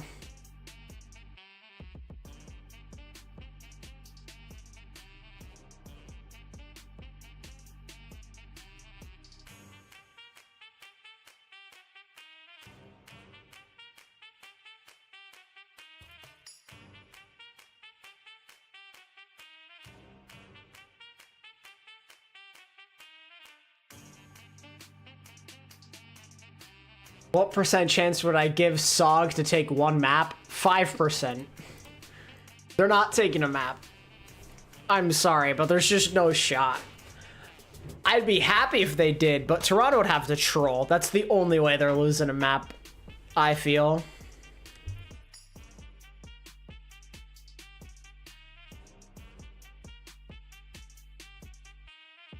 I hope Sugar Free... Okay, no, they won't troll that hard. I'm not going to play Sugar Free on tank, that's for sure.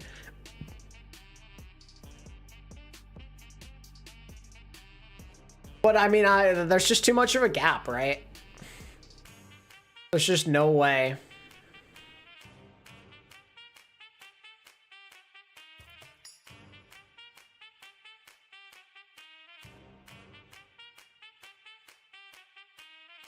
Vega and Rack Attack's a pretty tough comparison. I'd probably say Vega, but it's not like there's a huge difference. Rack Attack can hold his own, but I'd take Vega personally.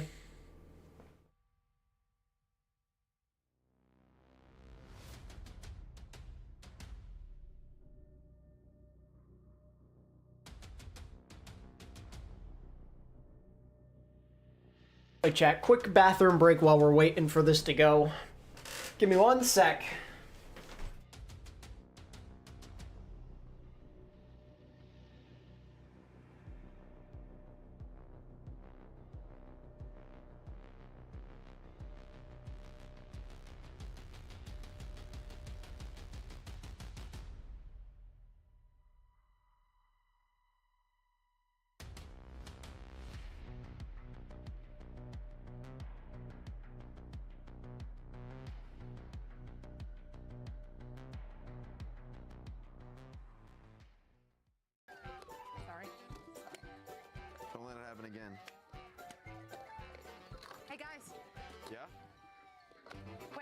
come from?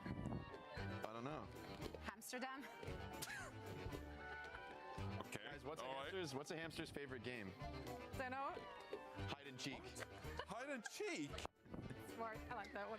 Guys, What is it? why do hamsters not want to go in the ocean? Why not? Because they're scared of pirates.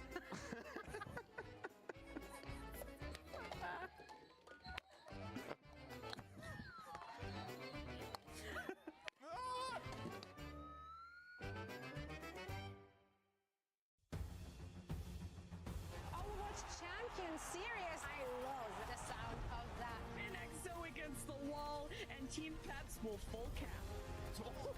Where did Pelican come from? Straight on top of their heads. Quartz won't let them stand much longer, kneecapping 3 in that fight. The new kings of EU have been crowned. Toronto Defiant in an absolute shutout. Some kings were born to rule.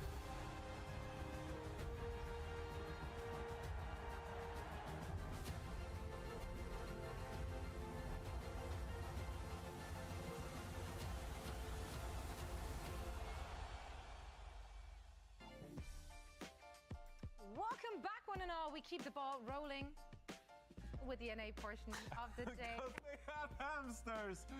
Wrecking ball! Incredible stuff. This is why we get paid big bucks. Wow. Zoe here, joined by Jake and Johnny, and quite frankly, I was into those jokes. I think I reached the age where this is funny to me. Yeah, rip Timeless indeed, Sag. They played very bad. That has changed me. My standards have decreased, but that's okay. Dude, the Foghorn, Leghorn memes they're making on Twitter are so good. We need a dad joke rating. Dad joke rating. Dad joke rating? No, Not a dad joke. okay, no dad joke. Okay. Oh, okay, all right. Those are our opinions. We are now, as I said, moving into not that discussion, but into everything that has to do with OWCS. Of course, there's circuit points on the line and a lot of money. But first things first, for you watching drops, all you have to do is, of course, attach your Battle.net account, or rather connect your Battle.net account to your preferred streaming platform. And then The Foghorn Leghorn voice actor even partook in it. Did he really? That is amazing. I did not know about that. But like, yeah, those memes are great. They've been spreading like wildfire on Twitter. You're watching for, but also, of course, you want to see the best teams battle it out and come out on top. And if they do come out in the upper echelons, Infected diffs that fraud someone. Thank you for the $2, Cam. very important. We talked about it many a times, and of course you see that the points increased from stage 1 to stage 2, so a lot on the line, a lot of reasons for those teams to really show up today. Now, talking of showing up, you too can join the fray, not as a competitor, but you can be watching. Sag, I wish I could go. The first LAN event of the year will be held at the DreamHack Dallas in Texas. I'm very excited. A festival, that's right. I'm going back to Texas. Feels right. Yeehaw. It does feel right. You spent more time in Houston, didn't you? Yeah. I like Dallas too. You like Dallas too? Yeah, you're nice. But you heard it's a it nice here city. first. Vouch it is a nice city, and he likes it too. So you two should be joining us. Infected diffs that fraud someone. Let's take a look at the bracket to see who is getting closer, Real. closer to be in it to win it. So all. true. Of course, you know the upper bracket quarters, more on the one-sided side of the affair. Yeah, so, I mean, it's worth keeping in mind that Timeless, they lost in the group stage, and they obviously had a lot of circuit points, which has kind of opened the door for a few teams here. Toronto Defiant, obviously, the favorite in the region, dominant performance yesterday, 3-0, looking like the favorites against students of the game here. But for the other teams, who else could sneak into the top 3 and qualify for Dallas? I really feel that there's a lot of flexibility, although, to be honest, M80 and Luminosity do look like a little bit more solid candidates for the Agreed, Mr. Jake, agreed. I think students of the game, even though that matchup against Toronto could be really rough, I can see them making a significant lower bracket run. Honestly, students, M80, and Luminosity, I mean, they're all in contention. Second, third, fourth spots in the rankings. And Toronto, so many circuit points. 2 spots up for grabs, because we know Toronto's going. 2 spots up for grabs, 3 teams. Toronto, if whoever takes first place is getting the auto qual, which means if you had the most circuit points and you get the auto qual, then you were just going to go to the next teams with the most circuit points to see who qualifies. So with Timeless out, there, like you said, it's kind of anybody's game. Anybody who can make it to those top two, top. I don't care who's most likely when we have to go students of the game fan mode. I mean, I'm not disagreeing with you. I'd like to see them make this some kind of a contest, but it won't happen. See if they can do it again. They are the ones with the target on their back. That means that all pressure should be off on all the other teams. Oh yeah, that game against Pip, they absolutely should have lost, but Pelican goated. Is there a chance? Seeing Doomfist and Sugar Free just reminds me of the Atlanta Academy Sugar Free. Man, what a monster. The 14-year-old prodigy, or however the hell old he was, 13, 14-year-old prodigy, dominating his way on Doomfist. It's just been dominant. They have tried a few different compositions, like someone's been playing some Sigma Circuit Real, makes a lot of sense. We've seen some Doomfist in the past. We have seen them experiment with Wrecking Ball a little bit, especially with the most recent change to Adaptive Shields, right? But in most part, it's going to probably be some kind of Brawly, Orisa, Ramato composition from Toronto. I'm an Infected believer. You know, I think Infected's very, very solid player for students of the game. I think he has a lot of flexibility. However, he's going up against someone who I think it might be fair to say is the best tank in the world right now in Overwatch. In terms of flexibility, he plays every single hero in the role, and at such an incredibly high and consistent level. Going up against him, it always feels like you're going to be behind in terms of the comp advantage and the swaps. And to be honest, Toronto Defiant. Shout out to students of the game though. Infected and Scissors both follow me on Twitter. If Toronto, at this point, I don't know. So they're goats, and therefore they should win. Smile. Like I wouldn't, even if students of the game gets 3-0 here, I wouldn't even be surprised, but I wouldn't feel badly about their chances for students of the game. I think the question for NA is who goes second. Maybe I'll be proven wrong, but I mean, this is how it looks from what we've seen from Toronto Defiant. Here's the thing though, students of the game, are they the underdog in this one? Yes. Do they have some plot armor? Oh yeah, they do, because we're still doing it for Rack Attack. And today, of all days, we're also doing it for Rack Attack's mom, because it's her birthday, so happy birthday, Rack Attack. Happy birthday, Mama Rack Attack. Also sharing a birthday, so even more reasons. Wait, both teams have plot armor now. Yeah, both teams have mom birthday plot armor. This is very important. Who loves your mom more? Get her the birthday present of winning your match. Exactly. Oh, if you truly love your mom, and then we have a Blem cat as well. Whose cat is that? That's Rack Attack's cat. Rack Attack's cat. So Rack Attack is more plot armor. That's what I'm. Fury is a great name. Taken away. Yeah, that is named after one of the best off-tank players of all time. That is a good name for it. Yeah. I miss Lionel Spitfire Fury. Yeah. I miss Fury. I don't miss playing against him though. That was not fun. True. Stacking up plot armor is what I'm seeing here. Look at SOG Nation with the 13%. Grasping for straws, but that's all we can do at this point because Toronto Defiant just look like they are unbeatable. 13% believers in chat though. Ooh. I mean, that has to be Life Weaver fans. There's a lot of Weaver believers out there. A lot of Weaver believers. But you know what? I'm here for it. The Weaver's growing in my heart. Yeah, me too. I'm kind of slowly blossoming. I love that. I do love that. It's like someday, it's like it's almost there. It keeps getting buffed. Eventually, it's gonna heal for 10 million every shot, and then it's gonna be good. And that's that. Well, this is unsurprising. I think after we've just been right today, I guess today is the day. That's all right. Someone's got to beat Toronto before we start believing that it's possible, right? Like, we're going to keep doubting until it happens. So, that, you know, there is always that hope, and I think for students of the game, you got to come into this match swinging. You got to play your game. And oh, is the audio quiet? I can turn it up. If you are scared at all, you play slow at all, and you do anything unnatural, Toronto's just going to eat you up. They're going to find those openings and punish you. So yeah, I mean, worst case scenario, it'll be good practice. Keep it up. They're students. Right here. Time to go to school. Students indeed. This is about to happen. Let's Hey, Penguin, thank you for the 5 gifted, bro. Appreciate it. To Mr. X and Mitch. I actually said your name first this time. That might be a first. Well, yeah, you know, I'm the A side of this combo, right? I think we got you. You're an A something, man. I don't know about side though. I'm gonna be honest with you. I mean, listen, this is a decent way to ease us into today's matches because, you know, I think what Johnny said stands out the most to me. He said, if students of the game are going to win here, it's not even because they are playing up. It's that Toronto Defiant make a massive mistake. And when that's the way you kind of frame a game, it doesn't look good for the underdog. I think it would be a combination of both, right? Students of the game obviously taking it to a little bit of a different level, and then Toronto maybe not playing at their best. You know, these two teams matched up in Thank you with the 5 gifted out of nowhere. Pretty fast, you know, 2-0 for Toronto Defiant, but the students of the game, I know they Appreciate you supporting the stream as always, dude. right? So maybe they've kind of caught something a little bit. I gotta say as well, everybody's talking, you know, Costa, I feel like every time we bring somebody on, just catching strays left and right. I'm the only one who's allowed to say bad things about Costa. Oh yeah, we have an emote for Penguin. Literally. I mean, to be fair though, kind of justified. If he's out there, you know, if he's trying to light up my boy J3, you know what I mean? What's he expect? Homie's gonna come on the broadcast and get his, you know what I'm saying? Scotty, come on, mate. It's a two-way street, brother. Here though, Toronto Defiant might look to just fire up the steamroller and take up the entirety of the thoroughfare. This team is terrifying, at least in terms of our North American standards. I think, like, there was a big question that Jake sort of brought up. He's like, I don't think this team is going to lose until Dallas. I think that's a pretty... Since when do I have my own emote? Since right now. I didn't know there was a Penguin emote you could type in YouTube chat, so there you go. You now have your own emote. Thanks to YouTube. Pretty strong, right? I know they end up dropping a map to L. Hey, yo, sugar-free Genji sighting. Based. Not playing Tracer, something different. Merit matchup. I think that's going to be sick. Merit, sugar-free, and someone. A trio of names, absolutely terrifying. And that's to say Oh, there's another one. Nice. You're double cool. Folks, and already someone has drawn the battle line deep in the students of the game's territory.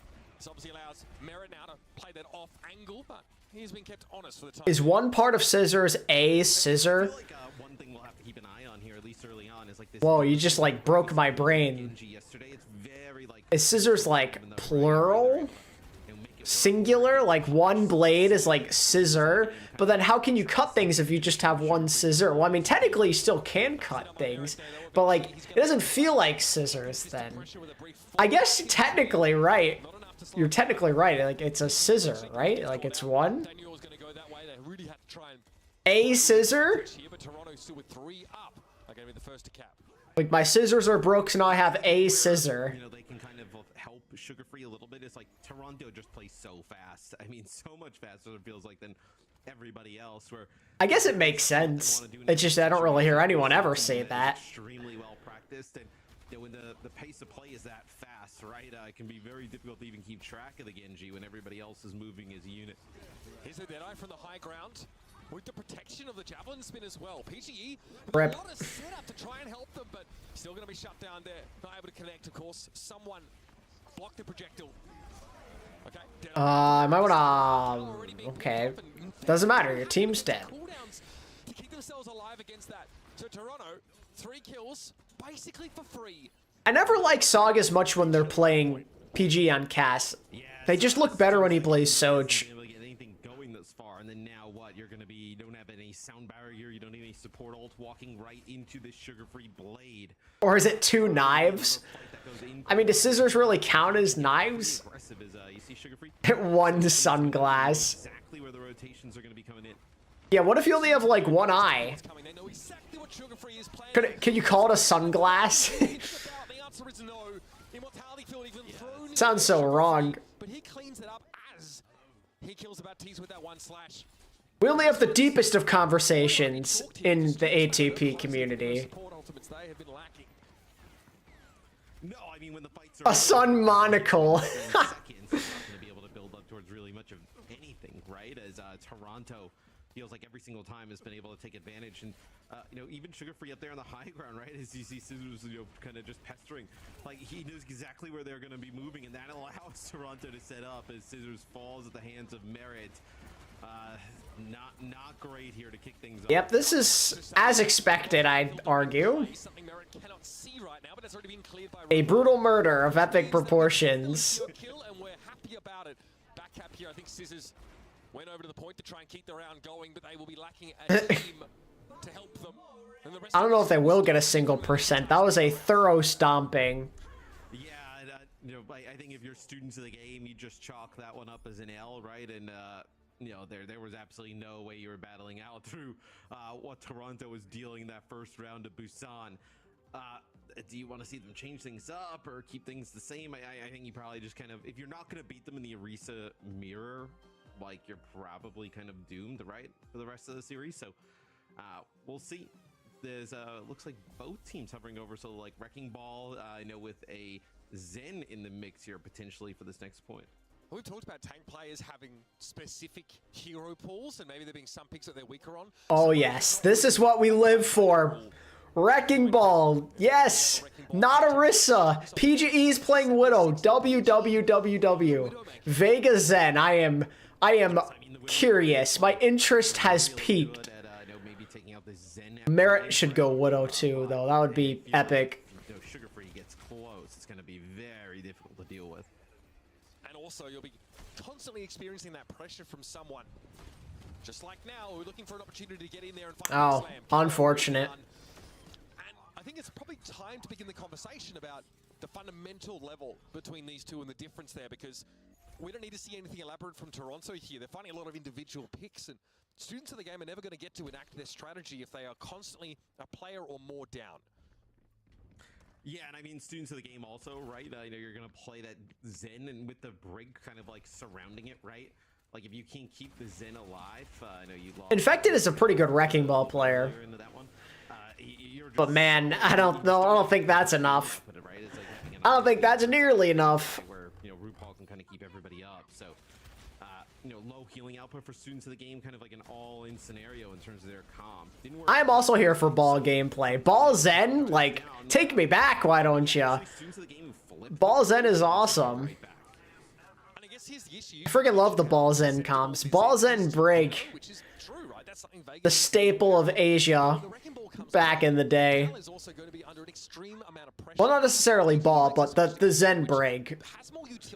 Zen Brig dive. But still will be susceptible to dive in general. Yeah, Widow into Ball is rough. I guess at least a little bit more survivable, right?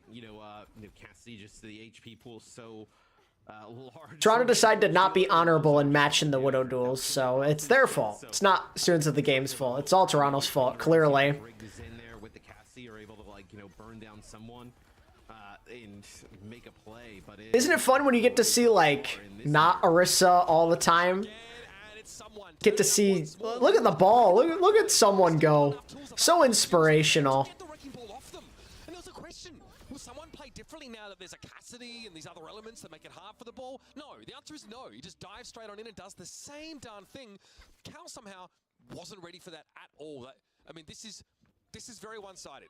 Well, I mean, even when students of the game lose this one, they get another matchup with FMCL later today, and they 3-0'd them the last time they played, so she could see her son get at least one win today. Have a little bit of a lower bracket run going potentially here. Where probably final fight territory, it'll be a minefield for Infected here to kick things off, probably just to kind of clear out the point. No stick there, Discord or there's no help there on Merit. Wait,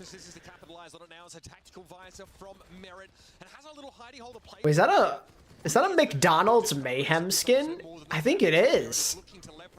Will be knocked back briefly by Infected, who's definitely come calling. Cal just got that Transcendence online here. But how grouped are students of the game to capitalize on it?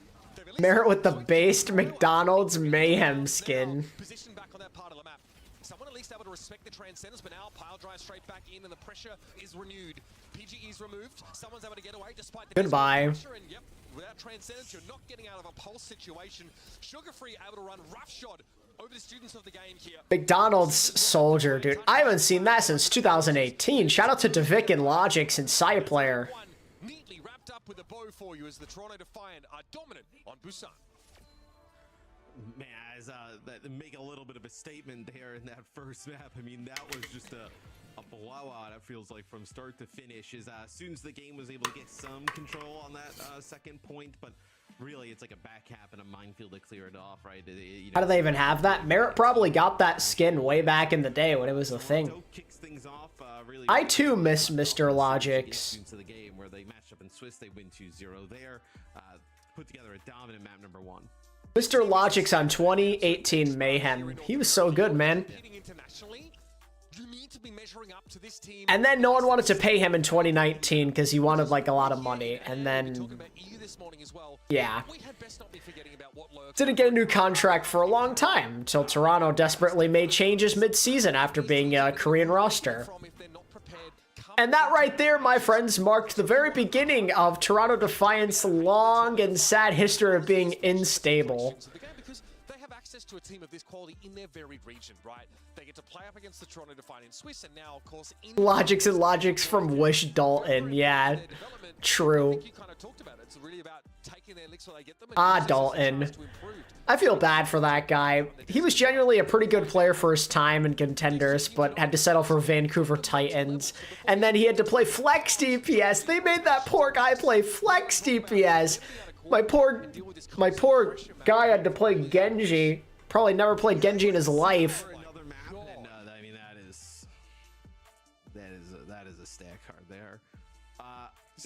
Look though, the first time when they played in Swiss, they did play Busan the last time. That's what I'm saying. Dalton was low-key good at Tracer, I remember, but bro stuck in Genji purgatory. Just in general, the last time I went to Hybrid, they actually played Midtown, so a little bit of a change up here with Hollywood, picked by students of the game. Maybe that's because they lost Midtown the last time. They were like, well, let's not go there. Let's try something a little bit different. Mix it up, man. Why not? Mirror! Wait, Mirror's in the game? Yo, Mirror on DPS! I haven't seen the Mirror DPS since a while. It's been a bit. Based. Mirror DPS. Brought into play the damage dealer role. Let's go. Mirror played DPS Doomfist, Farah a fair bit, right? A lot of these sort of off-roll. Yeah, all these things that are completely irrelevant now. Thank you, Uber. All these irrelevant heroes in Overwatch 2. Doomfist, who's not even DPS anymore, and Farah. Oof. Maybe play him at tank. His Doom was kind of cracked, though. I won't lie. And he played like Junkrat, too. Just all the most irrelevant heroes. When they played, hey, bro. If I was checkmate, when they put me on Reinhardt, Dalton fulfilled the breadsticks prophecy. I'd be like, hey, bro, there's no way you put me out there at Ryan. There's no way you put me out here at Ryan, and then you tell me I'm a free agent next year? Hell no. I feel that big time. But Mirror, obviously, with a history of DPS and someone who probably, plays it pretty frequently, especially in their downtime, which is obviously something a lot of these players do want to do as they're practicing and working their way up here. I don't really know what sort of roles to expect. Maybe I still think it would be a projectile DPS, right? Yeah, you'd assume so. Maybe they want to play Genji, right? Hollywood, some high ground area. Maybe you want to play Genji. Do you want to play I don't know, like Echo type of stuff? I think there's some possibility there. But yeah, it'll be curious what they decide to bring out. Okay. It's Tracer, it's potential as well. We've actually seen a few teams do this. Actually, they have like a Sojourn player in, and then they rotate a Sojourn player in off of the bench. Yeah. FMCL are the kind of team that sort of do this, right? So it could be like map specific, but nice for Mirror. That they get to experience a little bit of that flexibility and sort of roll back the years a little bit. It's going to take a lot more than that, though, to win this game. Because the Toronto Defiant can put freaking someone on Lucio and still smash you. I mean, I don't know if they could do that. I mean, are you sure? Are you sure about that, says Uber. Nah, you can put Merritt on Winston. No. Yeah? You don't think so? Nah, come on, man. I dare them to do that. But I certainly Oh yeah, I forgot to put that down. It's 3-0 Toronto. Not that it matters. Consistently over the course of the group stages because they're having a good time. You see, Infected, he's on the phone with the broadcast specialist talking about the shout out to Smurf.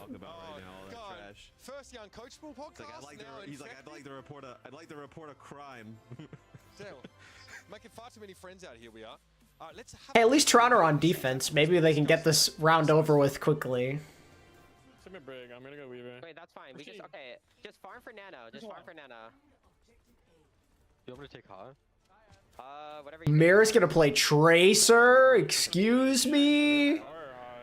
And they're playing Life Weaver too, based. You can take that.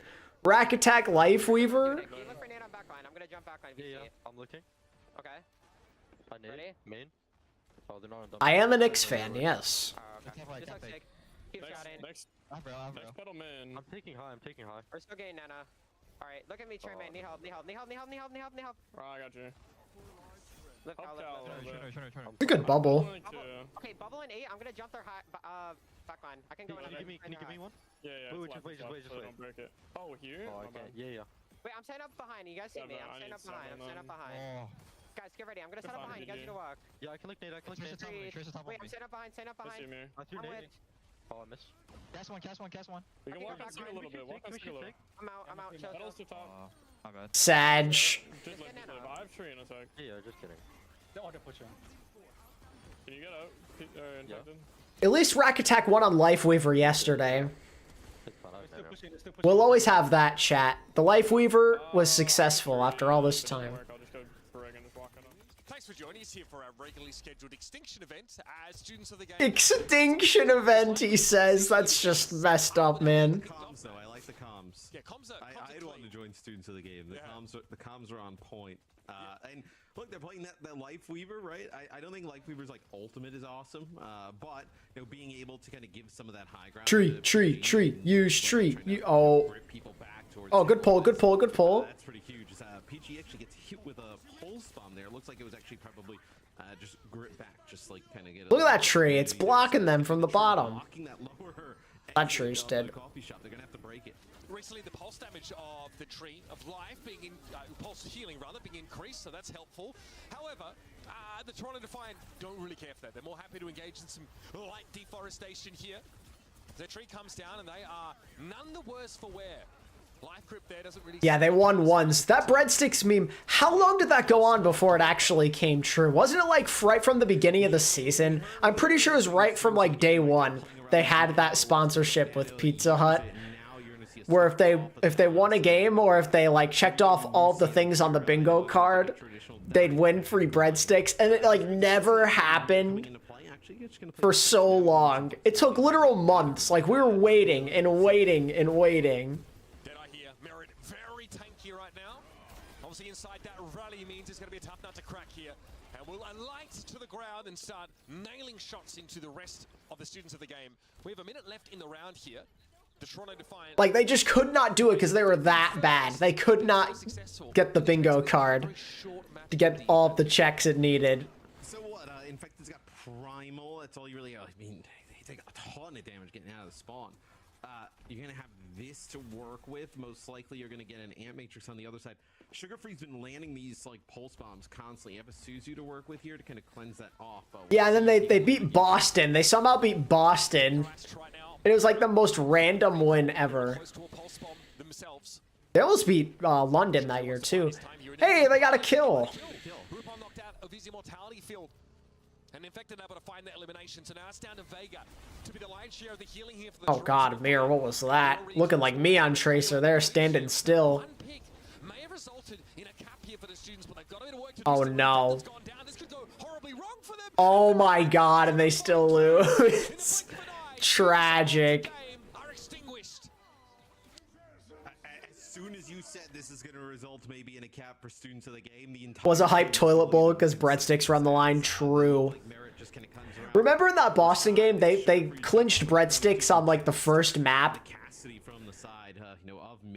That's the only reason we were cheering for Vancouver back then. We were absolutely praying that they were gonna do the breadstick thing for us. Like Toronto has to walk in, get one tick. And you do maybe have, you know, a little bit of a bit of a breather, right? You lose one player to come back, yeah. You do have a bit to work with. Injustice Toronto able to give up the point and then regroup to come back on that defense. I dare say they're feeling pretty good right now, the Defiant, though, as this seems to be another day at the office. But let's tune in here. The gossip amongst the cubicles. The gossip amongst the cubicle. They're playing Rhine. Mauga? Yeah, Mauga? QE? Maybe? Okay, I think I can BAP. I think this got me, yeah. We're actually gonna do the Ryan fake TP where we TP and then just TP back instantly. Wait, where do you want to go? Real thing. Actually, yes. What did we do last time? We went bottom right, I think, right? Yeah. The based Rhine come from students of the game. Yeah, okay. Maybe only I make up and we walk in. Wait. What? Oh. You fake people. For someone.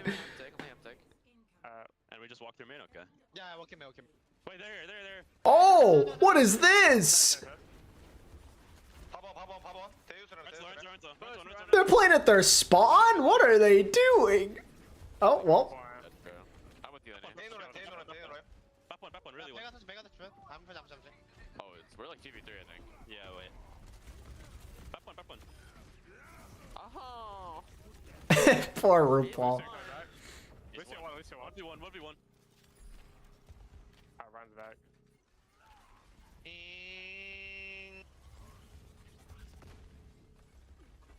Here run. Piss off. Get ready back. Help me. Shot! Oh. That's actual sim gap. I'm pinned. One. Oh. They're like so mad they're dying at all. They're pissed. TB flowers. What? Thank you for the rose. Oh! The easiest cast of my life. I can't believe they keep letting me get away with this. Unreal stuff. What do you think about the Malga there, Matthew?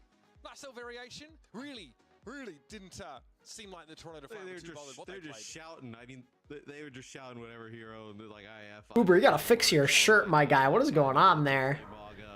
I mean, they could even played Reinhardt. I know for all we know. Yeah. I mean, I said when students of the game tried to set up there on that high ground and surprise them with like a Reinhardt comp, they want to brawl close. Malga, they're pretty good at that.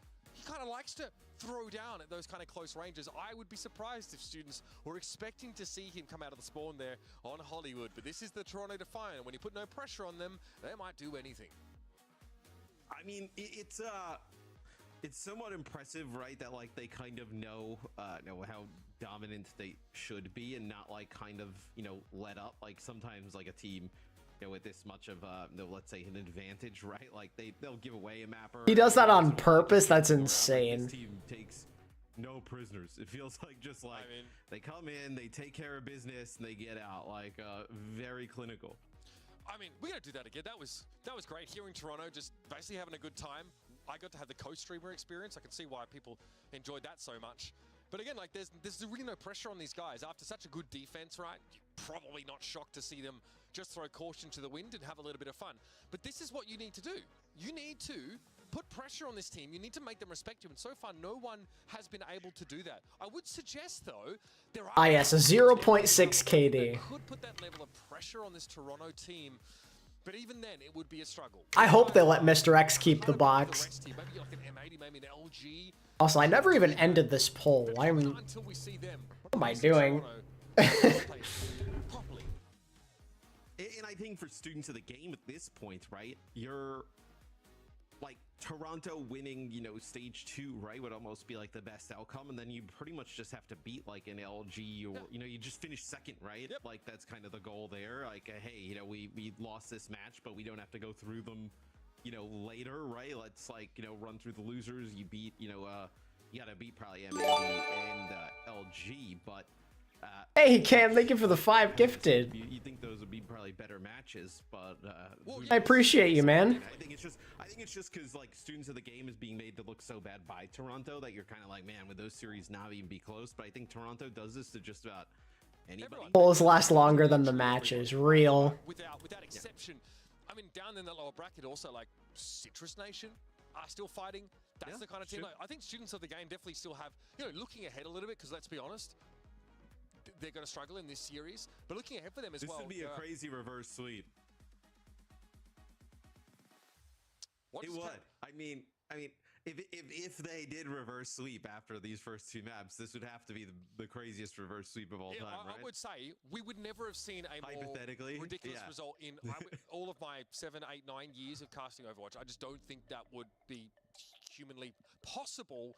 But again, I'm here for it. The Toronto Defiant, though, are going to be feeling comfortable. Esperanza going to be the next map. We know that, someone can play literally anything. We've seen Wrecking Ball, we've seen Malga from him. When in the past, it was more of the standard selection of tanks. Hold up, chat. I need to get more comfortable. It's starting to get a bit warm in my room, so I'm taking off my sweatshirt. Students of the game, like, they know how to follow, like, better. They know how to win team fights. The problem is on an individual basis, we're often seeing these kills happening at disparate parts of the map where you know, every individual on the side of Toronto is winning out there. Whether it's someone generating a kill, whether it's Merit just being incredible. Real question, do we get a third 0 push? I hope. Let's just get this one over with. I want to watch LG and M80, because that game could at least be decent. For any team that wants to challenge them, do you have that individual's level? Do you have that confidence? Do you have that coordination to be able to take down a team like this on a one-to-one basis? Then we can talk about strategy. Then we can talk about macro. Yeah, I mean, it's they just don't really have a weakness at any of their positions, right? I think a lot of other teams, like you would say, compared to everybody, also don't have, you know, many weaknesses. Hey, yo, they got baked goods in there. Hey, yo. That Toronto Got some croissant. They have a good chance, obviously, put the series. I want to see a speed run push. Me too. In here for students of the game, so they'll you know, keep that swap that they made for map number 2. In here for map number 2. Please rack attack. Please play Mercy. You won't. Weaver at the start of Hollywood there, short-lived again because the pressure was too great. The dive potential of the Ah, coward. Constantly had him playing outside of the point, almost off the map. Here though, we are going to see the Kiriko. Why is Mirror still in? Why is Mirror playing DPS? I don't get it. Mirror on Tracer is extremely cursed. Yeah, I think you know, he always wants to play like more, you know, dive kind of centric heroes ideally, right? But you know, we've seen how great success, whether it be on the Orisa or the Reinhardt in the past, where RuPaul takes some damage there. They'll be able to heal. They might get progress just because they're playing Monkey here. No 0, Sag. Looking for the first target. He sees the slide from PGE, but it's in a direction that might make it a little bit hard to jump on right now. So someone will bide his time a little more. Keep an eye on Infected's health bar. And it's probably mostly due to Merit just hitting consistent headshots on the Orisa. Once that armor's gone, you can basically look to jump in if those defensive cooldowns have already been expended. And the bad part here for students of the game, right, is like you kind of play this, you know, mid area. This is a great spot for Merit to play from, and with high ground, can't exactly wrap this way, right? Because you see the Brig there, and you're just allowing them to build towards that nano, which they could just jump onto somebody. Yeah, that's what they're kind of working towards. They're just trying to build it. Maintain the high ground here. Looks like Infected got hit with a sleep dart. Surely you can capitalize on this. No, they're woken up. So still slow play, and Merit probably playing outside of his optimal range here. Doesn't want to take any undue risks. So the Sojourn be able to light him up. So very, very passive approach to this one from Toronto. A vast contrast to what we've seen of the last couple of maps, Matthew. Well, I mean, this is what we saw the other day on Esperanza when we casted, you and I. It was really kind of like a Cassidy versus Sojourn kind of match. Where's the nano? There it is. Things off. That's going to be the nano boost on this someone. He's also built that primal rage up. Oh no! Someone looked like he got knocked off course mid-jump. Rip. What was probably an Orisa spear. Still, Meanwhile, somehow they're still dying. That's crazy. Incidentally, to be able to find the elimination, and Infected is in deep trouble. That biotic grenade, harder to make work here on this map in this format. Absolutely devastating for an Orisa. Yeah, I mean, also you can kind of cleanse it off, right? But did not have the Kiriko up in that situation, so it'll be Toronto Defiant who ends up winning. All right, students of the game, 4 ults, and they're playing the inferior comp. You can surely do this, Smile. Position, but you do have this rally to kind of use that shield protect, give a little bit extra. Oh yeah, Infected, it was on point with the spears, no doubt. He's doing a good job. Your Cassidy into the line of fire. More about just making use of that bridge. And that's clean. You just have to use the one there. There you go. How do you let Rag? How does anyone die there? That is crazy. Sugarfree is far too low to be involved in this fight. So Soga gonna be able to set up and Sugarfree is being chased. Might even get themselves a lead. I love this. Yeah, I think they're trying to make sure that PG Bro. that Sugarfree can't just spawn kill both. Yeah, but you're right? making 2 people focus in on him though. He's far behind enemy lines, gonna have to get all the way back. You just leave him. It is a long walk for Sugarfree, in fairness. Toronto went A4B5 for a moment now. Sugarfree has returned. Sound barrier going to be in play, and Merit here keeping a respectful distance to the front line. Sees the Terror Surge go down. Dangerous place to be. Okay, now surely, right? RuPaul get caught up inside that. Still Toronto give as good as they get, with Sugarfree still at large. And Merit's bringing this back right now, though. Merit wants to head into an aggressive stance. I think they just want to like move the bot a little bit forward, just give themselves some breathing room, right? Not let students of the game push straight through that underpass, right? And then just kind of take this fight back at the middle of the map, because this is actually a pretty good fight for Toronto Defiant, right? They'll have that nano boost, nothing on the other side. Someone going to build up the primal here as well, so they can get quite aggressive. Nano here once more. Someone. Probably didn't want to use that so early. Pretty good. Someone still though feels like he has to be primal here for that survivability, and it pays off. It carries a lethal edge as he's able to smash Rack Attack with those flailing fists, and to sleep does in fact get put. Someone, it's an easy follow-up for him. Now we head back into enemy territory once more for Toronto. They still have a pulse bomb to work with, but they'll be facing down a Kitsune Rush. Yeah, I love how Merit just feels the need to be that one guy who's not using the Toronto skins. Like, first we saw the McDonald's Soldier, now he's playing with the NYXL Cassidy. Toronto Defiant, though, that's a fairly easy read where you have to kind of consider playing close to the Just has to be that guy, huh? or right. Here we go, This is where you'd expect the rush, right? Absolutely.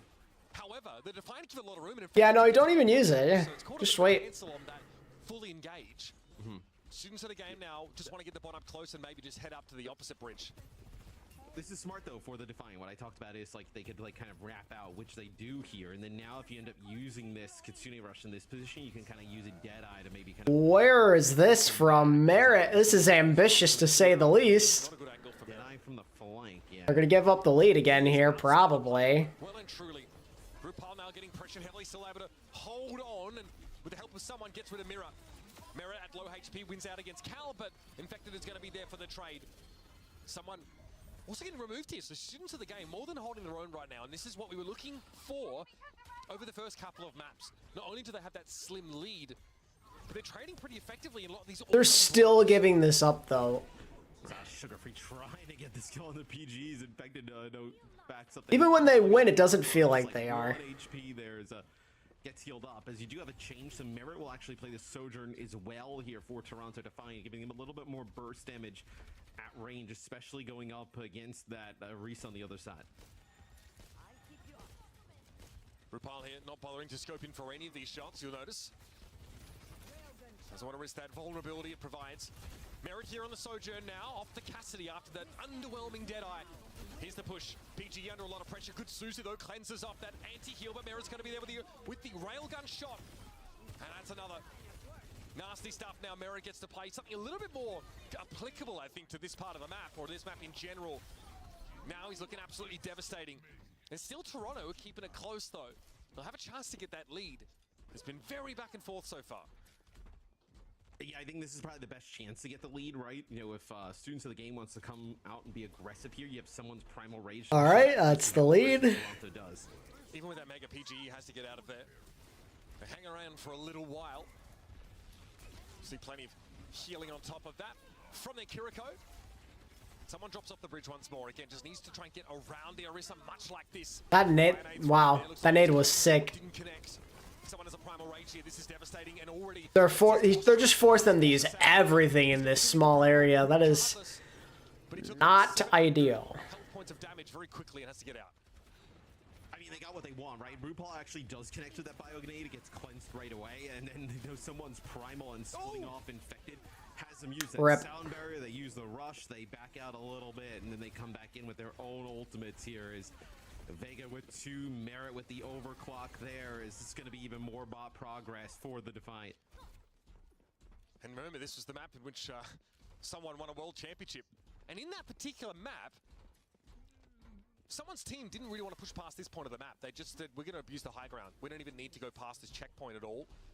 So similar style to what we observed there is around here was where actually the winning play occurred. So Toronto don't want to take any undue risks here. They have now a much healthier lead than they did earlier on, and really powerful positioning, which again requires Infected to burn cooldowns in order just to cross. And here comes Mirror looking for a pulse, but decides against it. I was going to say, we've seen this a few times though, right? Where Students of the Game, they get aggressive, they push for high ground control. Toronto just backs out and they're fine to play back towards that middle of the map, right? Oh, they lose. Hated that one. The pulse is no good. No Kiriko to work with now. Terror Surge for Infected, but that would be a massive risk to take. They're going to go for it anyway. Merit just deftly slides. Yeah, Merit decided he's done messing around. Bro went SOG, and now it's just too easy. Absolutely fumes. Yeah, Rack Attack will just stall for a second, but very quickly We'll be back with Toronto pressuring now to extend their lead. The reverse sweep looking unlikely at the moment. Yeah. RuPaul with a nano boost here, and could go to someone up in the window. Potentially, if they get like quite aggressive, you could drop it onto Vega, right? We've seen Nano Brig in the past. Nope, someone jumping out the window. PG in a lot of trouble. Well, they have no choice. Someone didn't burn his jump, so the slide can just be chased by the Winston with his rocket jump. So really know where PG had to go. That's the power of high ground when it comes to Winston, especially specifically diving Sojourn. Merit and Vega combining to deal with Infected, who wanted to try and create a bit of a buffer here, but that has expired. 23 seconds left in the round now. Nano Boost may have expired for someone, but he has another survivability ult in his back pocket to work with. PG is going to try and ward him away, and that's a disruptor shot thrown down range by the Defiant.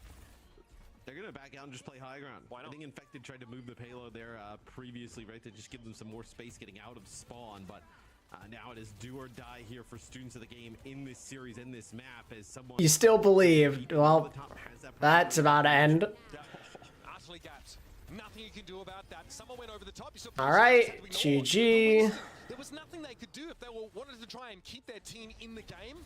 They had to ignore that dive. They had to try and create opportunities for themselves until they were stopped dead by Merit. And there it is. Damn. A clean 3-0 series. Toronto Defiant closed out Esperanza after a bit of a tug of war in the early stages of the... You still believe? Oh, okay. Clean finish as we expected. I mean, that was, well, look, I mean, we expected Toronto to win. I think everybody on the desk picked 3-0. I think... All right, on to a more interesting game. Which you picked 3-0. You would have expected a closer 3-0 than this, right? I know a little bit back and forth, but man, Toronto, they just beat them down here as students of the game. They'll fall to the lower bracket. I think they're going to be really tough for pretty much everybody else, right? And to no one's surprise, it's now confirmed that the Toronto Defiant will be in Dallas for our OWCS. Oh, wow. What a surprise. Toronto going to Dallas. There's no way. Here in stage 2 to get there. So it's going to be exciting to see the very best team right now in NA representing. Let's head over to the desk, though, and break this one down. Surely, tons to go through. You guys have got a veritable trove of things to dig through. Oh yeah, they made this one really easy for us. I mean, convincing victory by the Toronto Defiant, pretty much like everyone would have expected the outcome of this match to be. Looking like... But what can... Do you think ENCE/SSG can beat Toronto? On paper, yeah, I think they could. I don't think they will, in my opinion, but I would not be surprised. Just like individually on each and every role. I mean, students of the game could cause some chaos in the lower bracket. It's just they played Toronto. That's just a GG. That's bad RNG. Hold with the Lucio carry against the Ana on high ground. They do end up going with the rush, but it goes against them. I wonder, I mean, you're leading by like 1 meter there. It's a pretty toxic strategy, but maybe you just don't push for 8 minutes, like unironically, and sit there and wait for the Winston Ana to push you first and then rush. I think that is probably technically correct. That's what I would tell them to do as a coach. But at the same time, you're not winning the series like that. That's like a weird cheese that might give you an advantage in one fight, and the difference is just too big here. Like, I wouldn't, if anything, I wouldn't change too much from a series like this. It's like, you guys, I mean, there's just such a huge gap here. You got to accept that you're not on the level of Toronto Defiant and just think about how you're going to make... Damn, chat right now, 89%. Sheesh. Yeah, I think the difference in play was... Chat thinking we were going to have a blowout here. I'm going to stick to the script of my bracket I made the other day, though. Personally, I'm going with a 3-2-4 M80. Maybe I'm coping, but I could see a close game coming. It's not like M80 have been playing together for that long yet. They're the more skilled team. But maybe Synergy could cause them some trouble compared to LG. Or a collegiate team, they've been together for longer, so they could squeak out some maps and make this a contest. They have what it takes, I think. You're walking up, you're trying to, do some poke, build up the railgun, maybe get a pick. Yep, a tail is all this time. All Toronto had to do was just make OWL end, make everybody else quit, and then you can't be mid. It's not possible. They just find a way to be the only org with money, or one of the only orgs with money, so then everyone wants to sign with you. Make aggro. Whenever they do push up with a Kitsune Rush, disengage, set up around your opponent. They did not obligated. Just like piranhas, they just swarm you and just come at you. Now they officially have enough league points, though. Like, without a doubt. Like, there's absolutely no chance for them to miss. How can we beat the Korean teams, right? And so that's probably going to be the style that we see the most. NA's hope, please. NA's please hope. round of the final. They are all we got, honestly, by the looks of it. Let's talk to RuPaul from the winning team, Toronto Defiant take the dub. RuPaul is with us for a quick chat. What's RuPaul, up? congratulations. How are you doing? Doing good. Doing good. After just another day in the office, what it looks like. I mean, so far, it didn't really look like, even in stage 1, any team made you sweat. Do you feel like there is any serious competition in this realm of the world, or do you really just like look at those majors and looking at what the Korean teams, for example, are playing? Oh, gee, I wonder. I think last stage it was pretty easy, but this stage, I think M80 with their DPS being in NA and off ping, they're like a lot better. So I would say they're Stage 2 obligated. Yeah, that's a matchup. The winners of stage 2 automatically qualify, not stage 1. We're really worried about this at all, but you have already now solidified your ticket to Dallas, and so I'm thinking about you guys going to Dallas, playing the major. You know, so what do you feel about that? Are you excited to go to Dallas, play on LAN, and play in front of the fans? How do you feel about it? Yeah, I'm pretty excited. I love playing in LANs, and it's been a long time.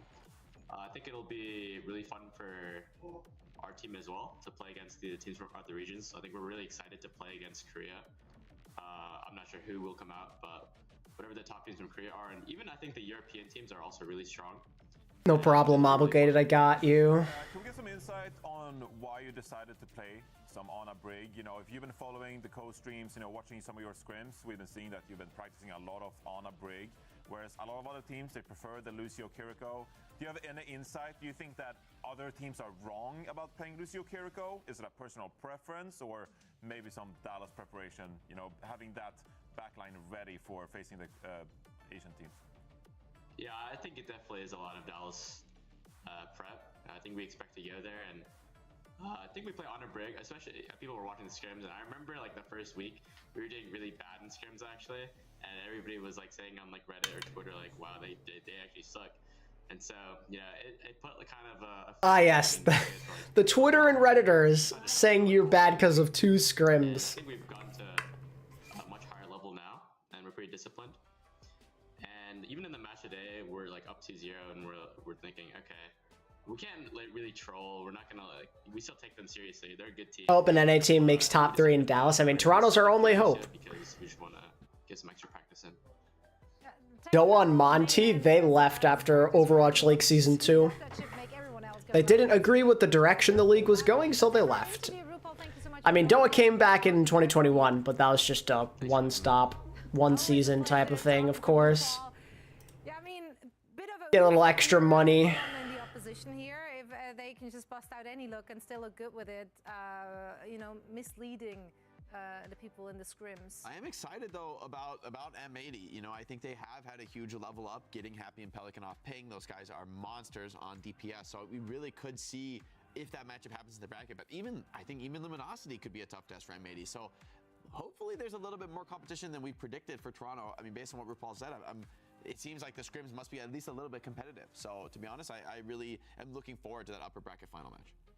Yeah, I think that was a really impressive match by Toronto Defiant, and as much as, you know, we look at M80 and Luminosity, not quite sure they're able to match what Toronto Defiant has to offer, because just on a team basis, like, they're so well coordinated, and really I think it speaks to a really good team if you're able to, you know, don't read too much into scrim results, but actually just like the foresight of like, hey, we need to be good at Ana Brig when time comes, because this is going to be something in general in Overwatch history. It's trended towards playing dive. It's trended towards playing a lot of Ana Brig, right? And so this is Also obligated, if you're still here, do you watch the NFL draft last night? I think that speaks to their coaching and understanding of the situation, and that their goal is not necessarily to just win OWCS NA, but it's actually to win majors and become the best team in the world. As it should be. You gotta have that foresight, and I mean, they know that individually they are better when it comes to like playing an Orisa comp in this very region. So why not get the extra reps in, as he just said, getting ready for Dallas. We're now getting ready for a quick break, and after that, we will be seeing M80 and Luminosity going to Batsy. Don't want to miss it.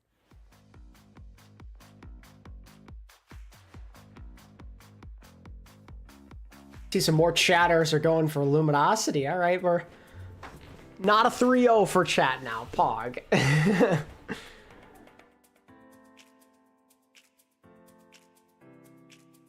Yeah, they made a good pick, but they need a quarterback to throw to that guy now. I like Malik Neighbors. I was praying we draft him over JJ McCarthy because I'm not a McCarthy fan personally. Well, at least not reaching for him at 6. I thought that was a bad idea. But, I mean, one step at a time, right? Still a good piece to have. We'll figure the rest out, hopefully, at some point down the line before we waste his career completely.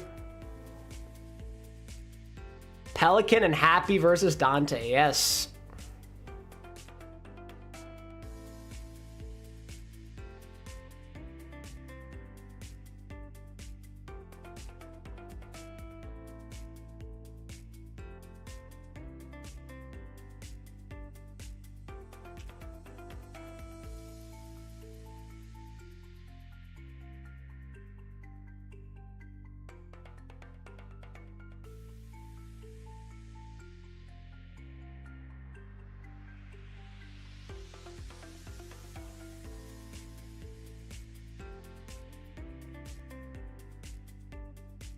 I see the Giants draft. I mean, they could draft Radler, and I wouldn't mind that, but they also don't have a lot of draft picks this year. And if you could, like, maybe get other things kind of addressed a little bit, I think that could be nice.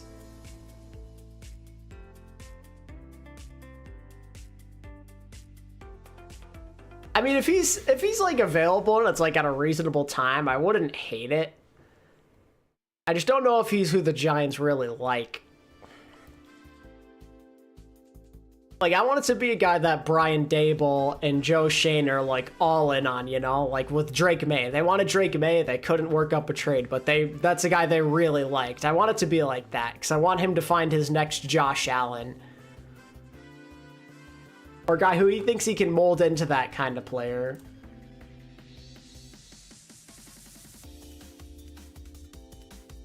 At this point, though, the Giants just need to accept facts and probably tank. Tank so they can get a good, well, you know, one of the better quarterbacks next year. Because unless Daniel Jones revitalizes his career, it's just going to be the same thing again. It's not worth going through this QB purgatory and winning 6 games every year so you miss out on the top prospects. It's just not worth it.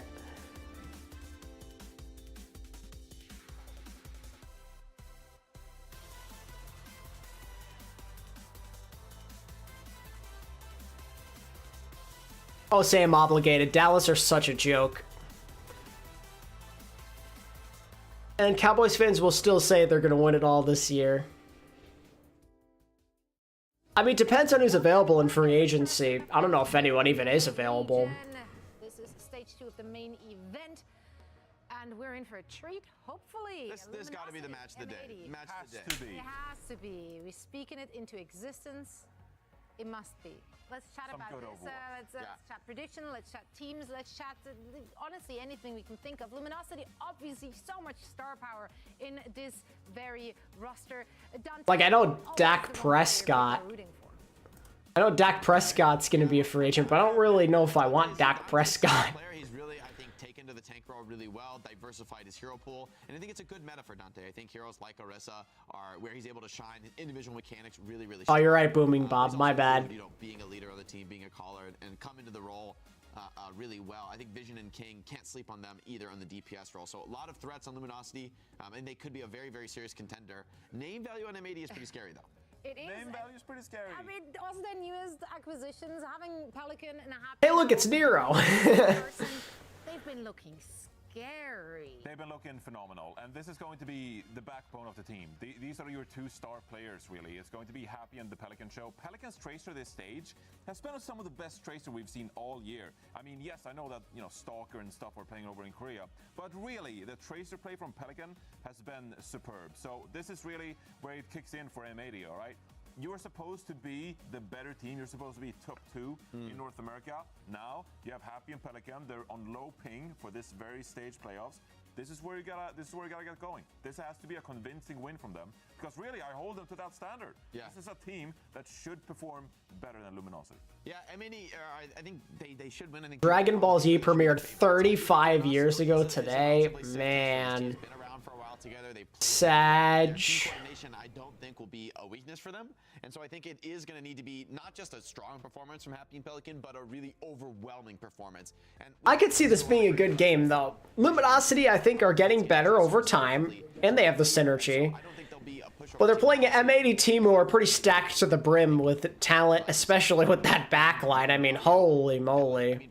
So we went 3-0 for M80. Okay. Tracers, and I think Pelly isn't historically known for his tracer, but he's always been working away at it, always been grinding at it. So I think he's hit that next level these days. Okay, I can't see our predictions, but if you want to fill me in on the numbers. You predicted 3-0. I predicted 3-2. I went 3-1 M80 as well. So we all went with M80 on this one. I really do think that there should be a tier break between M80 and I'd love to see you rank the first round of the draft. Surely you'd give an F for the Penix pick. But that's never hurt anyone. Yeah, that one's rough. I mean, I like Penix, but drafting him at 8 when you just signed Kirk Cousins is kind of wild. To witness all the action. Who better to bring it to you than Mitch and Mr. X? Thank you very much.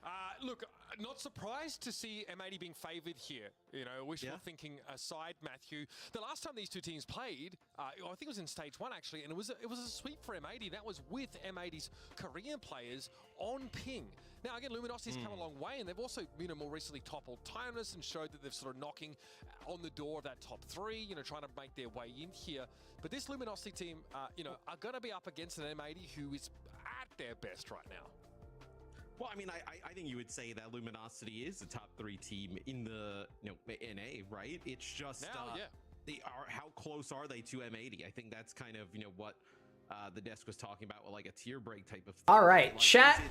67% or 66 according to this for M80. So I'll lock in a 3-1 M80 for the chat. I low-key want Luminosity to win though. If you want my biased perspective, I like this Luminosity team a lot. And they know very well that this is a matchup that they're not. Love Dante. King and Vision, I think, are super underappreciated players as well. I like that Unter coaches them. Pretty easy team to cheer for. All right, here we go. Put you in a great place. So there's a lot to play for today in our match of the day. M80 are a very inconsistent team. That's true. Juby's doing a little dance up here. Okay. And I would say, like, coming into this, Boop is out, but they don't want to walk forward. Here, right, is on M80. You have these 2 great imported players. Okay, Juby, you are crazy. Dude, he got the kill. How do they let that happen? Ultraviolet takes him out early on, so good start for Luminosity. Probably secures them the point. You can't really fight without that Baptiste. No, yeah, that absolutely decided the fight there, Matthew. And sometimes just a good environmental kill on this. How do you let them get away with it? This is a very risky location to play under that kind of threat. We'll get you the point straight away. M80 don't even want to chance it. They don't take the risk. They wait for Ultraviolet to return. And now they're going to have to play from this lower ground, forge a path up to that bridge. I mean, playing with Again, Luminosity's just playing this high ground well. Juby's being the gatekeeper, so to speak. No chance without these comps. Like the Baptiste healing is so strong. Some nice shots there, helping King at range. You have an Amp Matrix here as well for Squid up on the high ground. Well, Toronto will have the flexibility to play what they want, basically. The privilege of having someone as your tank, It's an iffy window from UV. Probably going to want that one back. Another kill off the boob. It's Laia going down. Pelican's got a lot of work to do now, pressuring Squid. But this is 51% and counting for Luminosity, and M80 been caught sleeping at the start of this map. Pelican's on the hunt, though. Yes, I mean, you just have Pelican here alive. You have Juby and King. Possible pulse bomb, drops it, doesn't. Nice, Brian. Didn't have recall, was waiting just a brief second for it to come up, and that'll allow M80 to flip the point. Pelican looked like he was trying to bait people down that stairwell where Happy was on his way back to the point. Eventually, the Cassidy emerges and punishes that lack of recall there from King. And so the higher ground has been achieved for M80. There's a decent amount of run they need to conduct in order to even up the score, but they're off to a good start and have the power position to play from. It is a sound barrier, though, coming up for Juby. Yeah, that's what I would say here, right? Is that M80 ends up using the sound barrier really early on. Liar pops it because Dante's putting pressure on the Ultraviolet in the back line. You have the ability to use this for Juby. It's just a really awkward spot to do so. Deadeye pushing up behind those Orisa. Aggro high noon here. Oh, that's a not dead Baptiste. Oh, he's 100% fine. Okay, I stand corrected. They're able to move up.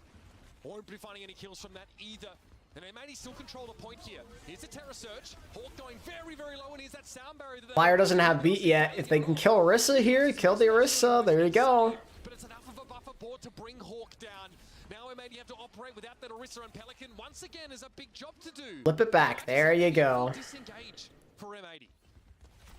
Yeah, I mean, it's very difficult to keep Hawk alive there, right? You know, even with the Immortality field, it's like sound barrier on everybody plus that amp matrix, the damage that comes down to him on the Orisa. He's got that central pillar he's trying to hide around, but that's not going to last for long. As the plus for M80 here is you have double support ult here for, not really going to be the last fight, right? You imagine they take the point off of this, but it's another not great window from Ultraviolet, I feel like. Good eat from Hawk. Okay, ends up working. I didn't love the positioning of that, though. They're able to deal with the Orisa, Terra Searching right up in front of them. And now some beautiful footwork there from Happy. Vision suiting up in this round as a ghost of Happy's past, if you notice it. But that's not enough to rattle him. Now M80 need to maintain the point for the rest of the round. And I think if you're Luminosity, like, this is pretty good, right? You give yourself an opportunity to win the round, right? You get both support ults. You don't have a lot going for yourself, though. I mean, maybe Squid can farm this window here, which would be nice. They're cycling here into Juby and Liar, basically being even again in sound barrier charge. Liar able to build up a decent amount of that at the end of the fight, but M80 are taking less damage right now. So Juby May will have his first on this cycle as well. Amp Matrix here for Squid is an option, but everyone's so dispersed, they're going to go for it anyway. Pelican playing in the periphery. He's going to wrap around. Also not the best window. Matrix. And Hawk has to concede the point for the time being. Happy is a great off angle though, and it has to be an Immortality. They got the flip though. Squid against Pelican's pulse bomb. Happy under extreme pressure. And risk of being knocked off the map there. Oh, Hawk with the peel. Turns around, javelin spin to disrupt and make it hard for Dante. M80 squeeze out the first round. Here for M80, Matt. Looks like they've recovered fully now. Yeah, they'll hold on here as just one player gets on. King. Oh no, not the Hawk with a good old, oh damn, the Gallop emote. With the forest green Los Angeles Valiant skin. Yes, sir. OG Valiant. Yeah, the Costa Valiant skin. Great. They have like there's like the BC and AD. It's like they need the Valiant timeline of the Orisa gritty, true. Yo, Dante, yes, play the season 1 shock Winston. Do it. Make your boy Nomi proud. Over the round. That's a big ask for anybody here. And then Hawk with the London Diva. You love to see it. Traditionally a Tracer player, but has had to put in the work to sort of rise up the ranks and be able to cover that role. Oh yes, the Pelican Torb is back. Pelican's Torb is so based. Eliminating just like Echo player, Genji player, just a talented player that like any hero that like comes out or whatnot, like you expect him to be able to play at a really high level. Like he's gonna figure it out. Just a sick gamer. Hawk here on a signature pick. This Diva obviously pretty well suited for this map, and also very threatening for Dante in general, who apparently got on the wrong side of Happy over there. Now M80 can push up. Happy gets nice sight lines to pressure more of those blinks out of King. Great start. Is this the London Diva for Fury or Mulf? Probably Fury. This is like an awesome comp that if you're able to fall back on. Dude, then you have the King Genji. It's another throwback. I remember when King was carrying Vancouver and Jotes. Oh man.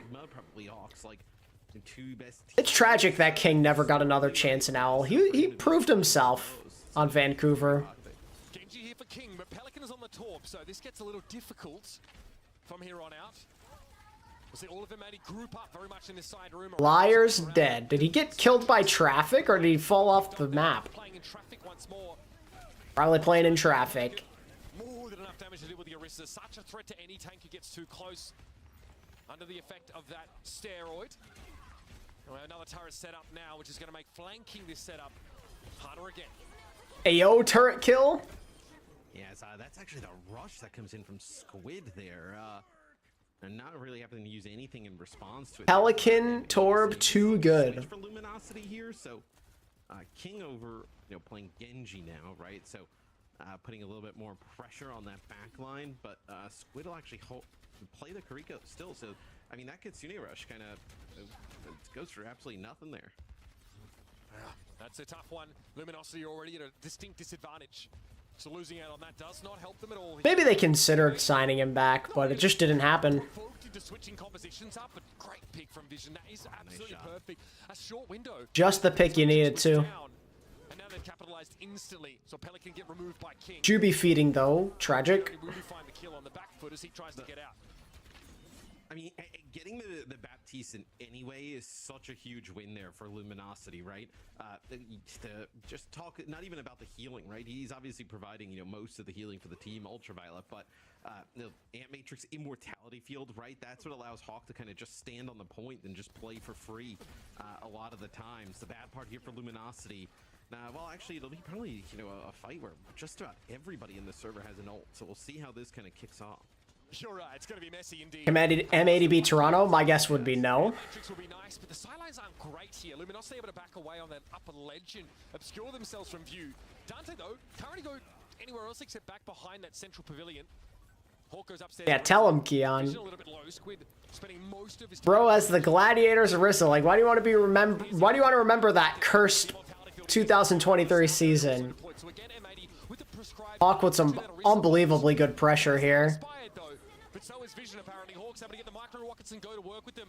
Was hoping, I think, to push the mech off there. Bro tried to do a off the top rope remech kill. I respect it. To send that downstairs, regardless, able to refresh the mech. Remember when they first made that change? Just need to recap the point. The Diva remech from like 15 damage to however much it is now. Man, what a change that was. Like a final fight, right? Luminosity are going to have to wait, get everybody grouped up together. They use absolutely everything in this. Not like Deadeye is like a, fight, winning ultimate, but still, they're going to have to kind of play around it as this is definitely going to be the final fight. Tower there for King is annoying. True, Cam, true. Would much rather be the cat amongst the pigeons on the ground here. That'll be cleared out, though. Happy's Deadeye, though, crucial, though, if Luminosity want to rush in. Yeah, Pelican needs to get a hammer kill now. Overload for Pelican, but it was actually just a feint there from Juby, who won't be looking to pressure any further. Happy with 275 HP, more than happy to stand out in the open and fight this out. Great defense matrix covering over Dante, making it impossible to put pressure back on the Cassidy as he's ulting. See the dive there from Hawk, it's good. King is getting rid of inanimate objects and has no choice but to do that right now. Happy outranged a little bit by the Sojourn there, but still connecting shot after shot. Yep, Void against Seoul Dynasty, I think it was, on Dorado. Oh, Happy, stop. OWCS goes the way of M80, who again starts slow on the first round, but able to wrestle things back into their favor. Playing from a deficit on multiple occasions and able to win out with a Diva composition against the Orisa. This team has got to be feeling good. Yeah, pretty close map number one, though, all things considered. I really like how when we were on board with Happy, they're trying to use the Deadeye there at the end. The Lyra's around the backside, trying to get a boop there onto Dante, knock him back into the line of sight of the Deadeye, and just put so much pressure on the Orisa. And ultimately, that's kind of where things fall, right? They lose Dante at the start of that final fight, and then although King doing some nice work, on the Genji in the backline, it just doesn't have, it's not enough. Map 1 was somewhat close. The first round in particular was like super back and forth. 60-odd%, but it's very back and forth stuff, and ultimately M80 able to outlast them. If I could schedule 3 matches for an OWL Legacy broadcast, which 6 teams would you pick? I don't know about the matchups I'd do. Well, actually, okay, I definitely would do 2018 Valiant versus 2018 Gladiator, so I could have my OG Battle of LA back. Happy, I think, really kind of came alive on this second. Absolutely. We spent a lot of time on the Cassidy point of view, but often really being set up by Hawk, covered by the. I low-key want to see I want to see 2020 Shock and Shanghai play in a non-hog setup. See how that match would go. sort of mid to long range shuriken pressure, and then following up on any low health enemy targets. And then the other game, But what looked like a close game, especially on that first round, M80 just. what would I make the other game be? It's also when you have that type of composition, how do you even dive happy, right? You have a Probably some kind of Overwatch 2 matchup, like two of the more modern teams. Like Season 5 Dallas versus like Season 6 Florida, let's say. Hero overall, so really difficult scenario there for LG to kind of get anything going with that Genji in the backline. Yeah, 100%. We saw that, I don't think we saw any sort of Dragon Blades being, garnering our attention, I think, over the course of that round. I appreciate, like, the interest in making use of that verticality at times as well. Vegas versus Valiant, just an ultimate toilet bowl. Such great flexibility in those situations as well. Danny's not on the desk today. Maybe he'll be there for Dallas because he can translate. I don't know what's up with that. I feel like Danny doesn't say that much on social media, so... And is being so well protected. And there's also a Torb you have to run into, like Molten Core. You just do not want to be dealing with that at all. A very solid comp here, I think, for M80. One that was specifically targeting that dive capacity that Luminosity wanted to apply. Yeah, I mean, it's just punishing that Orisa, right? In that open space area. You kind of force Luminosity into making a move, and it just seems time and time again that M80 had their number. Although much closer than our previous series first map. No subs here going into map number 2, as we will head over to Eichenwald. Yep, we have bands of Hollywood and Paraíso respectively here. So Eichenwald, of course, is the kind of map we'd expect to see these teams really try and run, like these Orisa-based compositions, but on the LG side... Battle of LA, Deepay versus Packington on tank, real. That is an option, but we found it overall to be far inferior to like a very well-drilled Orisa-based composition, even if defensively, especially in that second part of the map, you get to drop down for free and be a general nuisance. Yeah, for any kind of legacy match, though, I would definitely want to have two of the most OG teams, and then, like, a modern matchup, and then, like, maybe, like, a what-if scenario for the third game. Like I said, with Shock versus Shanghai. Could this be this series that kind of, like... I'd maybe even throw, like, 2020 Philly in there, like, some kind of version of Philly. I think this is one where Happy gets off to a really nice start. And Carpe and Alarm were playing together. Areas to play from here. On Eichenwald for Hitscan, where maybe this is kind of a series where I know Happy puts the team. Also, I always say this. I wish Alarm was around when OWL first started, like he was old enough. I wish we got to see like Alarm with that Prime Carpe and EQO duo. Like I know we technically saw it in Summer Showdown, but it wasn't really the same thing as back then. Like Alarm just like being a goated Zen like alongside Jonak. And then you add in the power of Carpe and EQO as that duo and like Poco. That would have been a fun team to watch. And sort of run away. Also like forcing Suzu out of Squid. Just one shot's really all. That's a cool what if roster. And then my other what if roster is definitely what 2021 Valiant were supposed to be. Before they freaking moved to China and Immortals were stupid. I hate you, Immortals. Screw you. That Valiant team would have been mid, don't get me wrong. There's no way they would have been great. But damn, I got robbed of what could have been my favorite Valiant team since 2018. It's a staple of the show, I feel like, with your... I got absolutely robbed. They go kind of hand in hand. I'm glad you admit it's not going away, Matt. I'm glad you've been able to accept that. That team would have went so hard just for, like, the happiness it would have provided me as a fan. Yeah, they played in Winter Flash Hop, so that doesn't count, though. I don't know if I'm going to go that far. Like, my boy Brady, like, Brady and Kai. I did.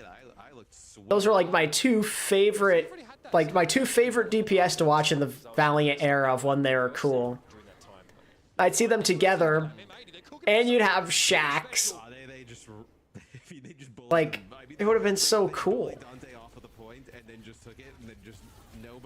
And my boy Dreamer would have still been there.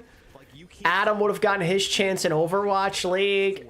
Lastro and Rain still there as the back line. Social credit score, huh? I also wish they'd bring back the Legacy OWL skins. Like, why not? Absolutely. I think think EMEA are What do you have to lose? surprised by the decision of Luminosity to commit a Kiriko ultimate there. They're more than happy to trade their own, knowing of course that they'll have still all the tools that they need in terms of sound barrier and of course that Terror Surge if the fighting really gets hot and heavy. Now it's up to Pelican, right, to kind of pave the way, to sort of forge ahead. Oh, okay.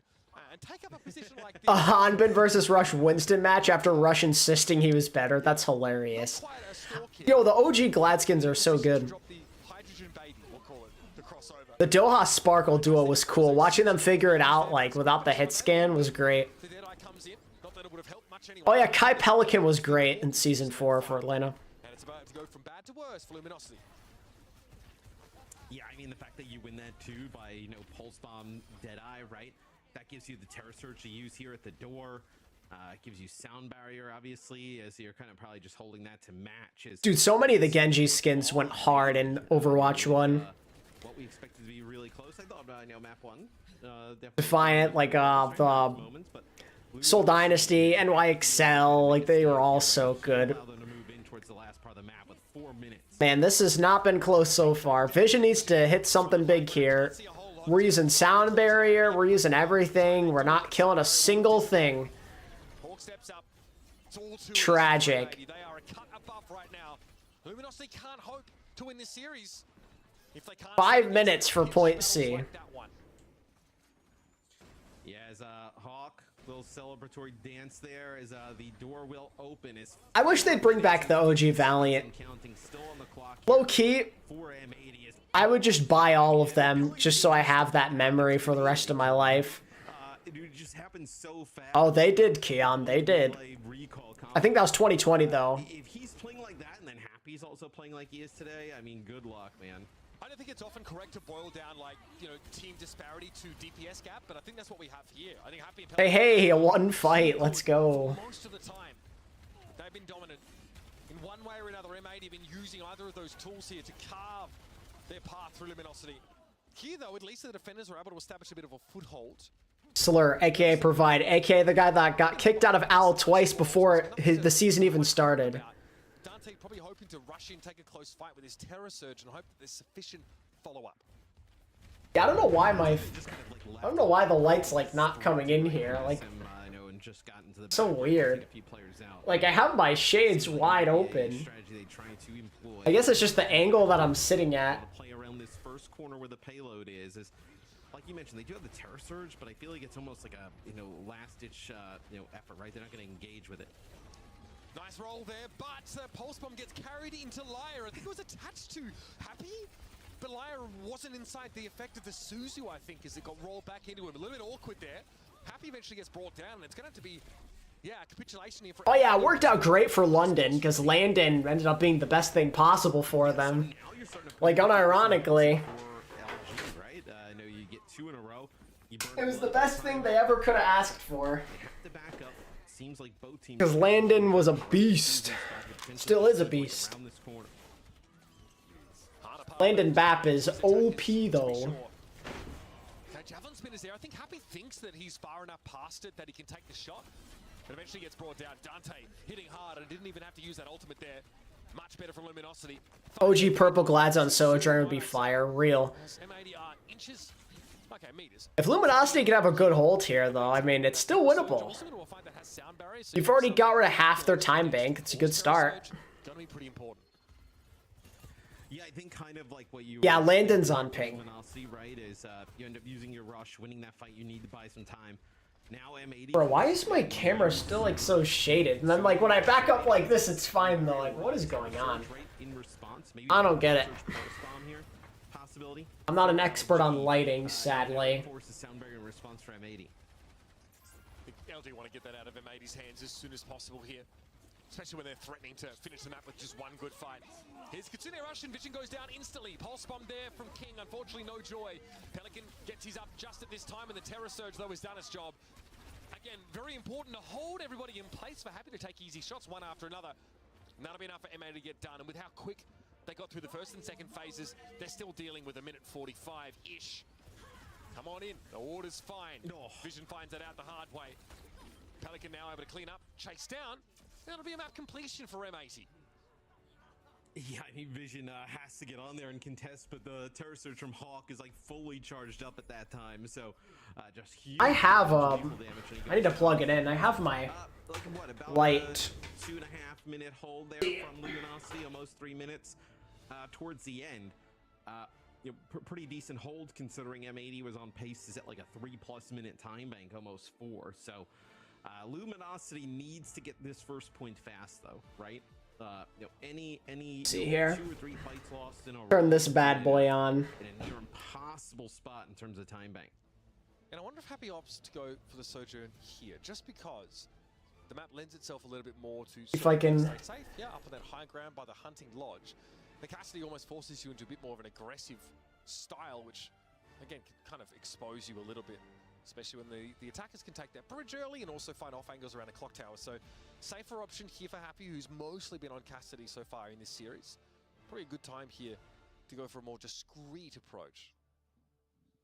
Yeah, I mean, we know though that you know, Happy is going to have no issues there on the Sojourn, where can he just outrange Vision, right?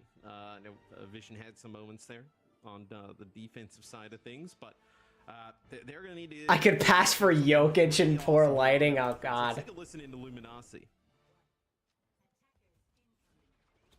I think I heard Surge. Yeah. Yeah. Surge. Alright, so Surge. Top left. Can I actually left? Yeah, I'm with you. Alright, I'm gonna walk. 3, 2, 1, walk. Try one. Yeah. We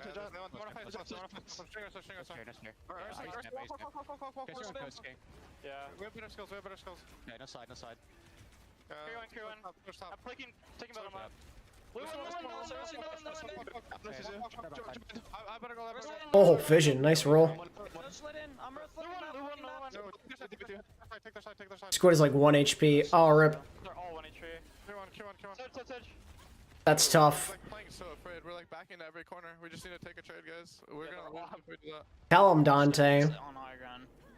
We have to do something though. Like we can't just not fight it, or else we're just gonna lose every fight. Also, they did just spear us off the high ground. They're all one, Matt. They're all one. Everybody's always one. I love what Dante said there though, right? Like, if you just kind of play scared and just constantly back up into corners, you're gonna lose anyway. So you may as well just take the fight, right? like you may as well try and push your advantage. Yeah, just take and the trade play. even. You don't even have to like have clean like solo kills. You're the attacker. You have that spawn advantage. Take a trade.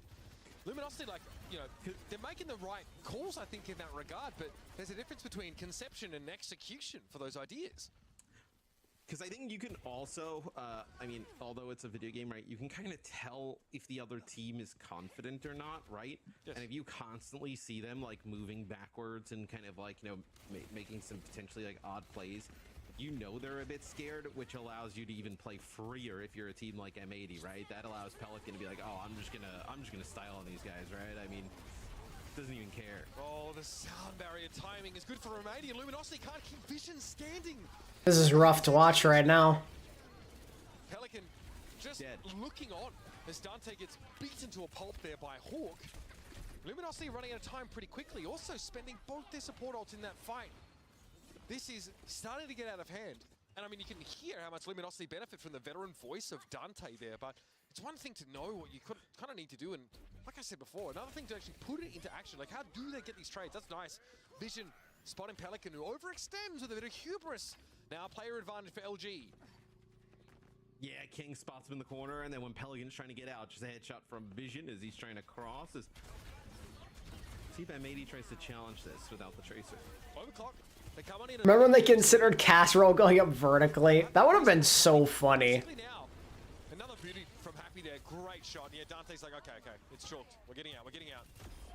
1 minute. 3 teams, Keon. 3 teams from NA and EU, and then 2 from Asia.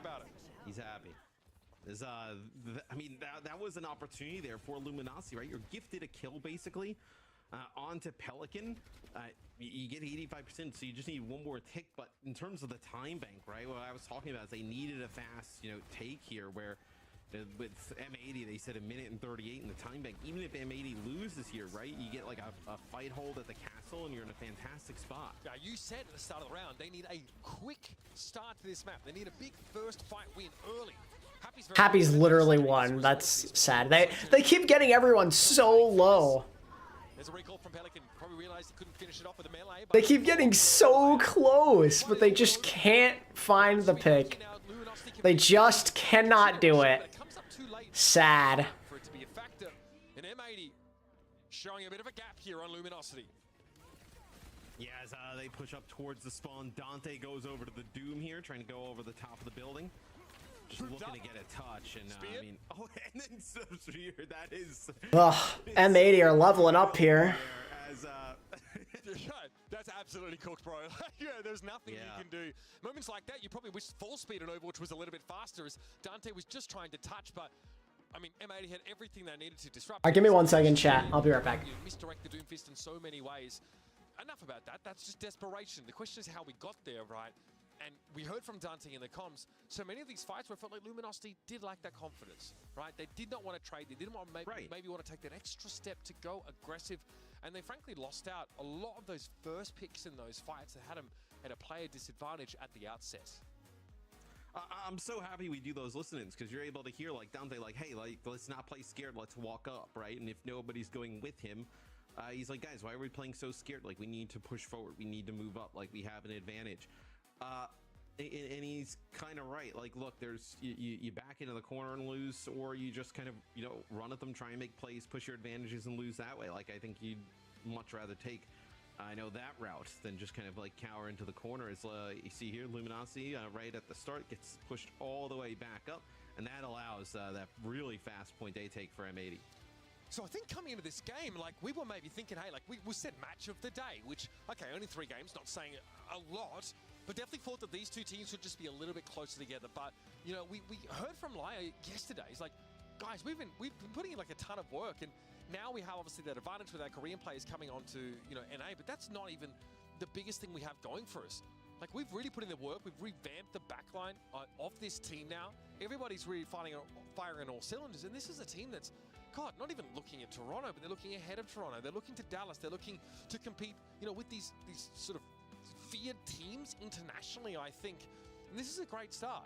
And you asked the question, right? Where's the tier gap? Is it after the Toronto Defiant and everyone else is below it? Or do M80 find themselves in that sort of top 2? I think that's the question we're all very excited to be answering later on in this upper bracket, if this game keeps going the way it seems to. Because Luminosity are lacking something critical up against M80, because they're getting absolutely washed away. Look at this. The KD is what we often examine, but I mean, just like the sheer weight of eliminations, these 1-5s for M80 over and over and over, just like 5-0 engagements. They are dominating Luminosity. Dominating. I mean, still some time obviously left in this series, right? For maybe, you know, LG to make it interesting, right? But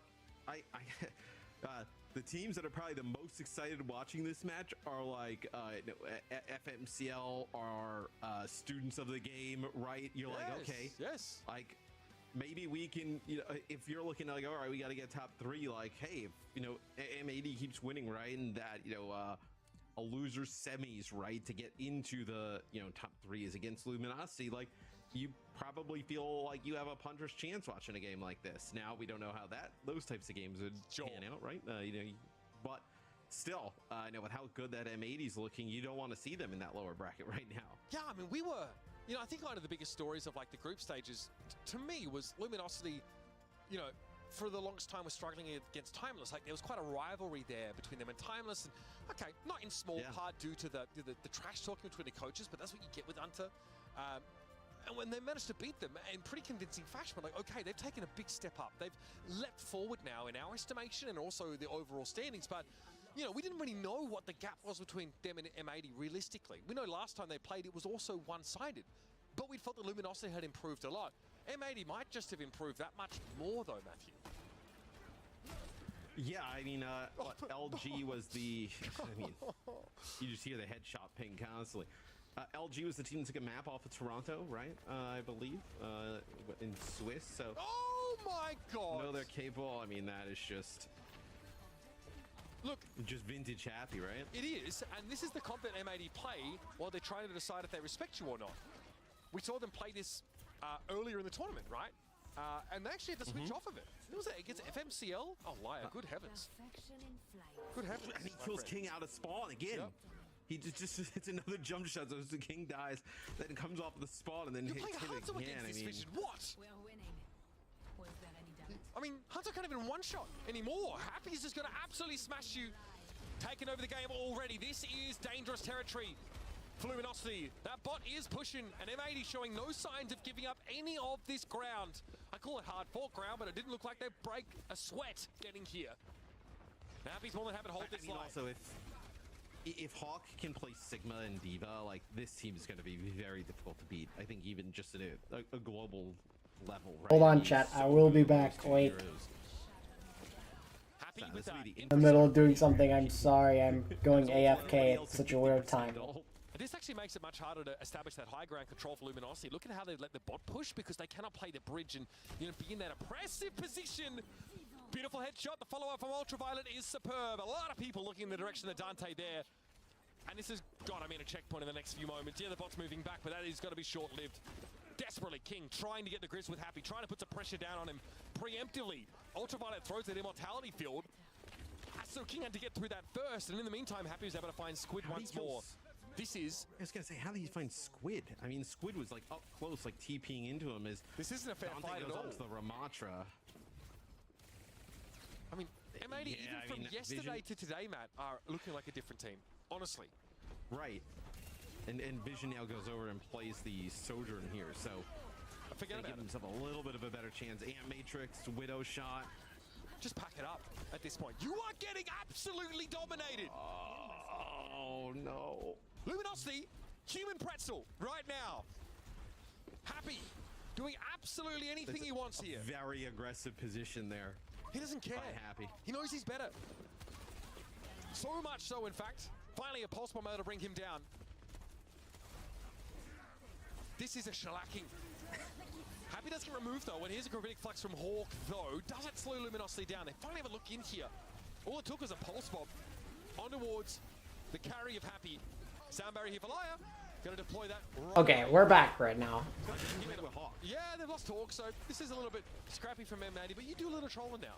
You do a little trolling. I see Happy is memeing on Widow. Yeah, they're just trolling. Rip. Do I know what time in the day the first match in DreamHack Dallas starts? I have not a single clue. Plays 110.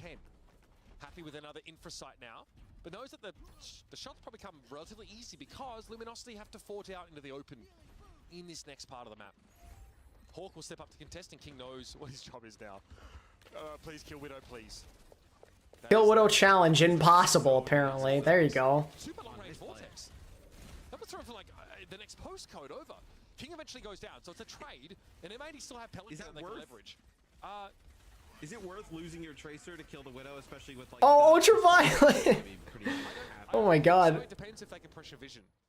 Also, yeah, spawn advantage is... Okay, bro just comes back and gets a kill again. That's fair. And Happy comes off spawn and gets a kill instantly, so definitely feels bad. Back it up. Yeah, I mean, the spawn is... My worst nightmare, witnessing Widow on Coliseo. I hate when randoms do that. Long-range character, right? It's not like King can, And then, like, your team just, like, has no idea how to stop it, even though it's not that hard. there. All of Luminosity's life insurance premiums just shot through the roof. This is unbelievable stuff. 5 minutes still to play, though. Oh, nice shot, nice shot. Vortex also thrown down on the Widow, just to keep her feet on the ground, so to speak. And there's overclock now once more. It's a DPS ultimate that allows Luminosity. Oh, bye. Bye, Liar. Nice. White Chio strikes again. Over the edge of the map. Is the bottle end up... Dude, they're turning this. They're turning this. How? Oh, you can't do the skip, bro. Oh, that's so brutal. Dance on him. Hawk just like channeling the spirit of fate, who, you know, still lives, but, you know, more in America. Starting to think ping matters, yeah, perhaps. Maybe a little bit. Fortnite, where you could turn the emotes off now. The BM ones. Yeah, this is the L dance. This is the L dance. Turn Gallop off. Yeah, I think every character needs a Gallop type of like emote. Oh, it could be worse. It could be the one that looks like Arissa's just used the litter box. Or they're like, she scuffs up the dirt behind her. Anyway, Happy getting looked at again. Moving on to the Sojourn for that extra safety. I think the Widow era is over, but we will never forget it. One of the most dominant performances. Surely they don't randomly turn it again, right? Surely not. Especially in this region. 4 minutes and 10 to play with. Here in Luminosity, you have a lot of work to do. And like you mentioned before, just getting a trade here on the front. Man, Happy needs to keep playing Widow. It's funnier that way. And against a sound barrier, against his Terror Surge, that's asking an awful lot, especially if Pelican gets in and finds something big here. Slide from vision. I mean, you could Terror Surge and then use the Pulse Bomb if you wanted, right? We've seen a bunch of teams do that as Pelican just... Barely keep Hawk up there. Later beat here for Luminosity, but doesn't hurt them really. Annihilation for Dante now looking to come forward, knocked backwards though, or rather sucked into good block. Talk giving up his life for this. And they may want to try and find a way to trade out the Ramatra, but they can't. Dante's staying safe here. What? But they still say winnable anyway. Going for it here. That's a little extreme. Yeah, you're pushing it. Hawk's playing Winston now? What are we doing? Back as he comes back on the Winston, so Winton. control some of this high ground here for M80. I don't think you're like in trouble. Whenever I see Hawk play Winston, it makes me just a little sad on the inside. Not a whole lot yet. Happy nullifies him. Well, last time Is that a Philadelphia Fusion Winston? Happy is close to that overclock himself, though. A pretty early Suzu, but had to be used there for Squid to save his own life. Allows King to at least find the trade. This is what Luminosity need to do. Try and find these trades, but again, the context is so different on Coliseum. Liar just casually killing them all. Outside of your enemy spawn, not really good enough. Yeah, that is insane. This level of disrespect. It's incredibly different as well when, you know, I mean, what, M80 basically gets like 98 meters. Like they're playing random things. Like they're playing Winston. They've played Widow this map. There's a gap now. I didn't think there would be this much of a gap, but here we are. Kind of like an M80 fumble, then you to hit another level. Yeah, it's kind of like Johnny pointed out earlier on, right? It's like one team needs to be just making massive mistakes at this point to let you in. Sometimes Overwatch can feel a little deterministic at this level. Happy though. Has a bit of work to do now with Hawk out of the picture, who switched to the Winston against Orisa. I think Winton. Initially, and Dante sees an opportunity to switch into it there, so fair enough. Bro's not gonna swap either. The disrespect. Are we sure we still aren't in groups? I mean, it sure as hell feels that way right now. Well, it's not a question we actually get to ask often, but do they actually care about the Orisa? Now we get away from the pulse, but That is a beat of all time from Juby. it's frozen lettuce. And it's EMEA now They back use in the beat control. there for only. They use the beat for 2 there, so it just connects with Juby and King. I think everybody else just kind of died. No, as the beat was being dropped, so you don't have that sound barrier here. Also, I mean, you would need to use the sound barrier and win that fight, right, to give yourself an opportunity. Where that Squid just gets deleted there by Pelican. I don't even know what you're supposed to do with This Primal's good. Yeah, White Boy Primal. It's time. Here we go. White Boy Primal alert. Let's go, Hawk. Let's go. There's one. Despite the best efforts of Squid with a swift step and a Suzu, it's not enough to save vision. So we might actually see M80 here able to extend their lead further. Obviously, Happy has been on the sojourn here for the better part of the map now. With 45 seconds left in the round. Keon, thank you for the $5, bro. The top 5 best main support players in Overwatch League inaugural season. I'll get to you in just a minute here. I'd like to see if M80 can finish the map here. Grave danger. Having to recall now might give it an opening, and Happy kind of knows it, respects it somewhat, but still not able to get away. Dante finds a javelin connection. Still the issue of Pelican though. He's at large playing on this side of the map, and no one's paying him any attention right now. Free damage on Dante. Eventually, the Orisa is going to turn her head towards him, and see how hard it is for Hawk to just play Winston here. But M80 have got that buffer now, and they just had to win one more fight. One more fight it is. Obviously, is not the pick here. You would think, right? Or maybe 2, depending on how this goes. Orisa, but M80, they have such a big lead. They've been making it work thus far. As Pelican will go Reapers. The best non-Asian Winston player. Reiner was pretty good at Winston. Combo. Probably the Reaper is in the mix, Mitch, because Reaper's just nasty inside of that. You imagine he's just going to be able to blow up. Who do you think were the top 5 best main support players in Overwatch League inaugural season 2018? Just makes him impossible to beat up at long range.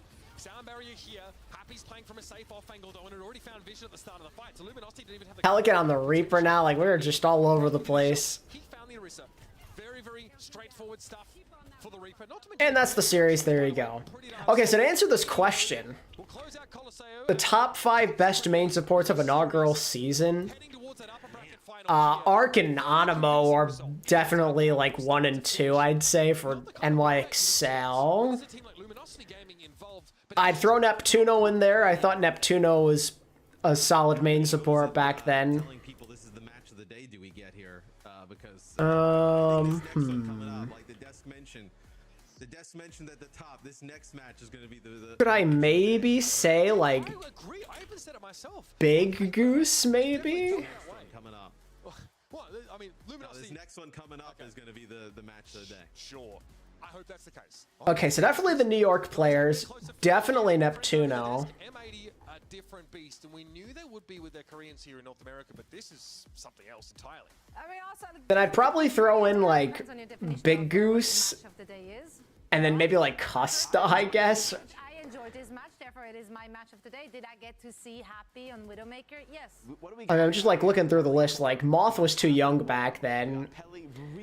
Toby wasn't that good in season 1, and definitely not a Shanghai player. Definitely not a Dallas player.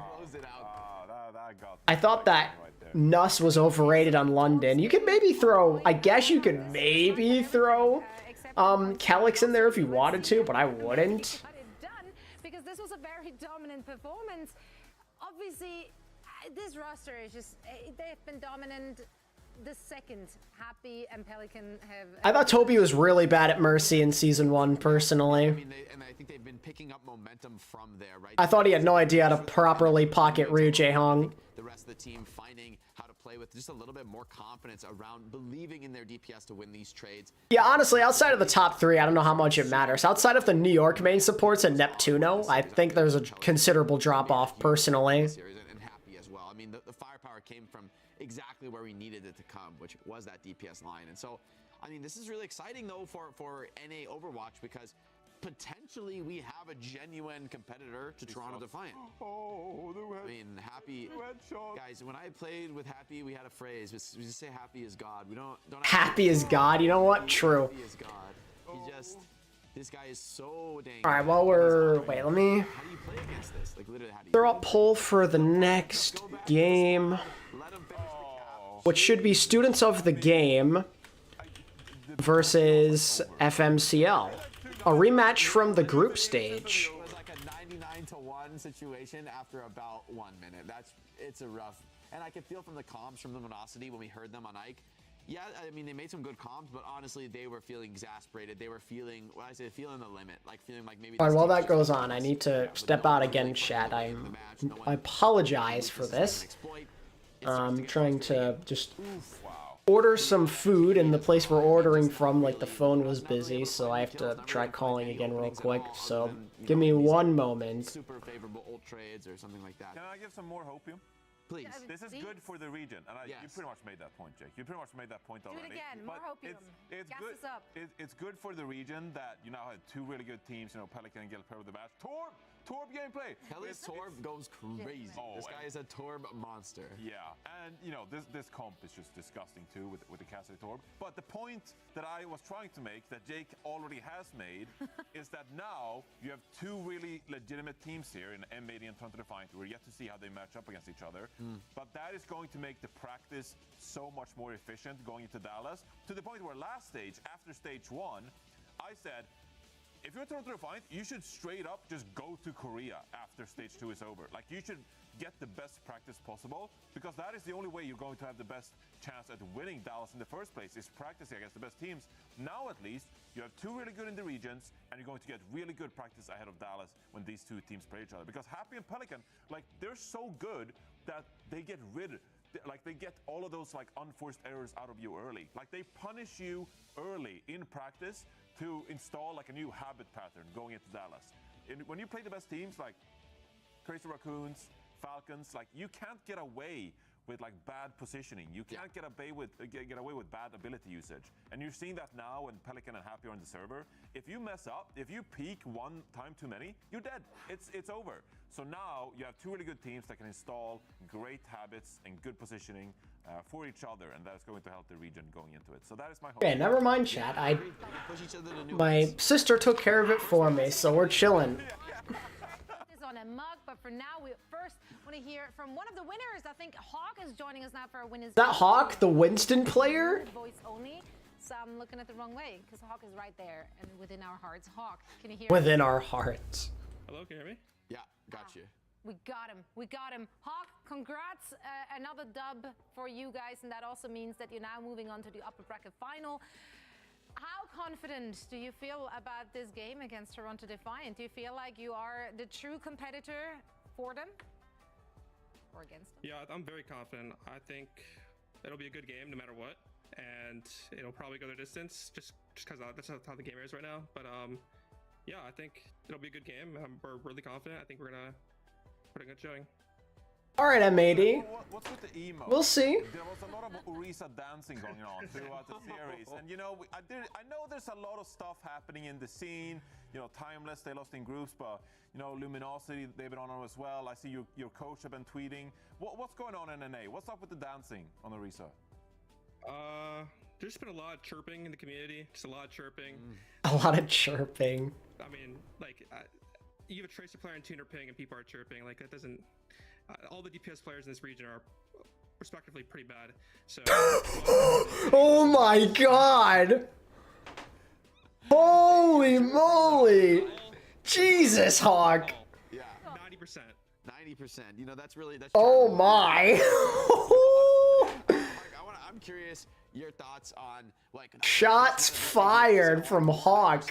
Yeah, a lot of Orisa, but you know, Toronto's pulling out a lot of Sigma. In EU, we saw ENCE pulling out some of the Sigma as well. SOG pulling out Ram.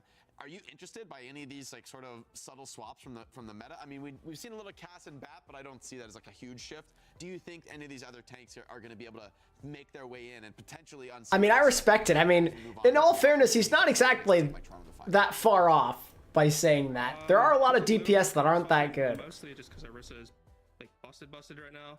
She kind of just does everything. That's a quote for you. 90% of NA DPS are bad. Forever. But there are some maps where other heroes are better, and you can't go Monkey, you can go Sigma, you can't even go Ram sometimes. Even there's a lot of like picks that you could play to throw off the enemy's tempo, but most of it just a risk because she's broken.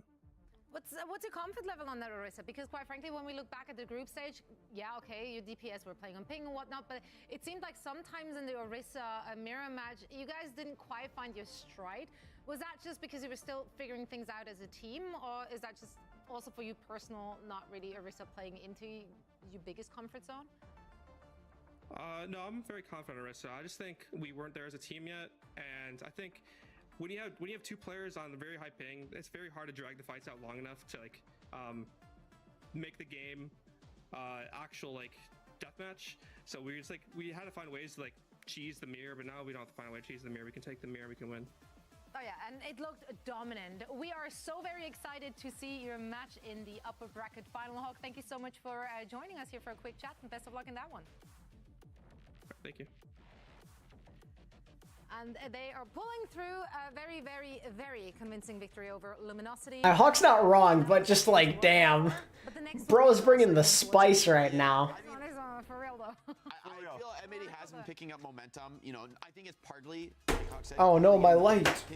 Partly that my light. Confidence that he's saying, like, they feel like, okay, we can just take these fights straight up. They... We don't have to be tricky. We don't have to like beat around the bush. We can just execute how we want to with confidence. And that was the EMEA that we saw today. Was a confident EMEA. You know, finding the openings to push in. You know, we heard from Dante on the comms and Luminosity, right? Like feeling like they're always pushed back into the corner. That's what happens when the enemy team's playing really well, executing on you really well. You feel like you have no space. You feel like you can't really make anything happen. So that's the EMEA I want to see come out against Toronto Defiant, although obviously will be a much tougher test. I mean, I think fans of EMEA are going to be feeling very relieved now because, again, during group stages, it looked a little bit more shaky. Yeah, and like it's always a question, it's like, okay, ping is there, but like... I will say, like I said this on Plat Chat earlier in the week too, like I feel like there was potential. There was like a reality. Happy is pretty great. Where you wake up on Saturday or Sunday and you just go like Happy and Pelican has arrived, and maybe they could take down Sugar-Free on Merit on Toronto Defiant. I'm just saying they have that peak. Excuse me, chat. Actually take it Toronto Defiant. So none of this like Toronto Defiant 3-0ing EMEA and just like, oh, the best team in the region.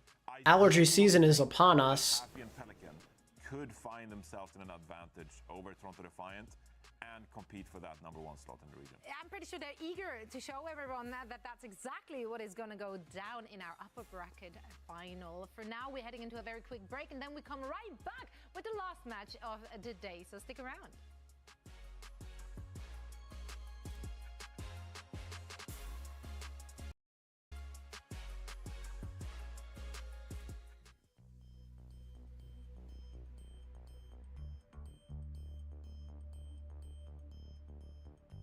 Oh yeah, I'm ready for pollen. I am, as a allergy sufferer, I am very ready.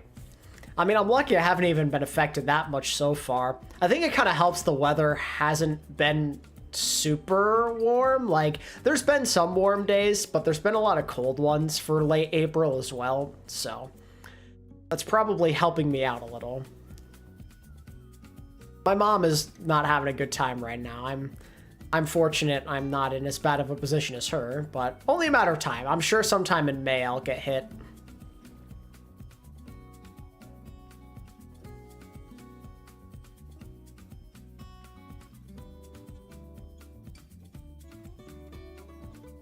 Did I see Patty Pan and Unter together? No, when did that happen?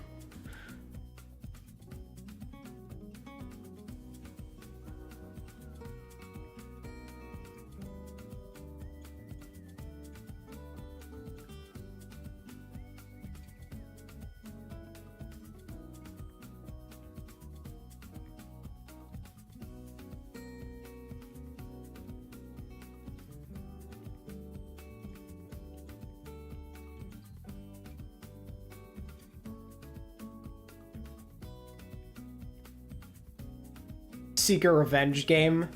That would be epic, but my confidence in FMCL is not particularly high. I think they're in that camp where like they just formed so recently and they're a bunch of different teams all in one. I don't know, man.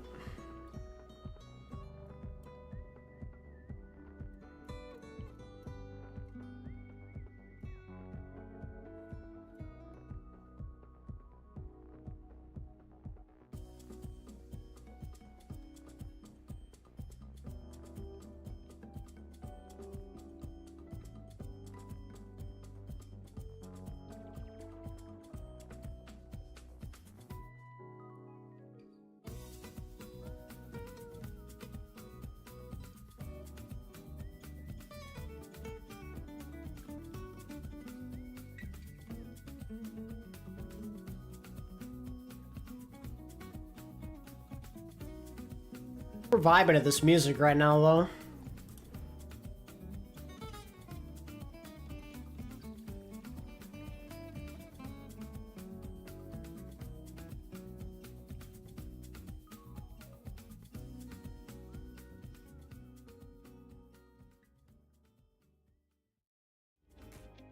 Welcome back, everyone. We're about to start our last match of the day on day #2 of our main event here in OWCS. Nailed it. That music was so relaxing. Just like, we're chilling, we're just vibing. It's I'm vibes. loving the Vibes music, are on point. in OWCS this day. it's the aperitif It's a after vibe. main. Aperitif? Yeah, aperitif. I don't know. All right, SOG Nation. Let's cheer on our boys. Rack Attack needs to win this game for his mother. It is her birthday. FMCL taking on For Mama Rack Attack. Why are you laughing? Why are you rooting? I don't know. I'm now second guessing myself. Maybe aperitif is like the appetizer. Aperitif is, in fact, It's before the just appetizer. the one after. Anyway, FMCL. Before that. But this one feels like a treat, so you I hope probably it's want to good. eat it first, right? Seeker had these standout Widowmaker moments on Midtown yesterday. It wasn't treat to see. Can we just see more Widowmaker? Like, it just makes everyone's life happy, no pun intended. Zero back in the starting lineup as well. Yeah, Zero is back in the starting lineup. He did play some in the groups as well. We saw Seeker and Tracer. Funnily enough, I believe we actually saw Seeker and Zero the damage duo when these two teams faced each other previously. So now, no Maimon in the lineup who plays some of the Tracer. Splitting the hero. Had solid games, I feel, on Tracer, honestly. Maimon is looking solid. Maimon is good. Yeah, but on the I believe so, Keon, yeah. Mirror is going to be staying. Mirror's is something okay? Is something wrong with Scissors? Really good to me. I mean, Did like something come up? Is Scissors just like not gonna play now? Why is Mirror playing again? But I feel we've got to talk about as well the rest of the players. I mean, in fact, Scissors is such a spark plug for this team with Tracer. He's a player who's been on my radar for quite a while as like a very strong player who was just too young to compete at the professional level, and finally he's old enough. Finally we're seeing what he's been capable of, frankly, for a long time, and he's been cooking. He's looking really solid. Whatever he needs to play, definitely a solid tank for Overwatch 2 with the need to constantly swap back and forth. He used to be a main tank player, but really can handle it all now, and I think that's going to be a big strength for students of the game. Like almost like Toronto Defiant, right? Like staying on top of that counter picking advantage. And then Cal, Rack Attack, really rock solid backline, both with experience in the Overwatch League that I think is paying dividends now here in OWCS. Definitely looking like maybe not one of the top contenders yet, but definitely a tier break above a lot of these other mid-table teams. Yeah, now students of the game, of course, they suffered a crushing defeat against the Toronto Defiant earlier today. I'm sure against FMCL, they will find themselves a more even footing. And to walk us all through the action, that we once more have Uber and Mr. X. Thank you very much. So, yeah, these guys have played in the Group D decider already, and we were expecting FMCL to be quite dominant there, actually. Like, hyping up Seeker, hyping up the rest of this team, thinking that they were the real deal. And That's just how it goes, though. FMCL are like, they have talent, but it's such a divided, strange team trying to figure stuff out. It was a 3-0 in the end. So I think if you're FMCL, like, you first of all, you need to basically be in the finals here. You need to make it into the upper final, like the final of Go SOG! SOG Nation, rise! So despite some of the circuit points, you've still got a lot of work to do, and a lot of SOGers in the chat. Can't blame them after the way this last game went. Yeah, I mean, look, students of the game suffers a really tough loss to Toronto Defiant, but you figure pretty good warm. All right, let's go for some Nepal. I'm down. Into a reasonably tough opponent here with FMCL. New stream title: Can Seeker carry his team to victory? It's not a game you can take anything away from. I'm just going to put it out there. Very Spoiler alert: probably not. The Toronto Defiant on a level that involves your fundamentals. But this is a matchup where, although, with no Scissors in the game, things get more interesting. Alright, ending the poll. Chat's all in on a 3-0. For SOG, 3-0 SOG. I think I'm probably also gonna say 3-0. I might say 3-1 SOG. Oh wait, that is Scissors. Wait. They lied! They lied! They said mirrors in the game. Liars! I've been debated. I've been bamboozled. Energy amongst these two teams, right? With after how seeing M80 just dealt with Luminosity of like, just get top 3, right? That's kind of what you're looking at, right? Double points here in the stage. If, hey yo! You can big start, big start. Really good, and potentially making it out as Secret takes out Rack Attack early on. So it would be really funny if FMCL beats them now after they got 3-0'd by them in the groups. Shrine is the perfect stage, I think, for him to shine. We've seen both PG and Seeker strike gold early on in the round. Obviously having no Renko early. Oh, he's okay, dude. FMCL, which means they don't even get to cap the point I love how they got the first pick and they still just back out. Tragic. Instead of your Baptiste, right? Without your Baptiste, there's really no healing resources, no immortality field, where you end up losing your Lucio early on with Rack Attack, but the fact that you're able to get Renko is huge. Scissors. Oh my god, Scissors is on the hunt. There, but I mean, the returning fire is even more compelling. That's forced a recall here. Out of Scissors. Trying to work the way around the map and find a way into the backline once more, but there's the issue of the Orisa that could disrupt. Renko's nowhere close to a window still. Sat out of the action. Seeker, though, still knows he can use this Deadeye to basically nullify the ultimate. Nice one. And it's just a spear to interrupt that. Now you can come back in, though, with a window of your own. Okay. PGE strikes. At some point, Cassidy is going to find a pick, and the team's going to capitalize. Yeah, just 2 shots there. That's an amp matrix here. What are the kids saying about PGE? He plays better when the baddies are watching him or whatever. Maybe he needs some more support from the baddie community, and he'll pop off. Zoning abilities, man. That's actually all we've seen here from both sides. And Matrix, dead eyes from both sides, and we've just seen teams trade the point, but at no point have FMCL. That e-girl moves. This really shows how mid NA main supports have been. Yeah. Jeez, that mag grenade really chased Zero down, but elsewhere with Seeker finding Rack Attack. Eventually the Tracer falls for FMCL. Infected still healthy enough to pressure, but Ariel's been getting no attention. They are super healthy, and they're forcing those defensive cooldowns out. Another window from Cal here. It's kind of a bad one, though. Push up behind it. They kind of drop it on that corner, use it to heal everybody up. You'll have a little bit of a damaged sight line as it falls apart now. This is Deadeye for Seeker. Doesn't get anything. Again, still makes a bit of space. FMCL now in control of the point. It's going to be hard to wrest it off them. It's going to be a clean fight win in order to do that. And again, it's Infected taking a ton of damage. Oh, the double Rack Attack ran right into it. That's not what you want to see. Yeah, Zero lands the pulse bomb there onto Infected, and Rack Attack just right there. Ends up catching some friendly fire from it. So pretty big kills there from Zero, as that's going to allow FMCL to finally take the point. It feels like we were just kind of going back and forth forever, just like a trade on each side, and nobody really the great attempt at putting Your AL history is iffy, where they're truthfully ever any other top NA main supports, Moth being the exception. Not that many. Those didn't really exist. Like, particularly NA, Moth is about as good as it gets. Free percentage now. The fact that Seeker can capitalize on it is just a bonus, really. But FMCL winning another consecutive fight. And something I noticed happening in the periphery here. Elk was good, but not for OWL. Oh, it's a joke.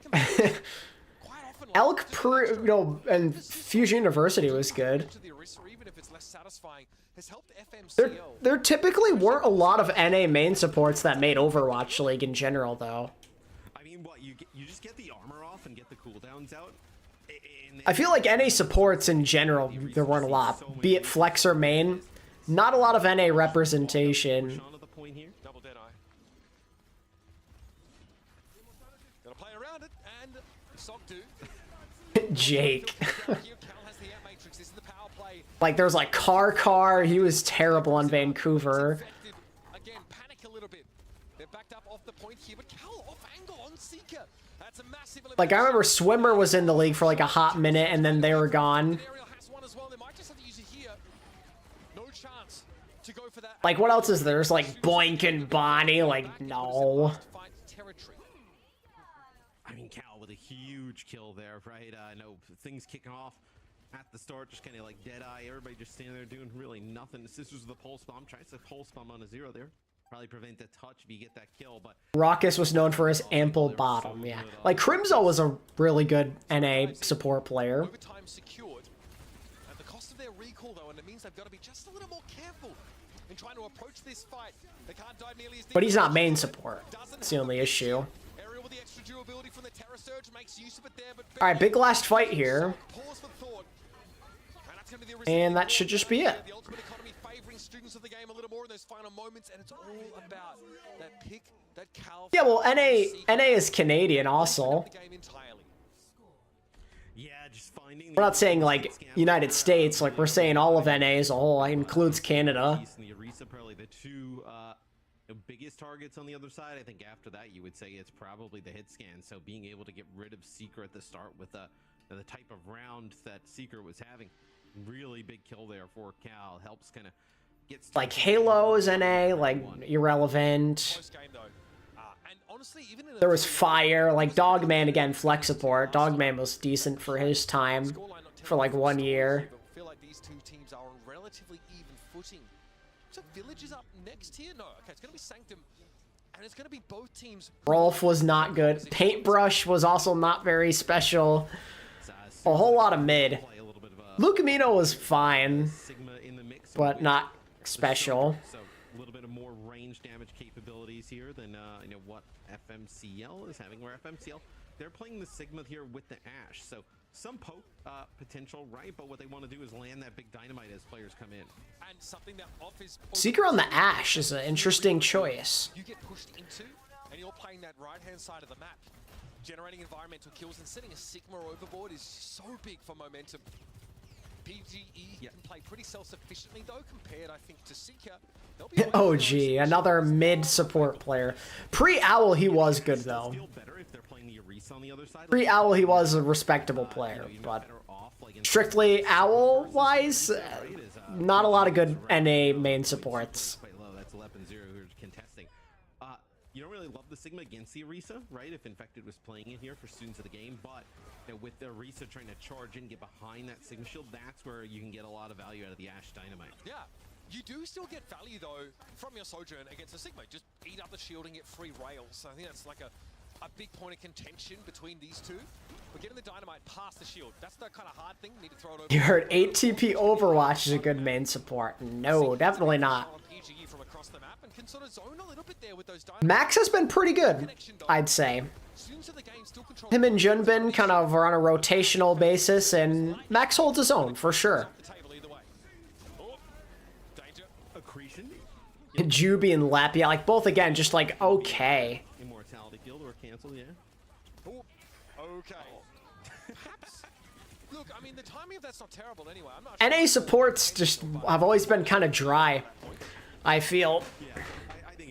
Flex support were a lot better off, but generally not a lot of big names, like only a few that really come to mind that are truly successful. There's Moth, you know, on a tier of his own. You have Landon, you have Crimzo. Not that many.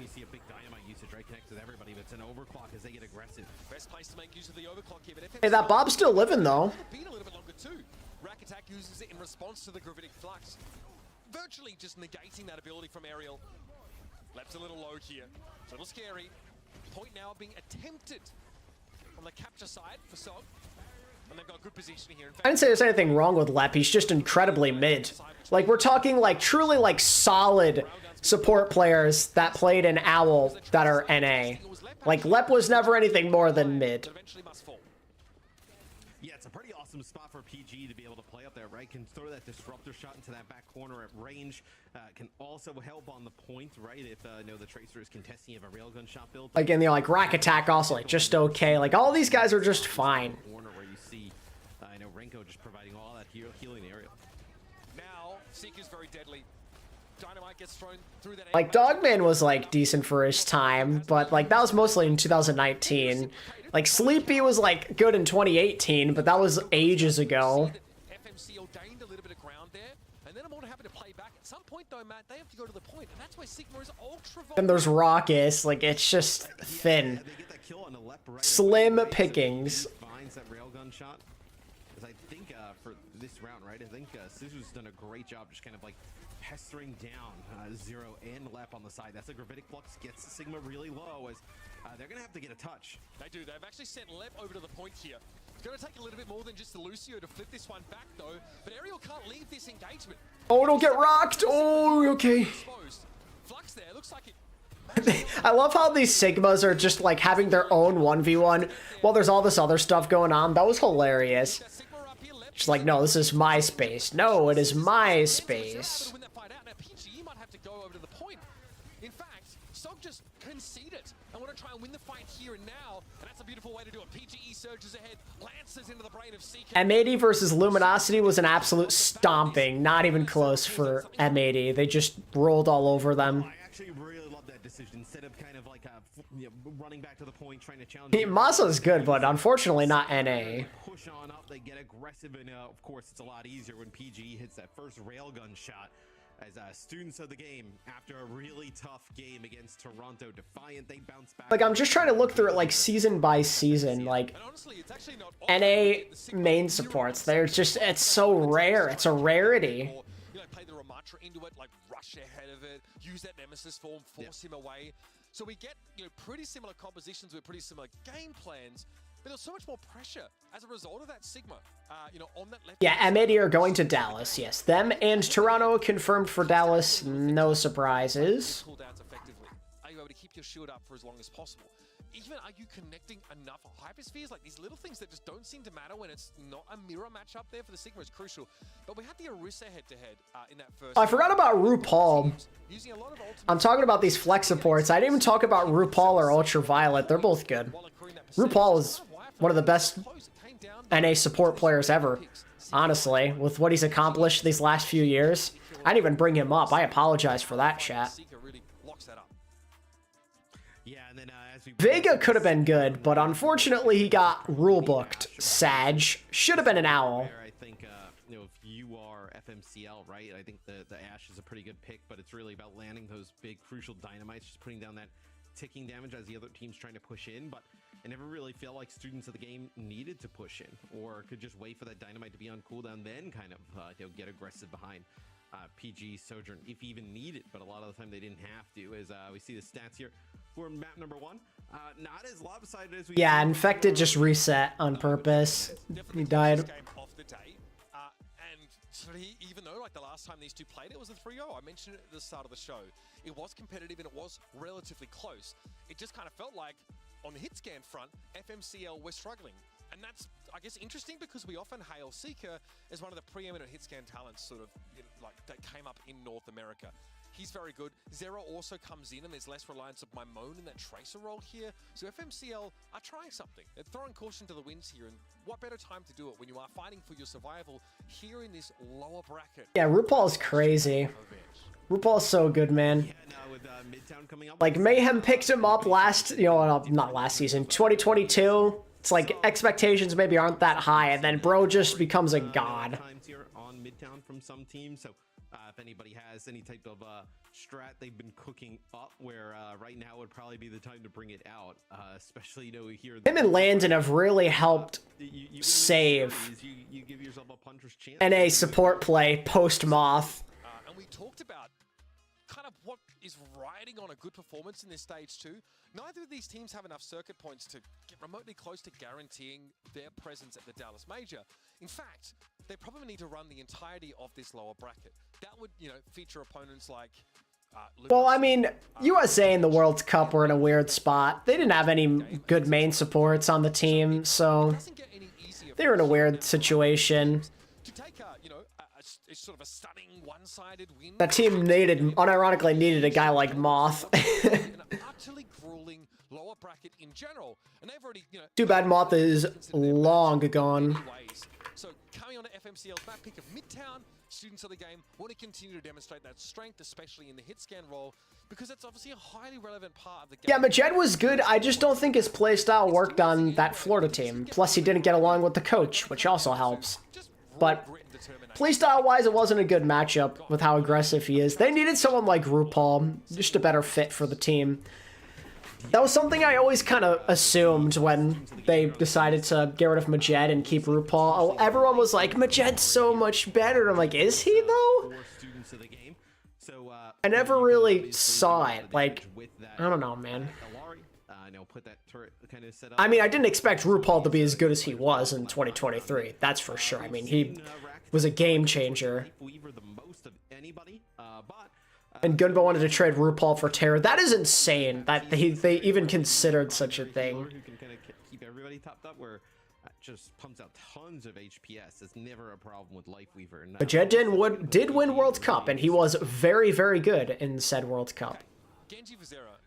I also think that, in these poke compositions, Lifeweaver is very effective because eventually you're going to get... All right, base, the Rack Attack Lifeweaver is back. Let's go. And so being able to, tuck someone out of the... We want a full hold. Rack Attack Lifeweaver. Even though you feel like Sigma's pretty good in this part of the map with the hyperspheres bouncing, it's very easy to rush down the length of this train cart and overwhelm. So students of the game have done a good job here.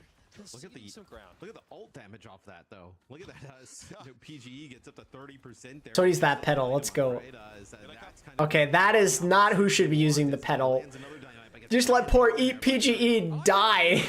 Also, this rotation from FMCL's good. But he can't shield anyone else when he's up there, just himself.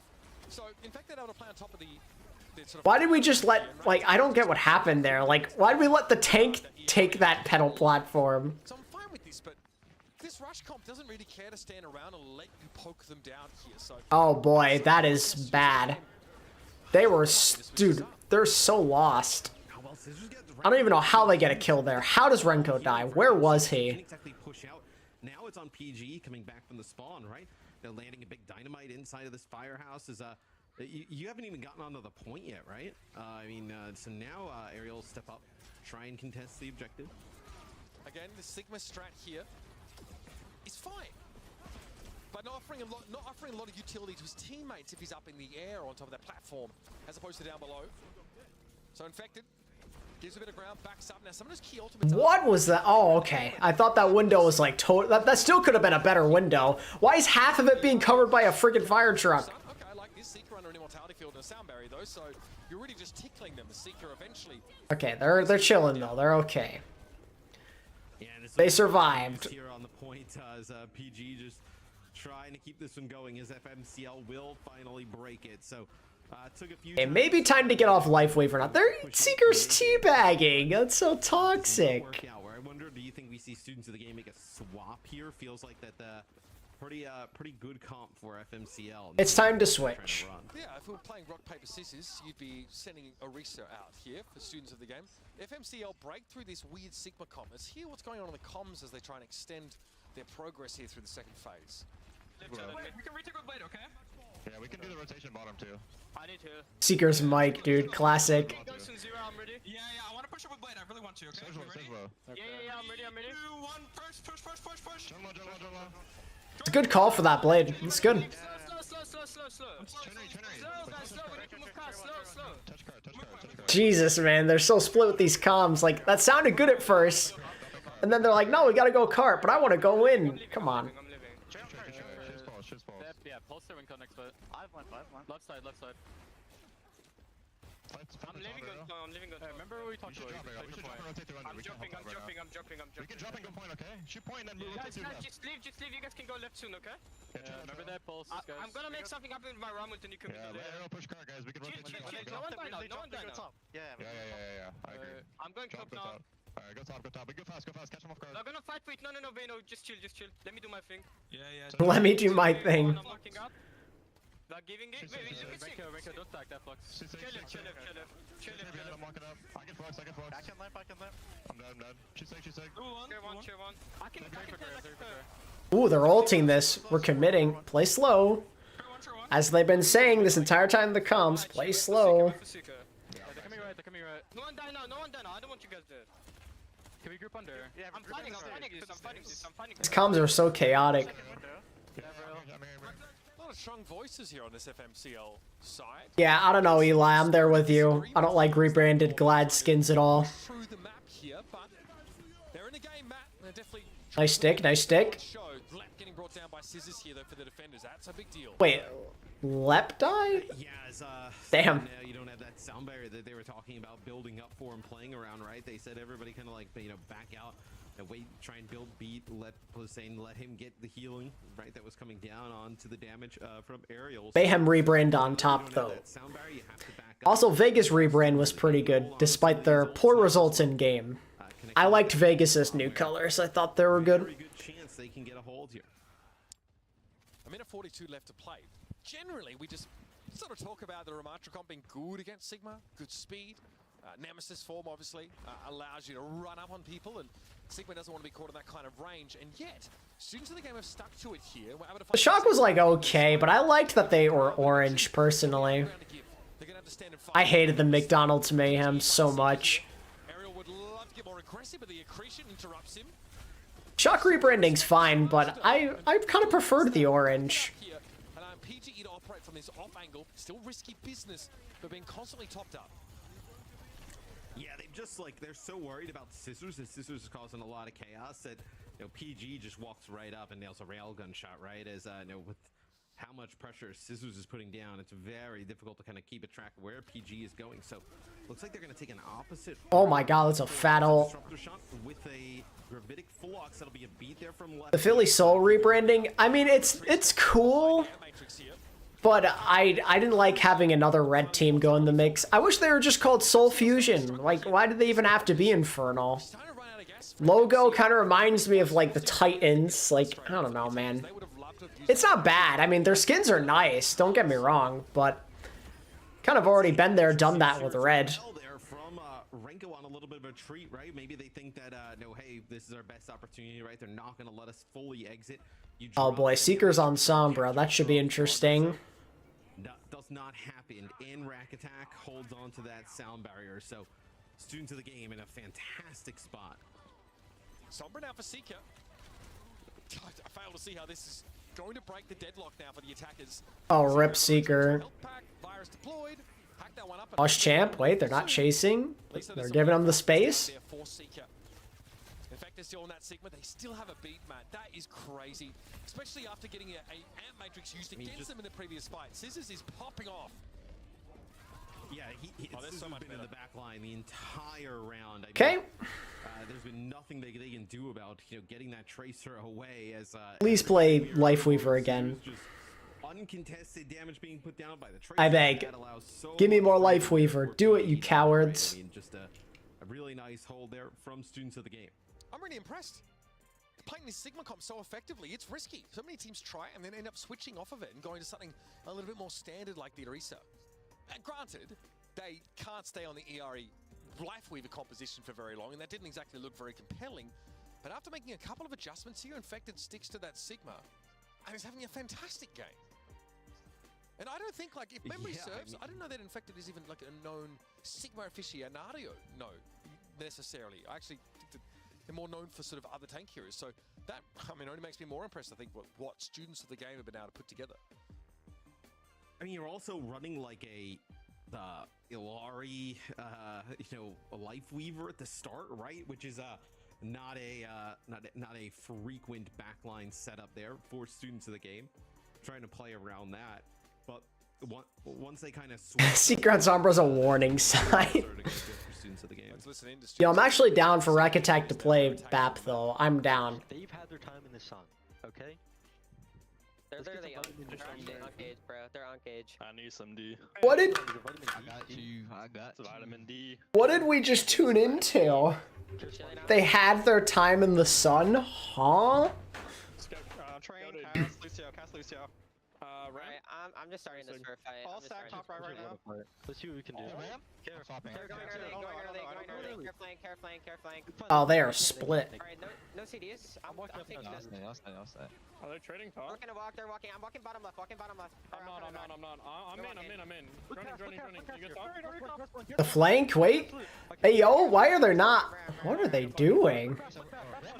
Like, where's the call? Do you not see this? You don't see the Solari just in your backline? What is going on? They're fumbling. What? Okay, they might have another. I hope that's a drunk trick. I hope. Oh. Just flame left every second. They might touch. Going left. Yeah. She's gonna have to die for it. I put Chungus God. They're not. No. They're gonna spawn hold close. Yeah, watch it close. If they don't go close, they're holding hard. I mean, they're bringing with confidence, Matt. There's no two ways about it. Staying on that ERE and Cal able to flank and find a huge kill here. Students of the game know exactly what they need to do. Bro got his aura back, real. I mean, Cal, they threw the turret and walked on the flank and killed like Seeker and another player. I mean, just a crazy scenario. But looked like Scissors was also there in the back line, putting down some more damage as Renko finally kind of like stops the bleeding, so to speak, takes out Cal, where you can still push this if you're students of the game, right? It's not like the Illari is your entire source of healing. It's really that Baptiste, so we'll see how they decide to play this, but FMCL does get that kill, slow things down a little bit. That is interesting Bob placement. Used to win the World Cup last year, right? The Baptiste ERE plus the Sigma, really strong. There's always a Tracer in the mix there somewhere or other, and eventually they come back and they just have this raw lethality that FMCL can't hope to match right now. Also, having no Renko or tank, just gonna have to be conceding this high ground awfully quick, and that box of victory is gonna be coming up on the other side of the overpass. It is not a long hike here. Oh, that stick though. Despite losing PGE, they will be unperturbed. What if Widowmaker became a support? Huh? PG there at the end, but Still, I mean, Ana's literally right there. You see the golden box of victory Sniper scope. on the screen. You heal. Replace SMG and mine with a heal ability. PG back in the fight there to control that high ground. Yeah, I don't know how I feel about that one. We're cooking too hard here. But it's definitely an option to force that ability out. Annihilation on this point, or maybe pushing into the stairs for Ariel will be very powerful. So there are options here for FMCL. Deadeye first. Captive Sun at the Cassidy. And also connecting on the Ariel. That's dangerous for the Ramatra. It's got to be a sound barrier. Immortality filter down. Almost C9. Ends up just getting rid of the Immortality field, apparently. Healing pylon also down for Cal. So, yeah, not a lot of throughput available for students of the game here. But you got all those ultimates out. I think you're happy with the trade. Yeah, and Students of the Game doesn't have like a huge support ultimate, so okay, now they switch over and play the we occasionally see Similari. This is where you kind of like that, right? On Busan, sometimes we see like a Lari ball. Same with Orisa, I think good against Sigma. But then I think in this type of match, And then Falcons, just a little bit more the occasional moments they play Majed. Which is like all of two maps. Students just want to finish the game now. You can do a heck of a lot with that sort of default high ground control you have based on where the cart is. You still have to, I've said it before, stick the landing here. Ramatra, yeah, a little tricky spot, pick over the shield, throw the vortexes down, make it harder for Sojourner to move around the map comfortably. And Matrix, not a great place to use it right now. Yeah, the pressure is really on. It has to be coupled with the Immortality field, which gets picked off by PGE by accident. There's Ariel playing ahead of that field. And now PGE with his overclock in a position to cripple.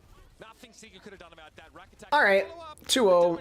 Let's get this done with. Again, students of the game starting to flex their dominance a little bit over this FMCL roster. They cite a lack of vitamin D for their opponents struggling to win, but we see between the lines, Matt, we can see just how powerful these compositions students of the game are rolling out with, and sticking on the Sigma for so long against the Ramatra and finding great success. That means you're in good shape to win the map, I think. Yeah, it just seems like it doesn't really matter, what they decide to run students of the game. They feel like they have an advantage. I remember when everyone thought Lar would be a game changer, only Toronto committed to it. Yeah. Right there towards the end, happens. That's inside of like where that amp matrix And I mean, to be fair, it definitely helped them a lot. Getting tons of damage value out of that, and then it helped them be on the cusp of being a playoff team. For FMCL. And as we've talked about this quite often, right? Cal, they're such a mechanically talented player that they can pick up the ERE and have a huge amount of impact, right? These solo flanks are also available to you. You can use the healing pylon to make yourself self-sufficient. And when you have just high healing throughput in general of a Baptiste on your team, you can head off on your own, or maybe even alongside the Tracer, and create these off angles that threaten to unravel these more front-facing comms like the Ramatra style that wants to brawl in one direction. They don't deal well with getting flanked like this. No one can really afford to pay heed to Cal, and while they're putting this pressure on, the front line of this Ramatra comp is crumbling to dust. Really nice looks here. It's good to see a poke comp find some success, because in general they've looked a little bit weaker, especially in certain matchups, and the Ramatra definitely wants to exploit that lack of mobility that Sigma suffers from, Eventually though, they do switch off to the Orisa right now. They're getting slowed down towards the end of the map. I still can't get over like the listen in where. What do they make SOG better than FMCL? Just ended up walking around the outside. A lot of it's just coordination, yeah. SOG have been playing together for 2 stages now. FMCL formed like a couple of weeks ago. There's a pretty massive difference there. And it helps that FMCL's team is like divided into like 3 different teams from the previous stage combined into this one. Like no real experience playing with each other before. It's just a lot to overcome. Like, if you don't have the talent to compensate, like, when the talent's even like this, you're just gonna get screwed over. Synergy diff. One map away from advancing here in this lower bracket. We discussed it. The games don't get any easier from here on out. So having another clean 3-0 against this FMCL roster again, running that scoreline back, has got to make you feel good. Feel like you're stepping up to the level of the games around you, because, it definitely doesn't get any easier. My goodness. I mean, it definitely makes you feel a little bit better about kind of how Toronto, that match Students of the Game had earlier today, went bouncing back with a win here. It does. It makes me feel like the gap is monumental, but, that tier break. Yeah. But that's fair. We got some winning comms here from Students of the Game, though. Let's listen in.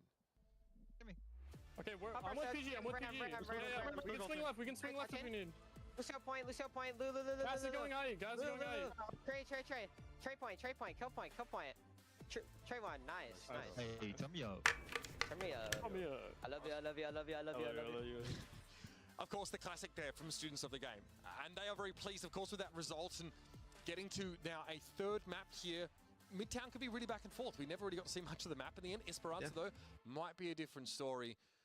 Do we see a Sigma comp here? I feel like that would be Probably not. Probably just Orisa, sadly. I like watching Dive on this map, but alas, we're in Sleeper Orisa territory, so we'll just get through that super quick. Run the Sigma throughout, right? Sigma pretty good on the high ground, where I expect fully students of the game and FMCL to match on this Orisa comp. We have a substitution here. Zera came out and Maimone is back. Maimon's back in the game. Potentially the final game at FMCL throwing down here on Esperanza. And all we gotta do is be better in the Orisa mirror. Not out of the realm of possibility by any. I'm still mad Yeti got 3-0'd. I mean, it's the luck of the draw with them, you know? Like, you know what they're good at. They're good at dive, and if they can't get away with just playing dive all the time, it's going to be bad for them. Plus, they're still more on the inexperienced side, which plays in a kind of a factor into it, too. How did Ariel 2 die so fast? Ariel going down first here, and again, we talked about this, Matt. The focus here on Orisa's. Well, I actually felt on Nepal, like, Ariel was getting off easy. Like, Infected was looking elsewhere a lot of the time and suffering the brunt of the damage from FNC. But maybe that's what you want as the Orisa. Yeah, but now you allow students of the game to get this high ground, and this is what's going to be pretty brutal, is do have a little bit of a pause. Maybe this is a tactical timeout here for FMCL to figure out how they're going to break this high ground setup. Sure. I mean, you maybe don't need too long to figure it out. You probably got pretty strict protocols for it, but it is a pretty tough position to be in, right? We've seen the data in the past, like, you know, the number of teams like winning the first fight or getting the first checkpoint on these push maps tend to go on to win them more often than not.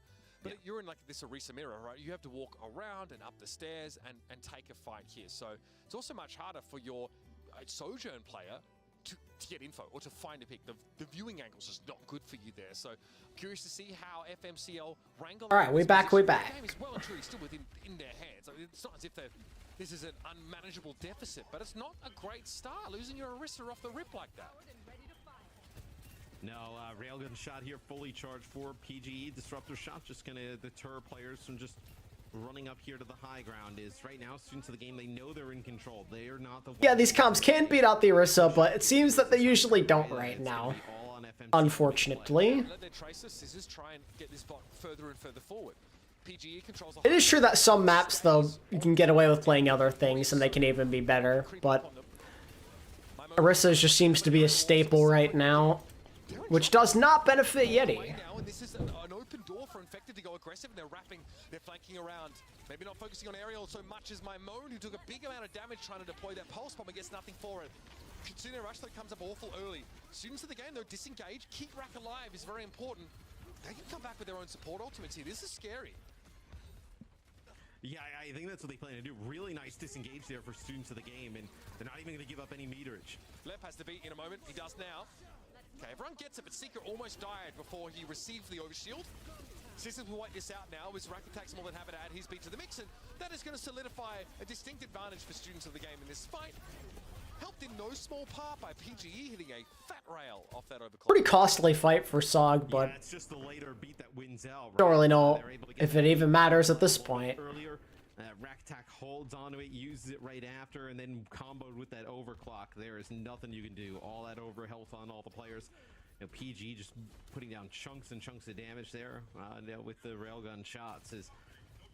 You need a fight win here for your FMCL. You can't allow them to get this first checkpoint. It would be brutal. Seeker would like, I think, to force SOG off this high ground before going for the overclock, but he may not have that option. The card has got pretty close to the checkpoint there. Okay, yeah, so overclock here from not the low ground, but from across the way. But you see, there's not much to shoot at. Good disengage. Zoning. Yeah, feels less good when it's not a dead eye, but that's fine. He fired one shot in overclock. I mean, they kind of needed just to get back to this position, right? I know you're playing from the spot that they were at. I mean, you're in real big trouble. Secret takes some damage. But he does find Scissors. Scissors maybe was trying to just push a little bit forward to find that kill. Now, it's good to equalize here. FMCL now can actually push through the choke point. Students of the game really want to fight here. They're using their Terror Surge, I think, to manufacture a pick, but Infected can't really get in at all here. Now, they still want to stagger and stall, which is interesting, but they haven't had Finally, a successful fight for FMCL. W. Chungus Nation, rise up. Yeah, they're a little bit closer to beat, but you expect the LEP to kind of get it at the same time, where now FMCL has an opportunity to take this checkpoint, right? About 20 meters or so away, as you mentioned previously. The team that usually gets this checkpoint first, in the OWL days was like an 80% win rate, right? So you expect that win rate to still remain pretty high. Yeah, it's a nice milestone to at least achieve. Whenever I see someone on a YouTube video, he's off-rolling. Man's trying to collect all the Infinity Stones and become flexible in every way, shape, and form. That's the question. The true flex god. Scissors more than having to play under the bridge for the time being. They still have a bit of a lead. Being good at every tank almost is not enough for him. Came a little early for the Terror Surge, and Error's in deep trouble. They overextended, even with all of that extra durability. Things blow up in their face. We got tomorrow Falcons or Crazy Raccoon. I mean, if we're going off what happened earlier today, you'd probably argue Falcons, but I'm not giving up on Crazy Raccoon. I believe in them. I believe in those boys. They can do it. If I was a betting man, I'd say Falcons, though. But alas, I do not gamble, so Crazy Raccoon. Have that extra overhealth and just push that advantage. Because I like them, and I want them to win. Smile. Still like a 20-meter lead here. Keeping it pretty tight. Let's have a look at Infected here. This is kind of what broke the back and allowed students of the game to get this checkpoint. Easy little 3K. In the heat of battle, Infected is able to tally 3 kills and win the fight outright for students. Seeker now wants to wrap. Yeah, that's the dumb thing about Asia. That's the dumb thing about Asia only having 2 teams that qualify. Because FTG should absolutely be able to qualify too. It's so dumb. Nice kill there on the scissors, slide right in with a melee and a shot. So My parlay stay hitting. Yeah, no, I have attempted that before and it just didn't go well. I realized I'm not good at betting, so I don't do it. I do not waste my money. Right now, Space Station look like the strongest team in EMEA. We'll see what happens tomorrow when they play ENCE, but Space Station right now for me. A very back and forth fight. But PG and Cal both down here for SOG. But Infected is looking very healthy, and Aerial not so much right now. Fortified doesn't get them there. And that's absolutely brutal because you end up and another pause. Kitsune rush there from Renko. So Cal will have that Kitsune rush as they come into the next fight here. Still about like 15, almost 20 meters in the lead. Yeah, considerable. This is going to turn into another winning fight for students of the game, which will allow them to extend that particular lead. And remember, this fight actually began off of Seeker finding a pick on Scissors, who was just a little bit overextended. So on multiple occasions, we've actually seen students of the game in short-handed scenarios being able to stall out for a long time, but even more often than that, kind of win the fight. Immediately we saw Infected come forward with that Terror Surge here just to try and find something. Found nothing, still able to convert into a fight win. Yeah, I mean, not even like, they lose a player and they're able to extend long enough to get that player back from spawn, right? I know it seems to be, obviously quite fortunate. Everybody on the team, has mobility, right? But like Scissors ends up falling, right? They get him back into the fight rather quickly. They're able to kind of like hold serve until he's back in for an even fight. So coming up next though, with the Kitsune rush just used from Renko, you're going to probably have like sound barriers on both sides, but that rush advantage for students of the game should be quite massive. Yeah, so I mean, doubly devastating for FMCL, having employed that ultimate and not really being able to find any value from it. We're going to hear some FMCL comms. Sparker looked insane. Sparker was hitting so many headshots today. I need pause. Admin pause. Lua. Here, admin pause. Admin brace. Pause. Yeah, the monitor fell. What's the pause reason? What happened? Did you say his monitor fell? Okay. That's a new one. I mean, I would have been more Gaming so hard that your monitor just like, you know. It would have been more believable if your dog ate your monitor, mate. What? Nah, That is possible, though. Like, what if something goes wrong? What if your setup's not that stable? That's funny, though. You had to pause because your monitor fell. Damn. Clearly, not any significant damage. And we're back on the road here. And he talked about the Kitsune Rush advantage here for students of the game. So that's something that y'all should be looking out for here, especially with PGE encroaching on yet a... I'm pretty sure all the Atlanta players just collectively bullied Donghack last year. disengaged from. And he shot like one rail. The Korean culture, you know, they're all older than him, so they bully him. And say, you're the problem. And then Donghack apparently would cry a lot after scrims in practice, which is so sad. Guy's like 17 years old at the time. I think the position he sort of fires them off from, less than ideal. The students of the game can just like fold into the middle of the map and back onto their side. Yeah, they're looking great. They're in the EMEA upper bracket finals tomorrow.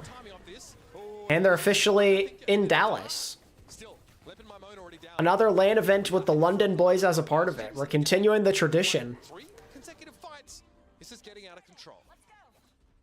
Yeah, and they end up holding onto those support ults I was talking about. So they had that advantage, but they don't even really need to use them during that fight, right? So you hold on to that, you get around this corner, you start to take over a 30+ meter lead. Alright, SOG Nation, let's wrap this up. 3-0 the last time for students of the game. Looks like they're trying to have the same exact scoreline here again. 2 minutes left. Big lead for students of the game, including that checkpoint they found earlier on. Maybe it is karma in a sense, yeah. 30-meter lead straight off the bat, so they've been in good shape for most of Esperanza. Eventually, though, I mean, holding those support ults is fine, but they've now been lapped, so Lep and Renko have built theirs up yet again. This must be nice not to have to use them. All right, rushes for both sides. Infected coming forward, taking a ton. Oh, blinked right into the headshot, yep. Catching out my moan. Scissors Pulse, though, gets diced up by Aerial's javelin spin, but PGE's already found an off angle here. And again, FMCL under the thumb. Zeke has done well to stave off Rack Attack and find good damage there, but eventually Renko is no one to jump to. No cooldown for that ability. They get caught out too. Yeah, and you're gonna have this sound barrier for that push towards the spawn, right? Both teams will have it. Infected will have that terror surge. So you actually lose Scissors. So a few times we've seen Scissors fall during this. Maybe just kind of hang. Jesus, that scared the hell out of me. I Oh my god. Penguin, thank you for the $50 donation, dude. I felt like it, he says. Thank you for the 50, bro. I appreciate that. That means a lot. Bro just says because he felt like it. I respect it. And I appreciate your dono. Yeah, it's pretty close at forward spawn, especially for Tracer.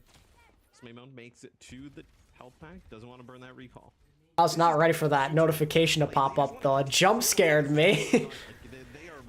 The dono happened because you wanted to jump scare me. That's what it was. Surely. A lot of durability there. A lot of overheal as both beats are committed and Lep dies after the fact. It feels weird seeing Rack Attack have wins. Isn't that sad? That's the world we live in, where it feels weird to see the poor guy win because he lost so much in OWL. That's so sad. And then the fat dub. Only a stall there from my moan. It has to be recalled away from pretty instantly. You cheer for Falcons because you're a Hanbin stan. You know what? Fair enough. And there it is. Students of the game moving on to the next round, where I believe they'll be awaiting the winner of tomorrow's game between, hold on, pause champ, between Luminosity and Citrus. So probably Luminosity, but you never know for sure, right? Citrus Nation are the underdogs that are upsetting everyone. Students of the game is a fire name, real. As we move on, I think this is obviously the students of the game you expect to see. At least we won't have to bear seeing the Renko frown, true. So FMCL are out, they are done. Another Seeker team bites the dust, Sag. But hey, our King Rack Attack gets to continue playing. to our upper and lower brackets respectively, and to do that, we're going to link up with the And if they can jump ahead of Luminosity if they play them, I think the most memorable thing I think they're gonna make land. was Mr. X calling them the blowout boys. So, students of the game supporters, if they win the next match, they got it, I think. All I know is if Matt doesn't come on tomorrow with a full blowout, I'm going to be disappointed. He named himself the blowout boys. Matt? But they called him in college. Is that a visual confirmation? Because what, if they get top 4, or well, top 3, I guess. Listen, that was a move. If they get top 3, they get 300 circuit points. I think they're going ahead of Luminosity. I'm too afraid to ask. Because they're already fairly close to them. Like, they only have 25 less points, so yeah. That was a beatdown. I mean, students of the game, obviously not phased by the earlier beatdown they have received. Yeah. Just came back swinging. Yeah, they did. It's a mark of a strong team. They got the mental fortitude. And clearly, I think one of the things I really like about students of the game is just how much fun they're having in these games. I mean, we heard... They do be having fun, though. FMCL comms, it was a little bit more discordant, a little bit more, you know, which can happen when you're losing the game, right? It's like definitely a tougher situation to be in. But students of the game, every time we hear from them, they're making jokes, they're having fun with each other. And that kind of energy can be infectious. It can kind of, in my experience, gets people to play sometimes at their best if you can find that balance of tension for the match, but also just enjoyment and love of the game. And I think students, they've really shown that here with an aggressive... It's going to be interesting. It's going to come down to Luminosity, probably, I should say, probably Luminosity, and students of the game for that third spot in North America because Timeless choked. Are kind of differentiating themselves as, you know, the next series... The Magic 8-Ball win yet. Unfortunately, Pip are already out, Penguin. Could potentially go up against that kind of like Pip got upset by Citrus Nation in the first round of the lower bracket, so Magic 8-Ball, unfortunately, his run is already over. I think, and when you're in that spot, you start to think about where can we go? They lost to students of the game, and then they had a surprising loss to Citrus Nation, the newcomers. Don't believe it didn't happen. Gotcha. Because that's how it works. No longer an up-and-comer. Like, he's arrived. He's arrived. Yeah, Infected is absolutely not an up-and-comer anymore. For North American standards, are you kidding me? This guy's been waiting for his chance for years. That's a lot. That's a hard bar. It's a journey to arrive, man. You can't just arrive. You can't just show up and he's arrive. been gaming for a hot sec. Yeah. So. But we have He's gaming. about students of the game since even before stage 1 kicked off. Do I have a favorite team in OWCS? I've been trying to pick a favorite team for each region, and I think I've landed... EMEA, I'm still undecided. I'm thinking Space Station, but for NA, I'm a Timeless fan. In Korea, I'm a Crazy Raccoon fan. With the ever so lovely Cal, they're joining us for a quick chat. It's Cal. How are you doing? I'm doing great. How about yourself? I'm doing fantastic. Pip got wiped by Turkish Seeker.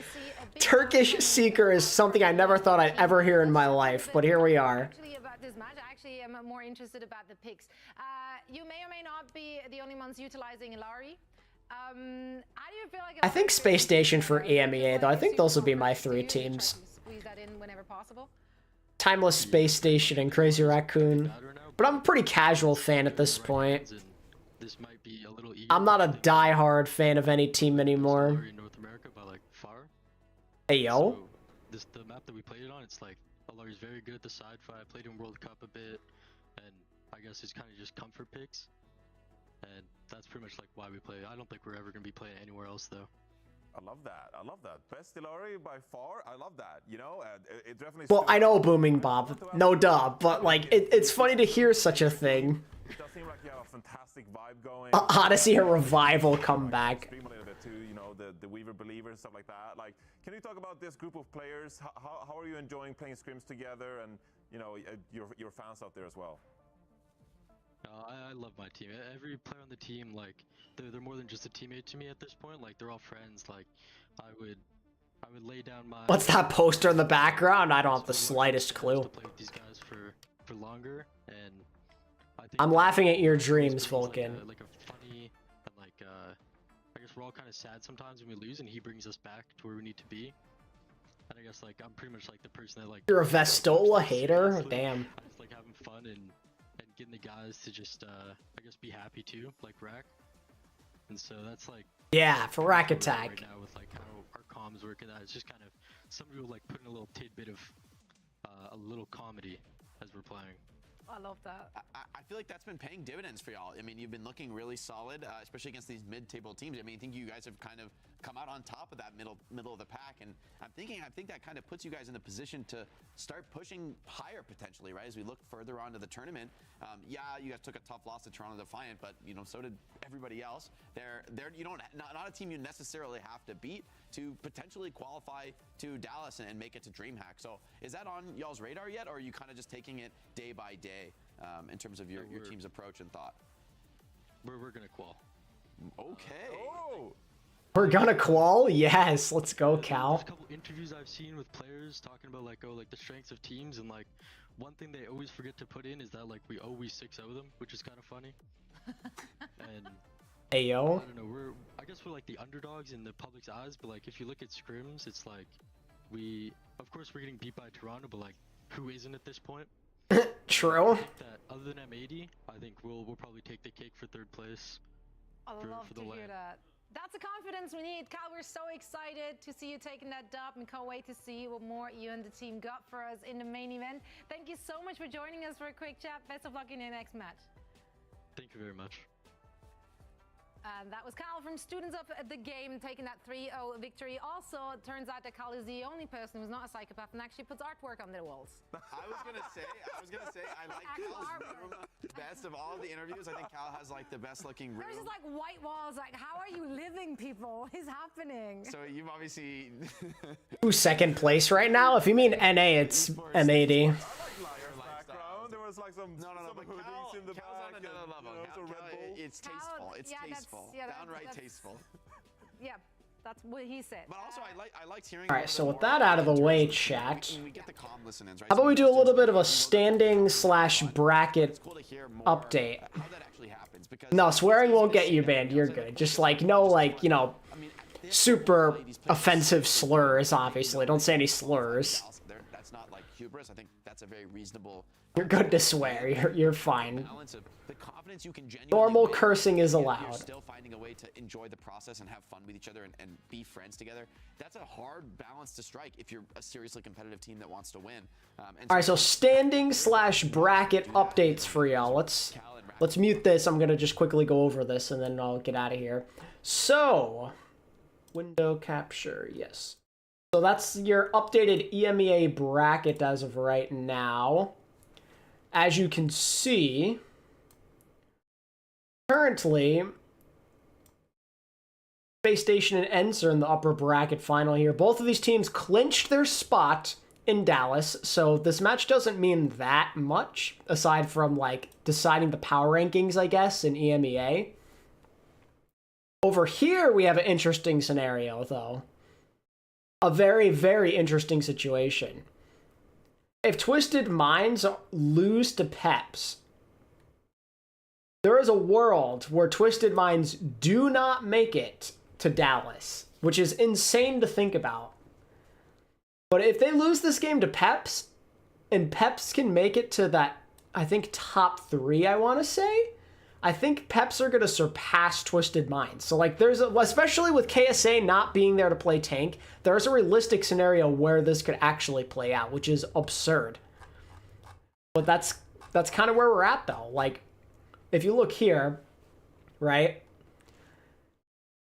3rd place is going to get 300 circuit points. So, if Twisted Minds, let's say, get 5th/6th and they get 200...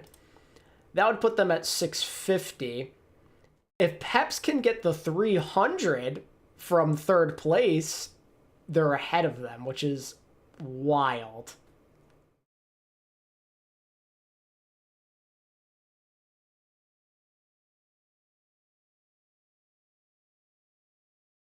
Oh, wait, actually, is that right? Am I mathing right? Wait, hold on.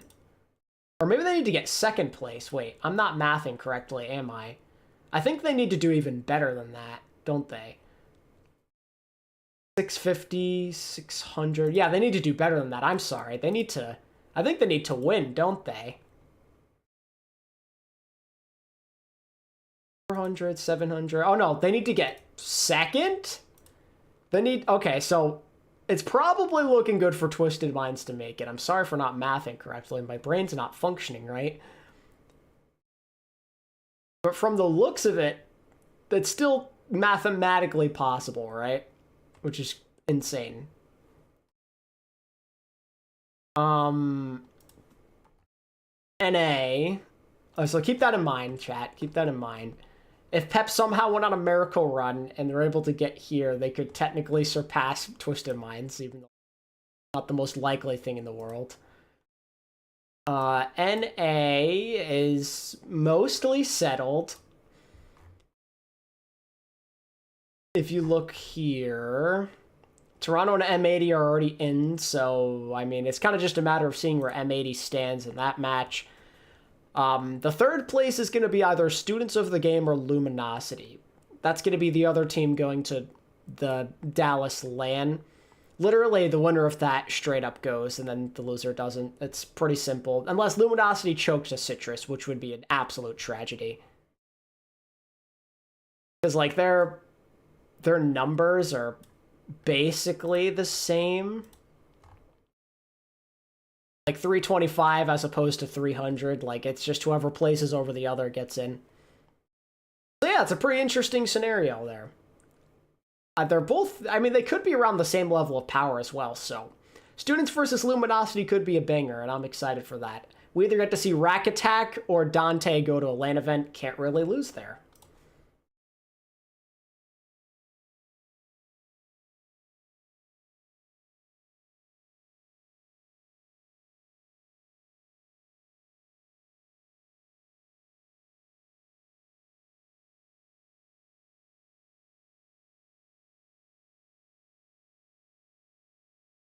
Yeah, I think that basically sums it up, though.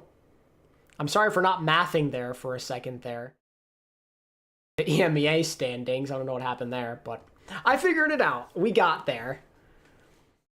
Peps need to go on a crazy run to get Twisted Minds out of there. So if you're a Twisted Minds hater, you better hope that Peps go on the miracle run of a lifetime. That's what I'll tell you.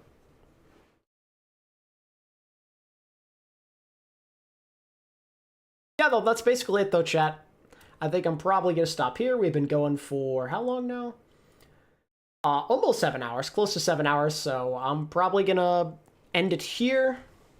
And we will reconvene tomorrow for hopefully some better games than what we got today, because it was not a very eventful day, unfortunately. But tomorrow will be interesting. SSG versus ENCE, and Toronto play M80, so should be a fun day. And hopefully I catch you then, guys. Appreciate your support a lot, and have a good rest of your night. Peace.